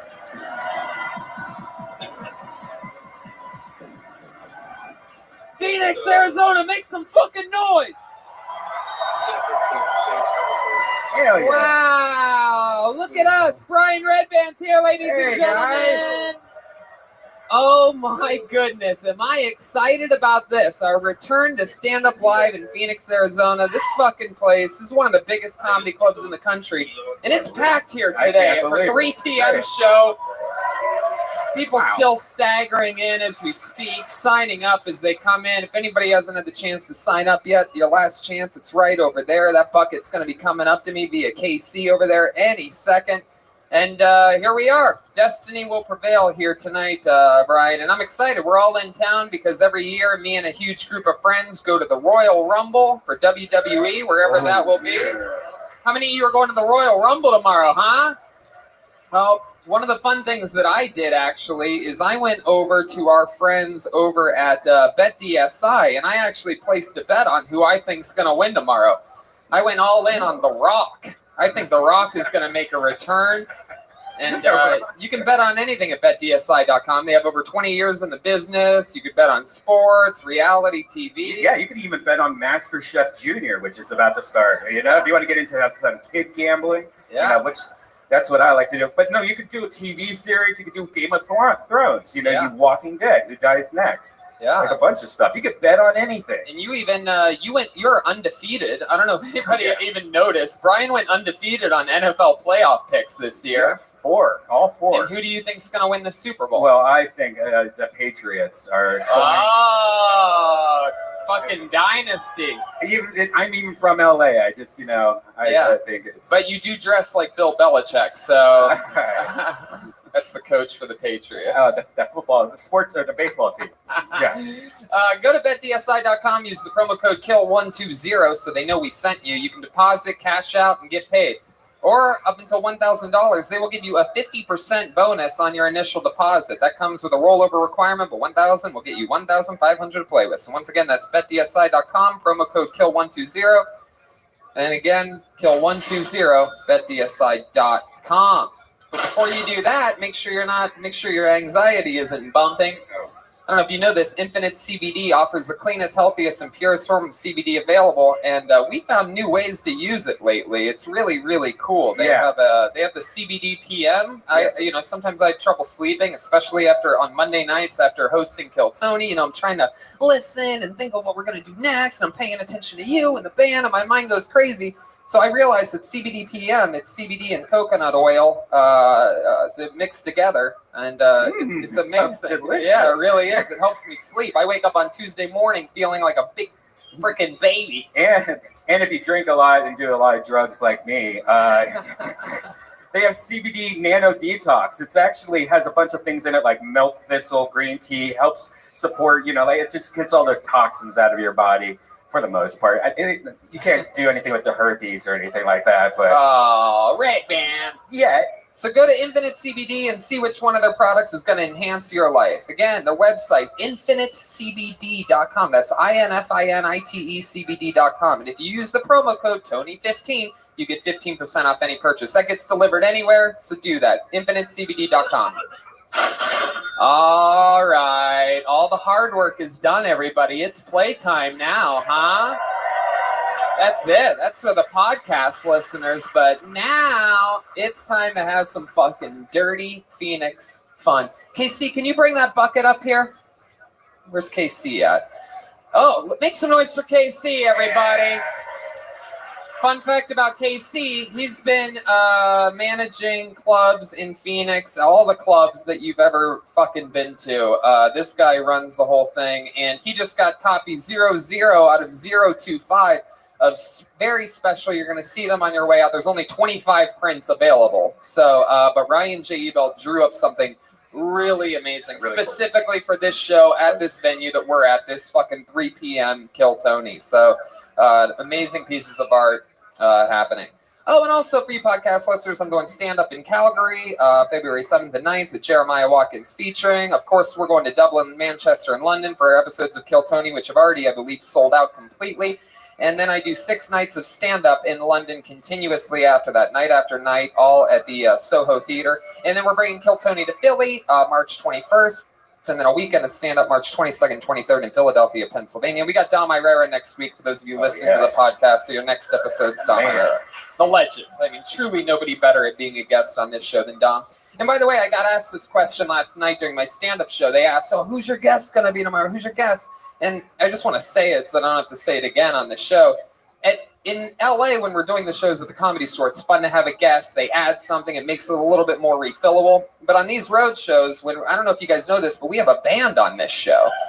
And when we're lucky enough to have the actual band in their physical presence, we find no real need to try to book a guest. To be honest with you, I did sort of tried to get Stone Cold Steve Austin to be the guest here tonight, but it ended up not working out. I couldn't do it. I did try for a second. It was gonna be fucking crazy, but I mean, it's simply not gonna. Just a little inside scoop. I fucking tried, but that was the only one I tried for. Because when the band is here, there's just nothing better. We want the machine to fucking run, and we want to give you an authentic Kill Tony experience and make sure that we all have a chance to get out whatever the fuck we want to get out. So let's bring out the band, shall we? It's only one band member, right? Yeah, we weren't able to bring the entire band with us, obviously, but I'm pretty sure that you know who is going to be here. No, I'm kidding. It's the entire goddamn Kill Tony band. Every single week, every single episode, they commit to being different characters. We never know what they're going to be, and they stay in character throughout the entire show. Maybe they're going to be nerds. Maybe they're construction workers. You know, we saw the Return of the Cat Burglar the other day. Oh. You never know what it's going to be. Sometimes it's a brand new character that we've never seen before, and we're all about to find out right now at the same time what they are tonight. Make some noise for the best damn band in the land. It's the Kill Tony Band. Jeremiah Watkins, Joelberg Joel Jimenez, and Chroma Chris.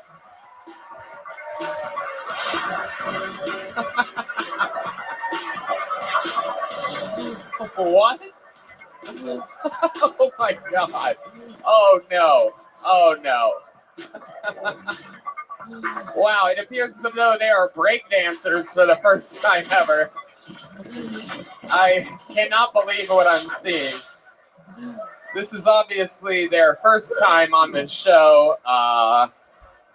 So it is new characters tonight. Am I correct? Are you a breakdancer? Yes, we came all the way from Russia to be here. Whoa! Russian breakdancers! Oh my god! This is incredible. They are in full tracksuits. Man, you guys have a sponsorship? Is that what that is? Is that a jumpsuit sponsorship? Yes, Nistin jumpsuits. Get them in Russia. Wow. Also your president, Donald Trump. Hey! Chroma Chris is 1 for 1. And then back here, it appears as though we... it appears as though we have some form of, I don't know, Mexican Howard Stern or something. I don't know what exactly this is.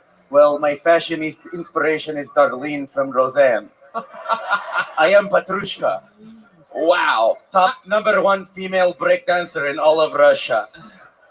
My goodness, I am excited about this. This is clearly the first time we've ever had Russian breakdancers on the show. Russian breakdancers, have you ever listened to the show before? Do you know what you're in for? Yes, Gorshkov is a big fan.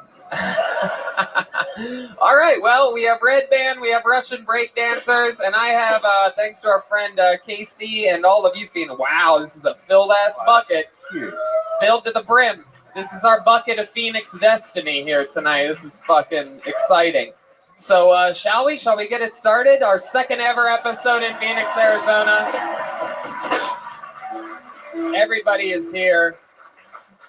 I am so fucking pumped about this. So let's just jump right into it. Yeah, you guys know how it works. You get 60 seconds of uninterrupted stage time, and then we talk to you afterwards. So we find out more about you. Maybe it's maybe we find out, you know, what sets you apart from the pack. Other things you could talk about your life. You know, your 60 seconds is up, and you hear the sound of a kitten. That means wrap it up then, or else we're gonna bring out the angry Phoenix bear. Oh, so much louder than the cat.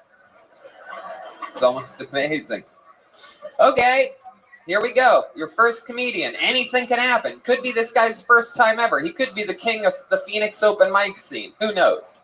Make some noise for Colin G. Here we go.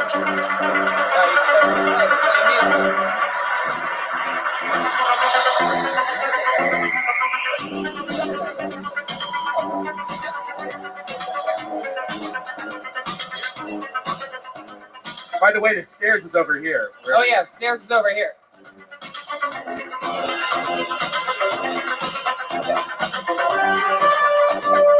Colin G, where the fuck are you? Here he comes. No, don't point that way, right sir. here. That way. No, no, no, Hey, no, no. hey, Stop. dude. Stop. Stop. Oh, stop. Oh, that's him. Oh, okay. Are you Colin? Where the fuck is Colin at? You got this asshole pointing.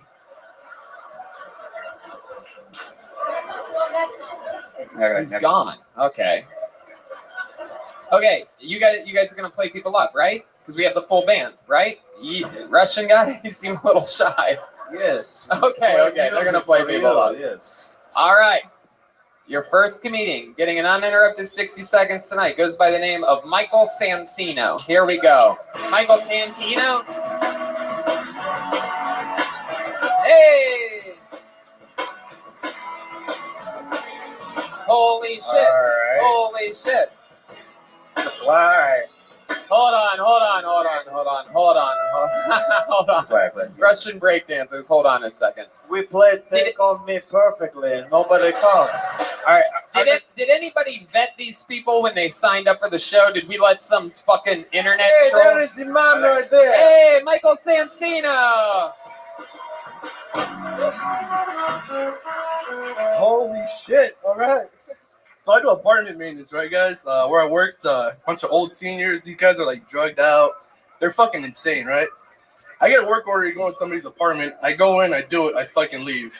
Later on that week, my supervisor comes up to me and tells me that that guy's accusing me of stealing a jar of his brother's ashes.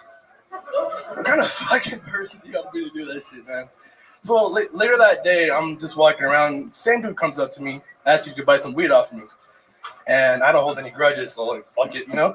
But he has arthritis, so he asked me if I could wrap the blunt for him. I'm like, yeah, sure. So I go home, and I start wrapping the blunt, right? And it's fucking getting to me. I'm a little pissed off, right? I was like, fuck it, man. So I grab a little bit of his brother's ashes and freaking inside of the blunt. Just fuck that guy. Thank you. Fuck yeah. Michael Sansino. Cancino. Okay. Michael Cancino.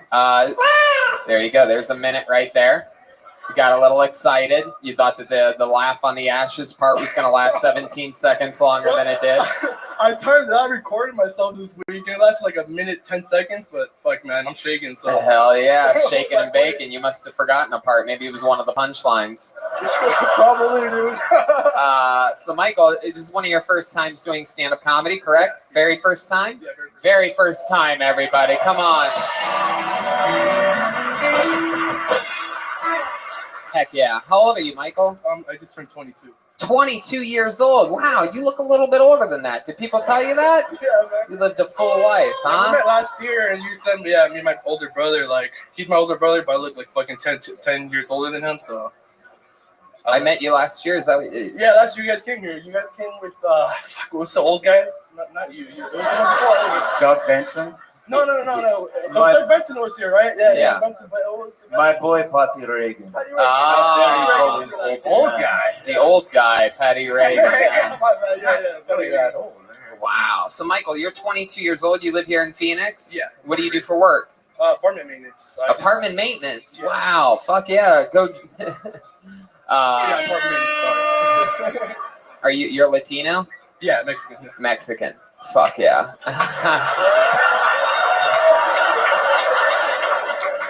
How big is the apartment building that you do maintenance for? Sorry? How big is the apartment building that you do maintenance for? Pretty big, man. It's like 180. How many units? Like 180? 180 units. So your whole family lives in. We used to live there, man, when I was a kid too. That is what I said. Wow. What's the craziest thing you've ever had happen as an apartment manager? What's the craziest thing you've ever seen, like fucking clogging a toilet or anything like that? God damn, dude, some crazy shit. I always had a toilet topped up to the rim, but no, the other day I go into an apartment to take a piss. Wait, hold on. I go into an apartment to take a piss and it's vacant. I go in there and as I'm walking in, I see someone looking out the fucking window, like looking at me. I was like, what the fuck? Nobody lives there for like a year, man. Oh my god. Yeah, I did walk That's out. so Mexican of you. Did it look like the Virgin Mary? I think it was, man. Wow. Michael, you're 22. You live in Phoenix. What does a 22-year-old that lives in Phoenix do for fun? I just hang out with friends. Probably gonna start doing this more. It's pretty Are a lot of your fun, friends man. Mexican too? Yeah. You guys ever get, like, I hear that Phoenix can be pretty tough on illegal immigration and whatnot, and well, pretty much just being Mexican. You ever get in trouble with the police? They ever stop you for just being Mexican? They're like, "Are you apartment managing? Get on the fucking ground." No, man, I don't think so. No. Drop the wrench. No, never gotten pulled over or anything like that? I've been pulled over, but it was my fault. They gotta let me go though. So yeah, what did you get pulled over for? I was how fast? There you go. Yes. I was looking at like a 70-something fucking Trans Am right next to me, and I saw a green light, but it was for him to go. You started? Did you race him in your migrant caravan? Yeah. There you go. Michael, tell us something else interesting about you that we'd be surprised to know. Something about maybe your family or a hobby that you like to do. Anything? No, I'm not gonna. I was gonna say I play guitar, but not really. What do you mean, not really? I'm not trying to play against this guy right now. Why are you The laughing? offer was not on the table. Yeah. You've never dealt with a Russian band before. They don't share I'm not trying to instruments. deal with a Russian band. No. The only person I share my saxophone with is my 73-year-old wife, Svetlana. Michael, you play in a band? No, I just play guitar. You just play guitar, like acoustic or electric? Acoustic and electric. Acoustic. So you ever get laid from playing guitar at like a party or something like that? Definitely not, man. Definitely not. Have you ever? You say definitely not, like you've never gotten laid before. Have you? Are you still a virgin? No, man. No, man. Don't man me. Don't say, you can't go from definitely not to no, man. Have you ever played for a woman, Tears in Heaven by Eric Clapton? Pussy gushing for days. Oh man, what do you know how to play? Like, is there like a go-to that you have? No, I just like fucking around on it, man. Mariachi music. Mariachi music, yeah, bro. So corridos, all that stuff, you know. Do you know any POD? Pussy gushing for days. All right. Well, Michael, you got the party started here tonight. You went up first for your very first time ever on stage. So, way to get it going. Good luck. There he goes. Michael Cancino, everybody. All right. There you go. Sure. Go ahead. There he goes. Get out of here. The fuck out of here. Your fist bumps and shit. This guy thinks we're already all best friends. This guy ruined the drumming because he asked for fist bump. Never again. Oh, wow. This is actually really cool. We know this young lady from Los Angeles, California. She sometimes helps us out on the show. She's famously been on the show. We've talked about her controversially racist parents. And she's different than everybody else. Make some noise for Alice Hamilton, everybody. She's here. Alice Hamilton. Hey! Come on, make some fucking noise, Phoenix!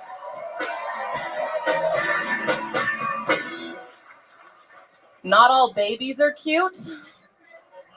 My mom opened a daycare center in my house when I was 7 years old. I've nannied and babysat for over 40 families, and I ran my own daycare center for 3 years. So if I tell you that your baby is ugly, that is my professional opinion.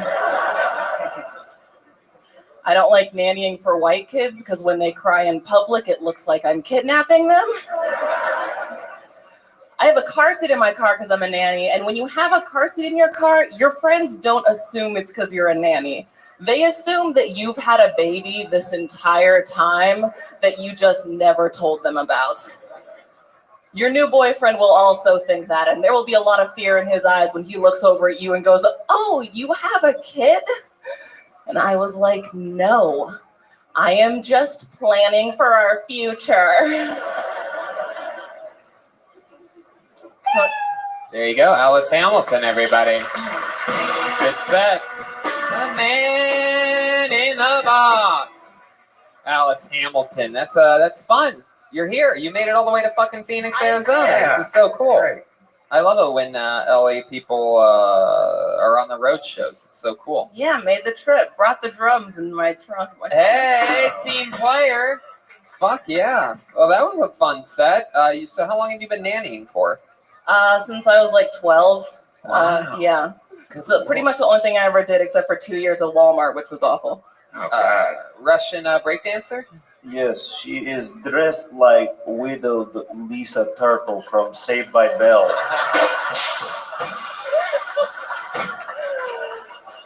I've only seen one episode of that show and I saw it today, so I don't. It's all right, you're Saved by the Bell.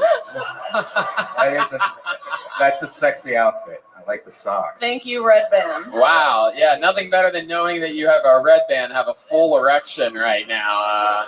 She is recent widow. Redman is creepy mortician. Yeah. Oh, I like your socks. Can I sniff them? Ew. Anyway, Alice. So, you are an African American woman. Certainly. And we have talked about before how you have racist parents. Yeah, very much so. You have a black dad, right? Yes, black dad, white mom. And your black dad is racist against, here's the twist, black people. Not a huge fan, yeah. Which perhaps makes your dad a white man, by the way. I don't know if you know this, but that makes him white. Is that the rules? That's Jesus, that's sorry. wow. Socks. The professional Brian Redband over here. He drops the mic before he does a joke. Is he light-skinned black? No. They don't make people blacker than my dad. Like, that's as black as it gets. Black. He's not Anthony Anderson. You have not been to Russia. Have your parents... the coal mines have swallowed up people for centuries. Have your parents found out that you've talked about them on the show at all? Do they know anything about it? They have not. I showed my sets on the show to just 2 of my 4 siblings because the other 2 would tell my parents. Right. But no, my parents apparently they know that I've been on a podcast, but they don't know what podcasts are. So still in the clear. What do your parents like to do for fun? Listen to Christian talk radio. Pray that the gay people that they know will turn straight. Wow. Yeah. My goodness. I think they would love this show. Can I just say I love your work as the Black Witch in the movie The Craft? Wow, that's a deep reference. Talk about black magic. So Alice, tell us something about you that we would be surprised to know. We've had a few conversations. You've been on the show 3, 4, 5 times before. This is 4. 4. So tell us something that we don't know about you, something that makes you different that we might be surprised to know about you. Do you have any anything else? Any special hobbies or anything? That's the one question I have no answer for. I literally just nanny and do comedy. Just nanny and do comedy. You ever have to bring your baby to a gig with you? No, I've never had to bring a baby to the gig. No, thank fuck. They don't let babies into bars and shit. I feel like I wouldn't you get need away to with come it. to Russia. A baby bartender is my favorite spot downtown. There's 3 kids that I used to watch at my daycare that I have Google alerts for their names because I'm pretty sure when they grow up they're gonna kill people. So I set up. Yeah, no, they were doing some terrible shit.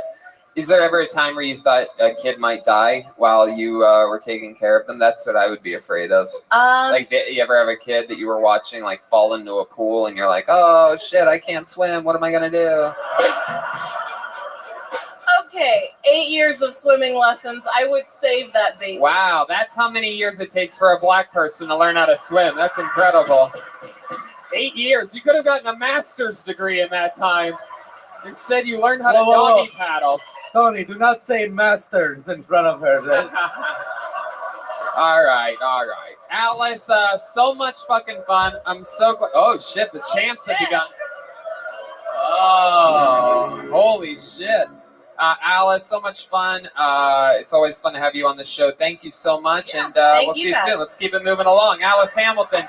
She's on Twitter at Alice R. Hamilton. All one word. Yeah, and the fun train is moving along. You guys are Russian as fuck. I've never seen a Russian guy with such long hair than you, Joel. I am a woman. Oh, okay. I didn't realize. My name is Petrushka. In Russia, our men also look like women. Okay, well, this is interesting. For those of you paying attention to the show, even though I've pulled 4 names out of the bucket, only 3 people have come on stage. The first one was Michael Cancino, and I just pulled another name out, and I believe that these two may be related. Make some noise for Ruben Cancino, everybody. This is incredible.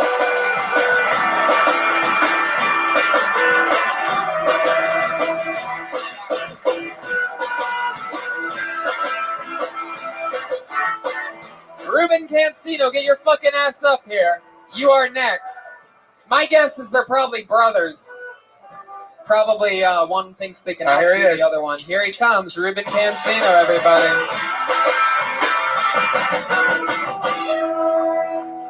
Hey, what's up, guys? So, I had no idea that the PlayStation camera had a mic that worked 24/7 when you're playing online. I tend to just in the middle of a maybe online game just drop my remote and pull my phone out and start watching porn.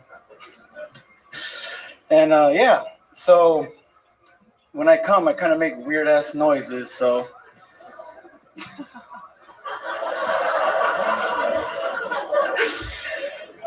I don't know how many people heard me just fucking. So yeah, that sucked. Did not expect to get called up here, so.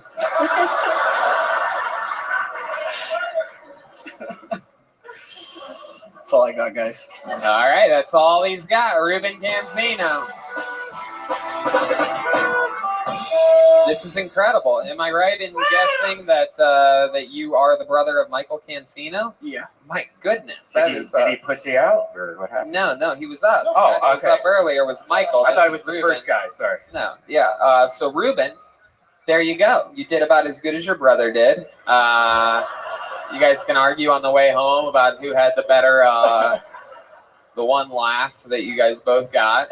Combined, I mean, you guys maybe should do some Sklar Brothers stuff and double up on your punchlines and on everything, really.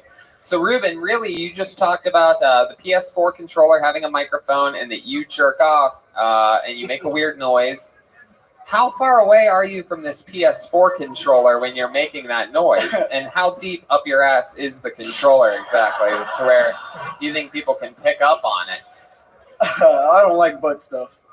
Sure, Ruben. Sure you don't. Yeah. Right. You like it in your Call of Duty, we know. Yeah.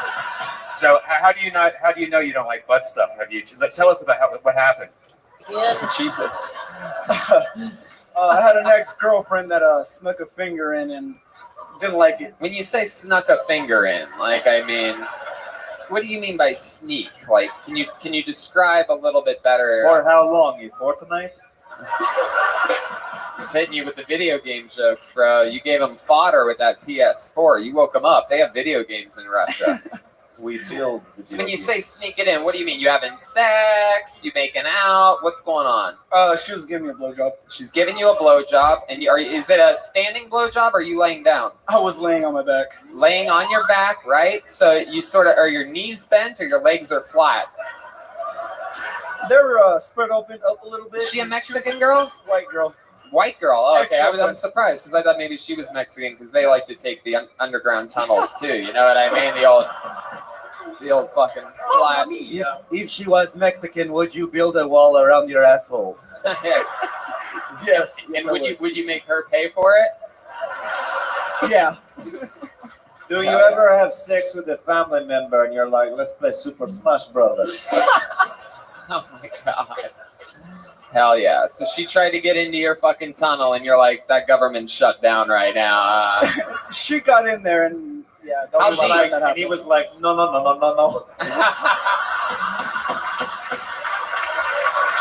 Jeremiah Watkins. That's what I'm talking about.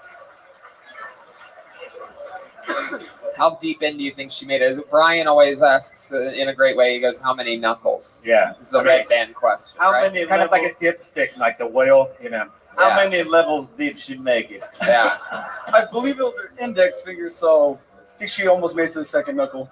But you came before she could get there, right? No. What exactly did you say when she snuck the finger up there? Did you start to speak Mexican or something like that? Like, ay, ay, ay. She's like, call me El Chapo because I am escaping in your tunnel.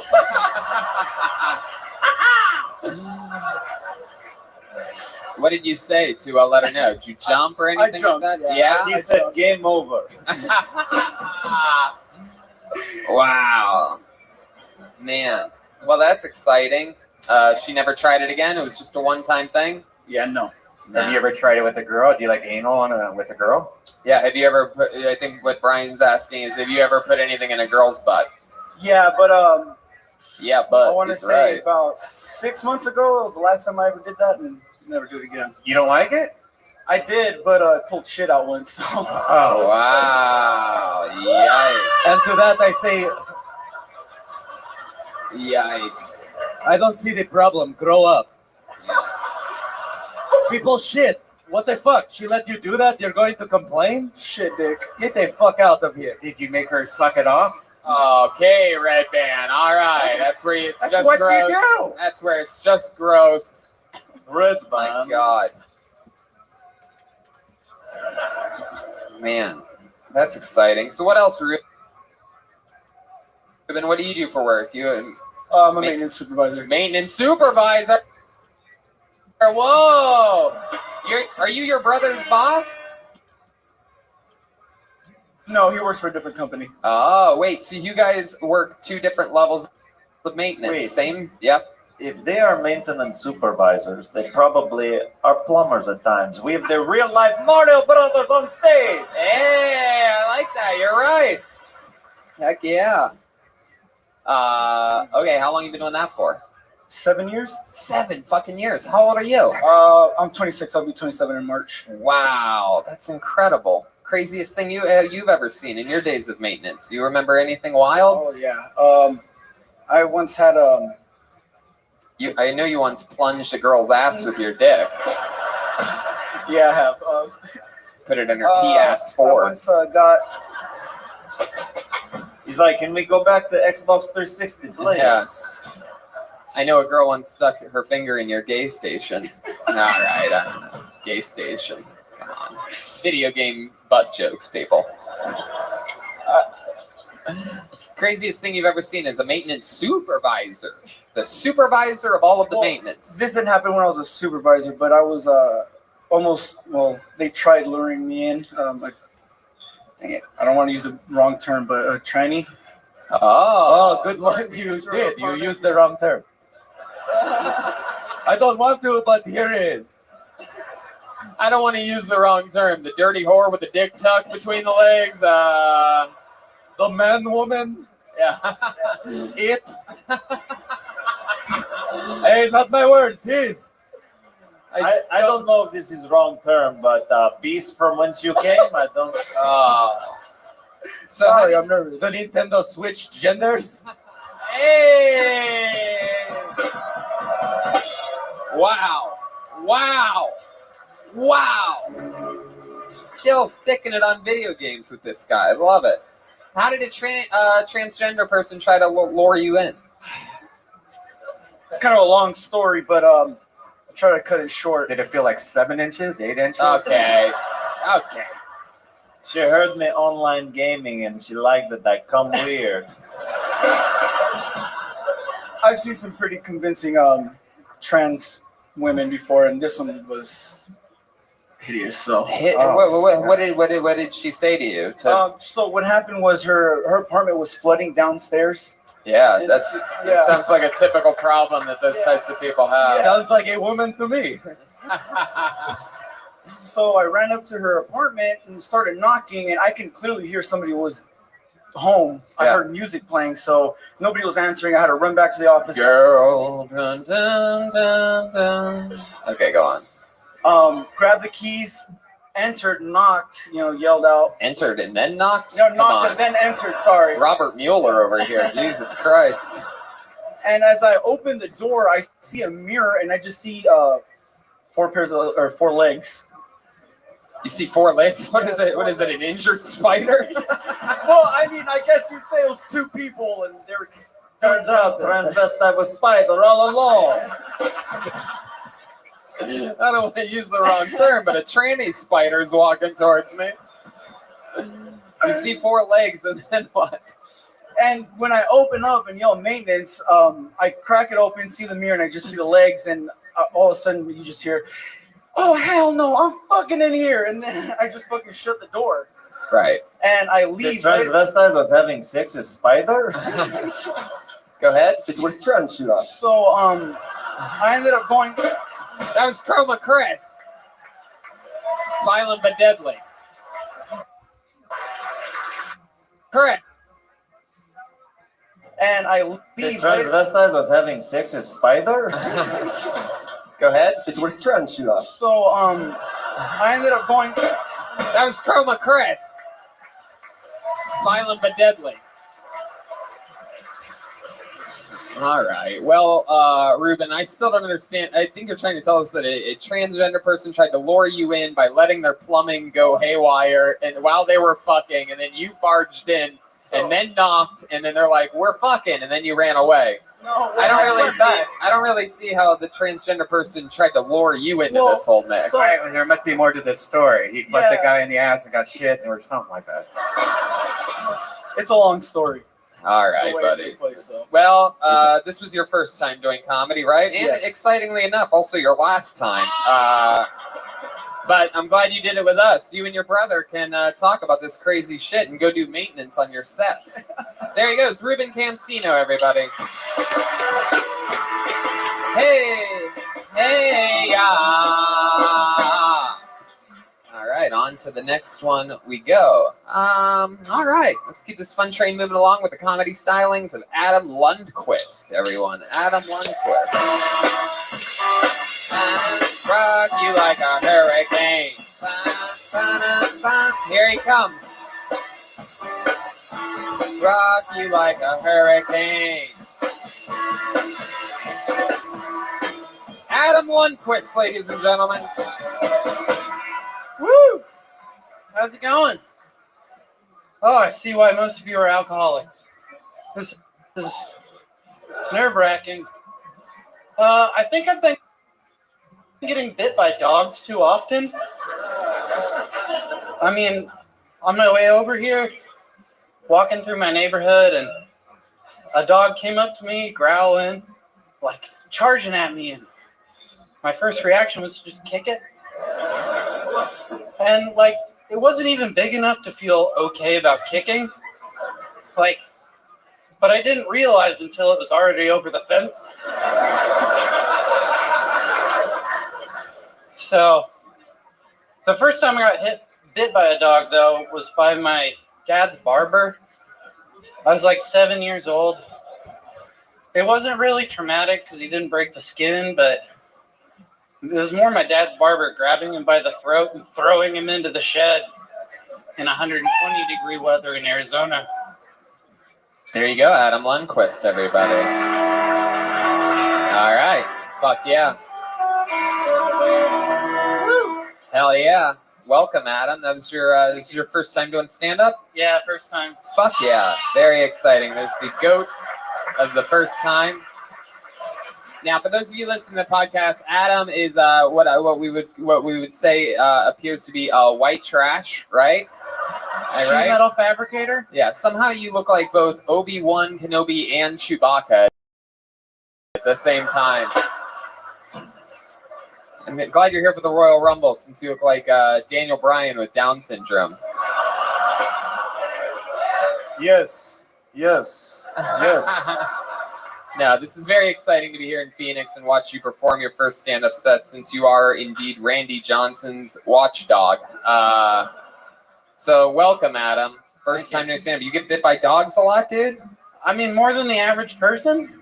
Do you, like once a year? Is how's that normal? How's this possible? I just. Do you go up I to don't the know. dog? I'm nice to dogs. Do you go I up like to dogs and just be like, "Roar!" No, I'm nice. I'll like face away from them. Oh, so there you go. That's what they're doing.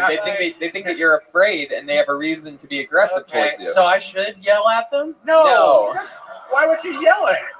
Why don't you go down the middle and do what every other human being does? What? Hey! No, don't do that. Let's try it again. Let's keep going until we get this right. So a dog's walking up to you right now. You go ahead. Welcome the dog. I would bite you right now if I was the dog, just to let you know. Let's try it again. Let's take it from the top. Take it from the top. No, don't kick the dog. Okay, so there's a dog walking up to you. You go ahead. Show us all how you would greet the dog. Don't pay attention to me. Pay attention to this imaginary dog. Here it comes. Well, normally Here I it don't comes. look Here at it it in comes. the eye. Here it comes. It just bit you. It just fucking bit you. Pay attention. We're going to try it again. Let's take it from the Jeremiah. You have something you want to say? No, it just look like you get bit maybe because you try to sleep in house. It's Chroma Chris. Chroma fucking Chris. That is Boris for the win.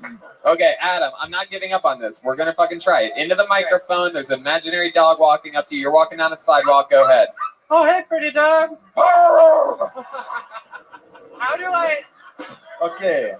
I am. Wow. Tony, I have another hypothetical situation. Yes, I would go like ahead. To play out. All right, there is pretty girl at bar right over there. How do you approach pretty girl? Oh, hey, pretty girl.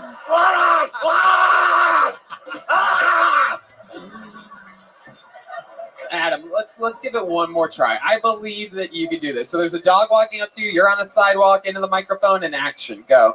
Look at the... he just didn't make eye contact at the dog. Definitely got bit in that scenario, by the way. Anybody who just waves a hand in front of a dog walking by. That was a pet. I was petting. It's just, you're talking for a minute about how you get bit by dogs, but we can't figure out what the fuck you're doing. Like, it's like you're probably the cause of it. I mean, You're acting like an alien that Figured doesn't it know what out. a dog is, and you're trying to act human. Hi, pretty girl. Yeah, dog. It's like that's how blind people react to dogs. Or in the spectrum or something. All right. Probably. Not diagnosed. You My remind brother's me of more the. higher. Are you done? You remind me of the cartoons that wear barrels with suspenders. Yeah. Adam, you don't need to acknowledge everything that we say to you. Moving on. So let's talk about it, Adam. You live here in Phoenix, or in the suburbs a little bit? About an hour west? No, it took me an hour to get here on the light rail, but normally 20 minutes. It took you an hour to get here on the what? There's like a train that runs through town. Oh, I don't think that's what you're supposed to call them. It's a light rail. I get it. Tram? What do you do for work, Adam? I'd be surprised to find out you're the first non-maintenance worker that's been... No, right now I'm a sheet metal fabricator, but I also restore old Porsches. Whoa. Oh, stay at Home Depot. Wow. Adam, you have a lot of tattoos. It seems like you have a lot of life experience. You have any... No? Just tattoos. Yeah. Why is that Cinderella there on your arm? Alice in Wonderland, but like goth. Why? Why do you have Alice in Wonderland and goth? Because I like Alice in Wonderland and I like goth girls. Wow. You hook up with a lot of chicks? No. Last time you had sex with a girl, when was that? If you had to guess. Last night with my fiance. Whoa! Look at that. Wow. Hell yeah. For your honeymoon, I will give you my 74-year-old wife for 1 hour. Do with her as you please. She does bite. So last night, you and your fiance, or what? What are you guys doing? Watching Netflix, hanging out? How does this start? Help us understand what what sex with you would possibly be like. She normally reads her Kindle while I watch podcasts on YouTube. Yeah. And then I'll just like light a candle and set the mood right. Yeah. Scratch her back for a while. Like lead into it slowly, you know? Like Scratch her back. How itchy is she? Go ahead. I mean, I just lead into it slowly, you know? Wait, this is why you get bit by dogs. This is all the same thing.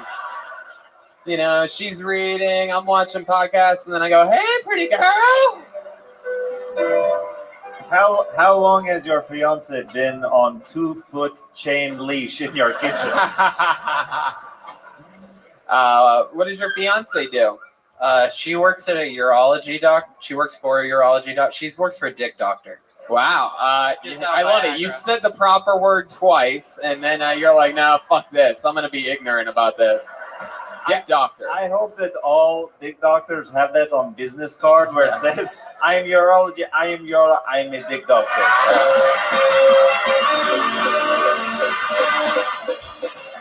I love it, man. Does she ever do anything special in the bedroom since she's a dick doctor? She says maybe later on in life when it gets boring, but we're gonna save that till like it's boring. Right. What do you think she's talking about? What do you think she's saving for you? She's going to finger your dick. I'm pretty sure that's what it is. Probably just butt stuff. Probably just butt stuff. Hey. What's the craziest thing sexually you've ever done with a woman? Wildest moment you've ever had? That's gonna make me sound really vanilla. No, go ahead. Wait, you vanilla? Get out of here. I anal once. Yeah. Yeah. How did it feel when it penetrated you? I really don't. It's like it's not worth the like pain and smells and like after effects. Oh, it's just God. like they're Grow up. They're for a reason, you know. Last two guys just need to find cleaner women. Yeah. What the Exactly. fuck? Go to No, Jude I White's. didn't pull out with poop dick though. What? It was clean.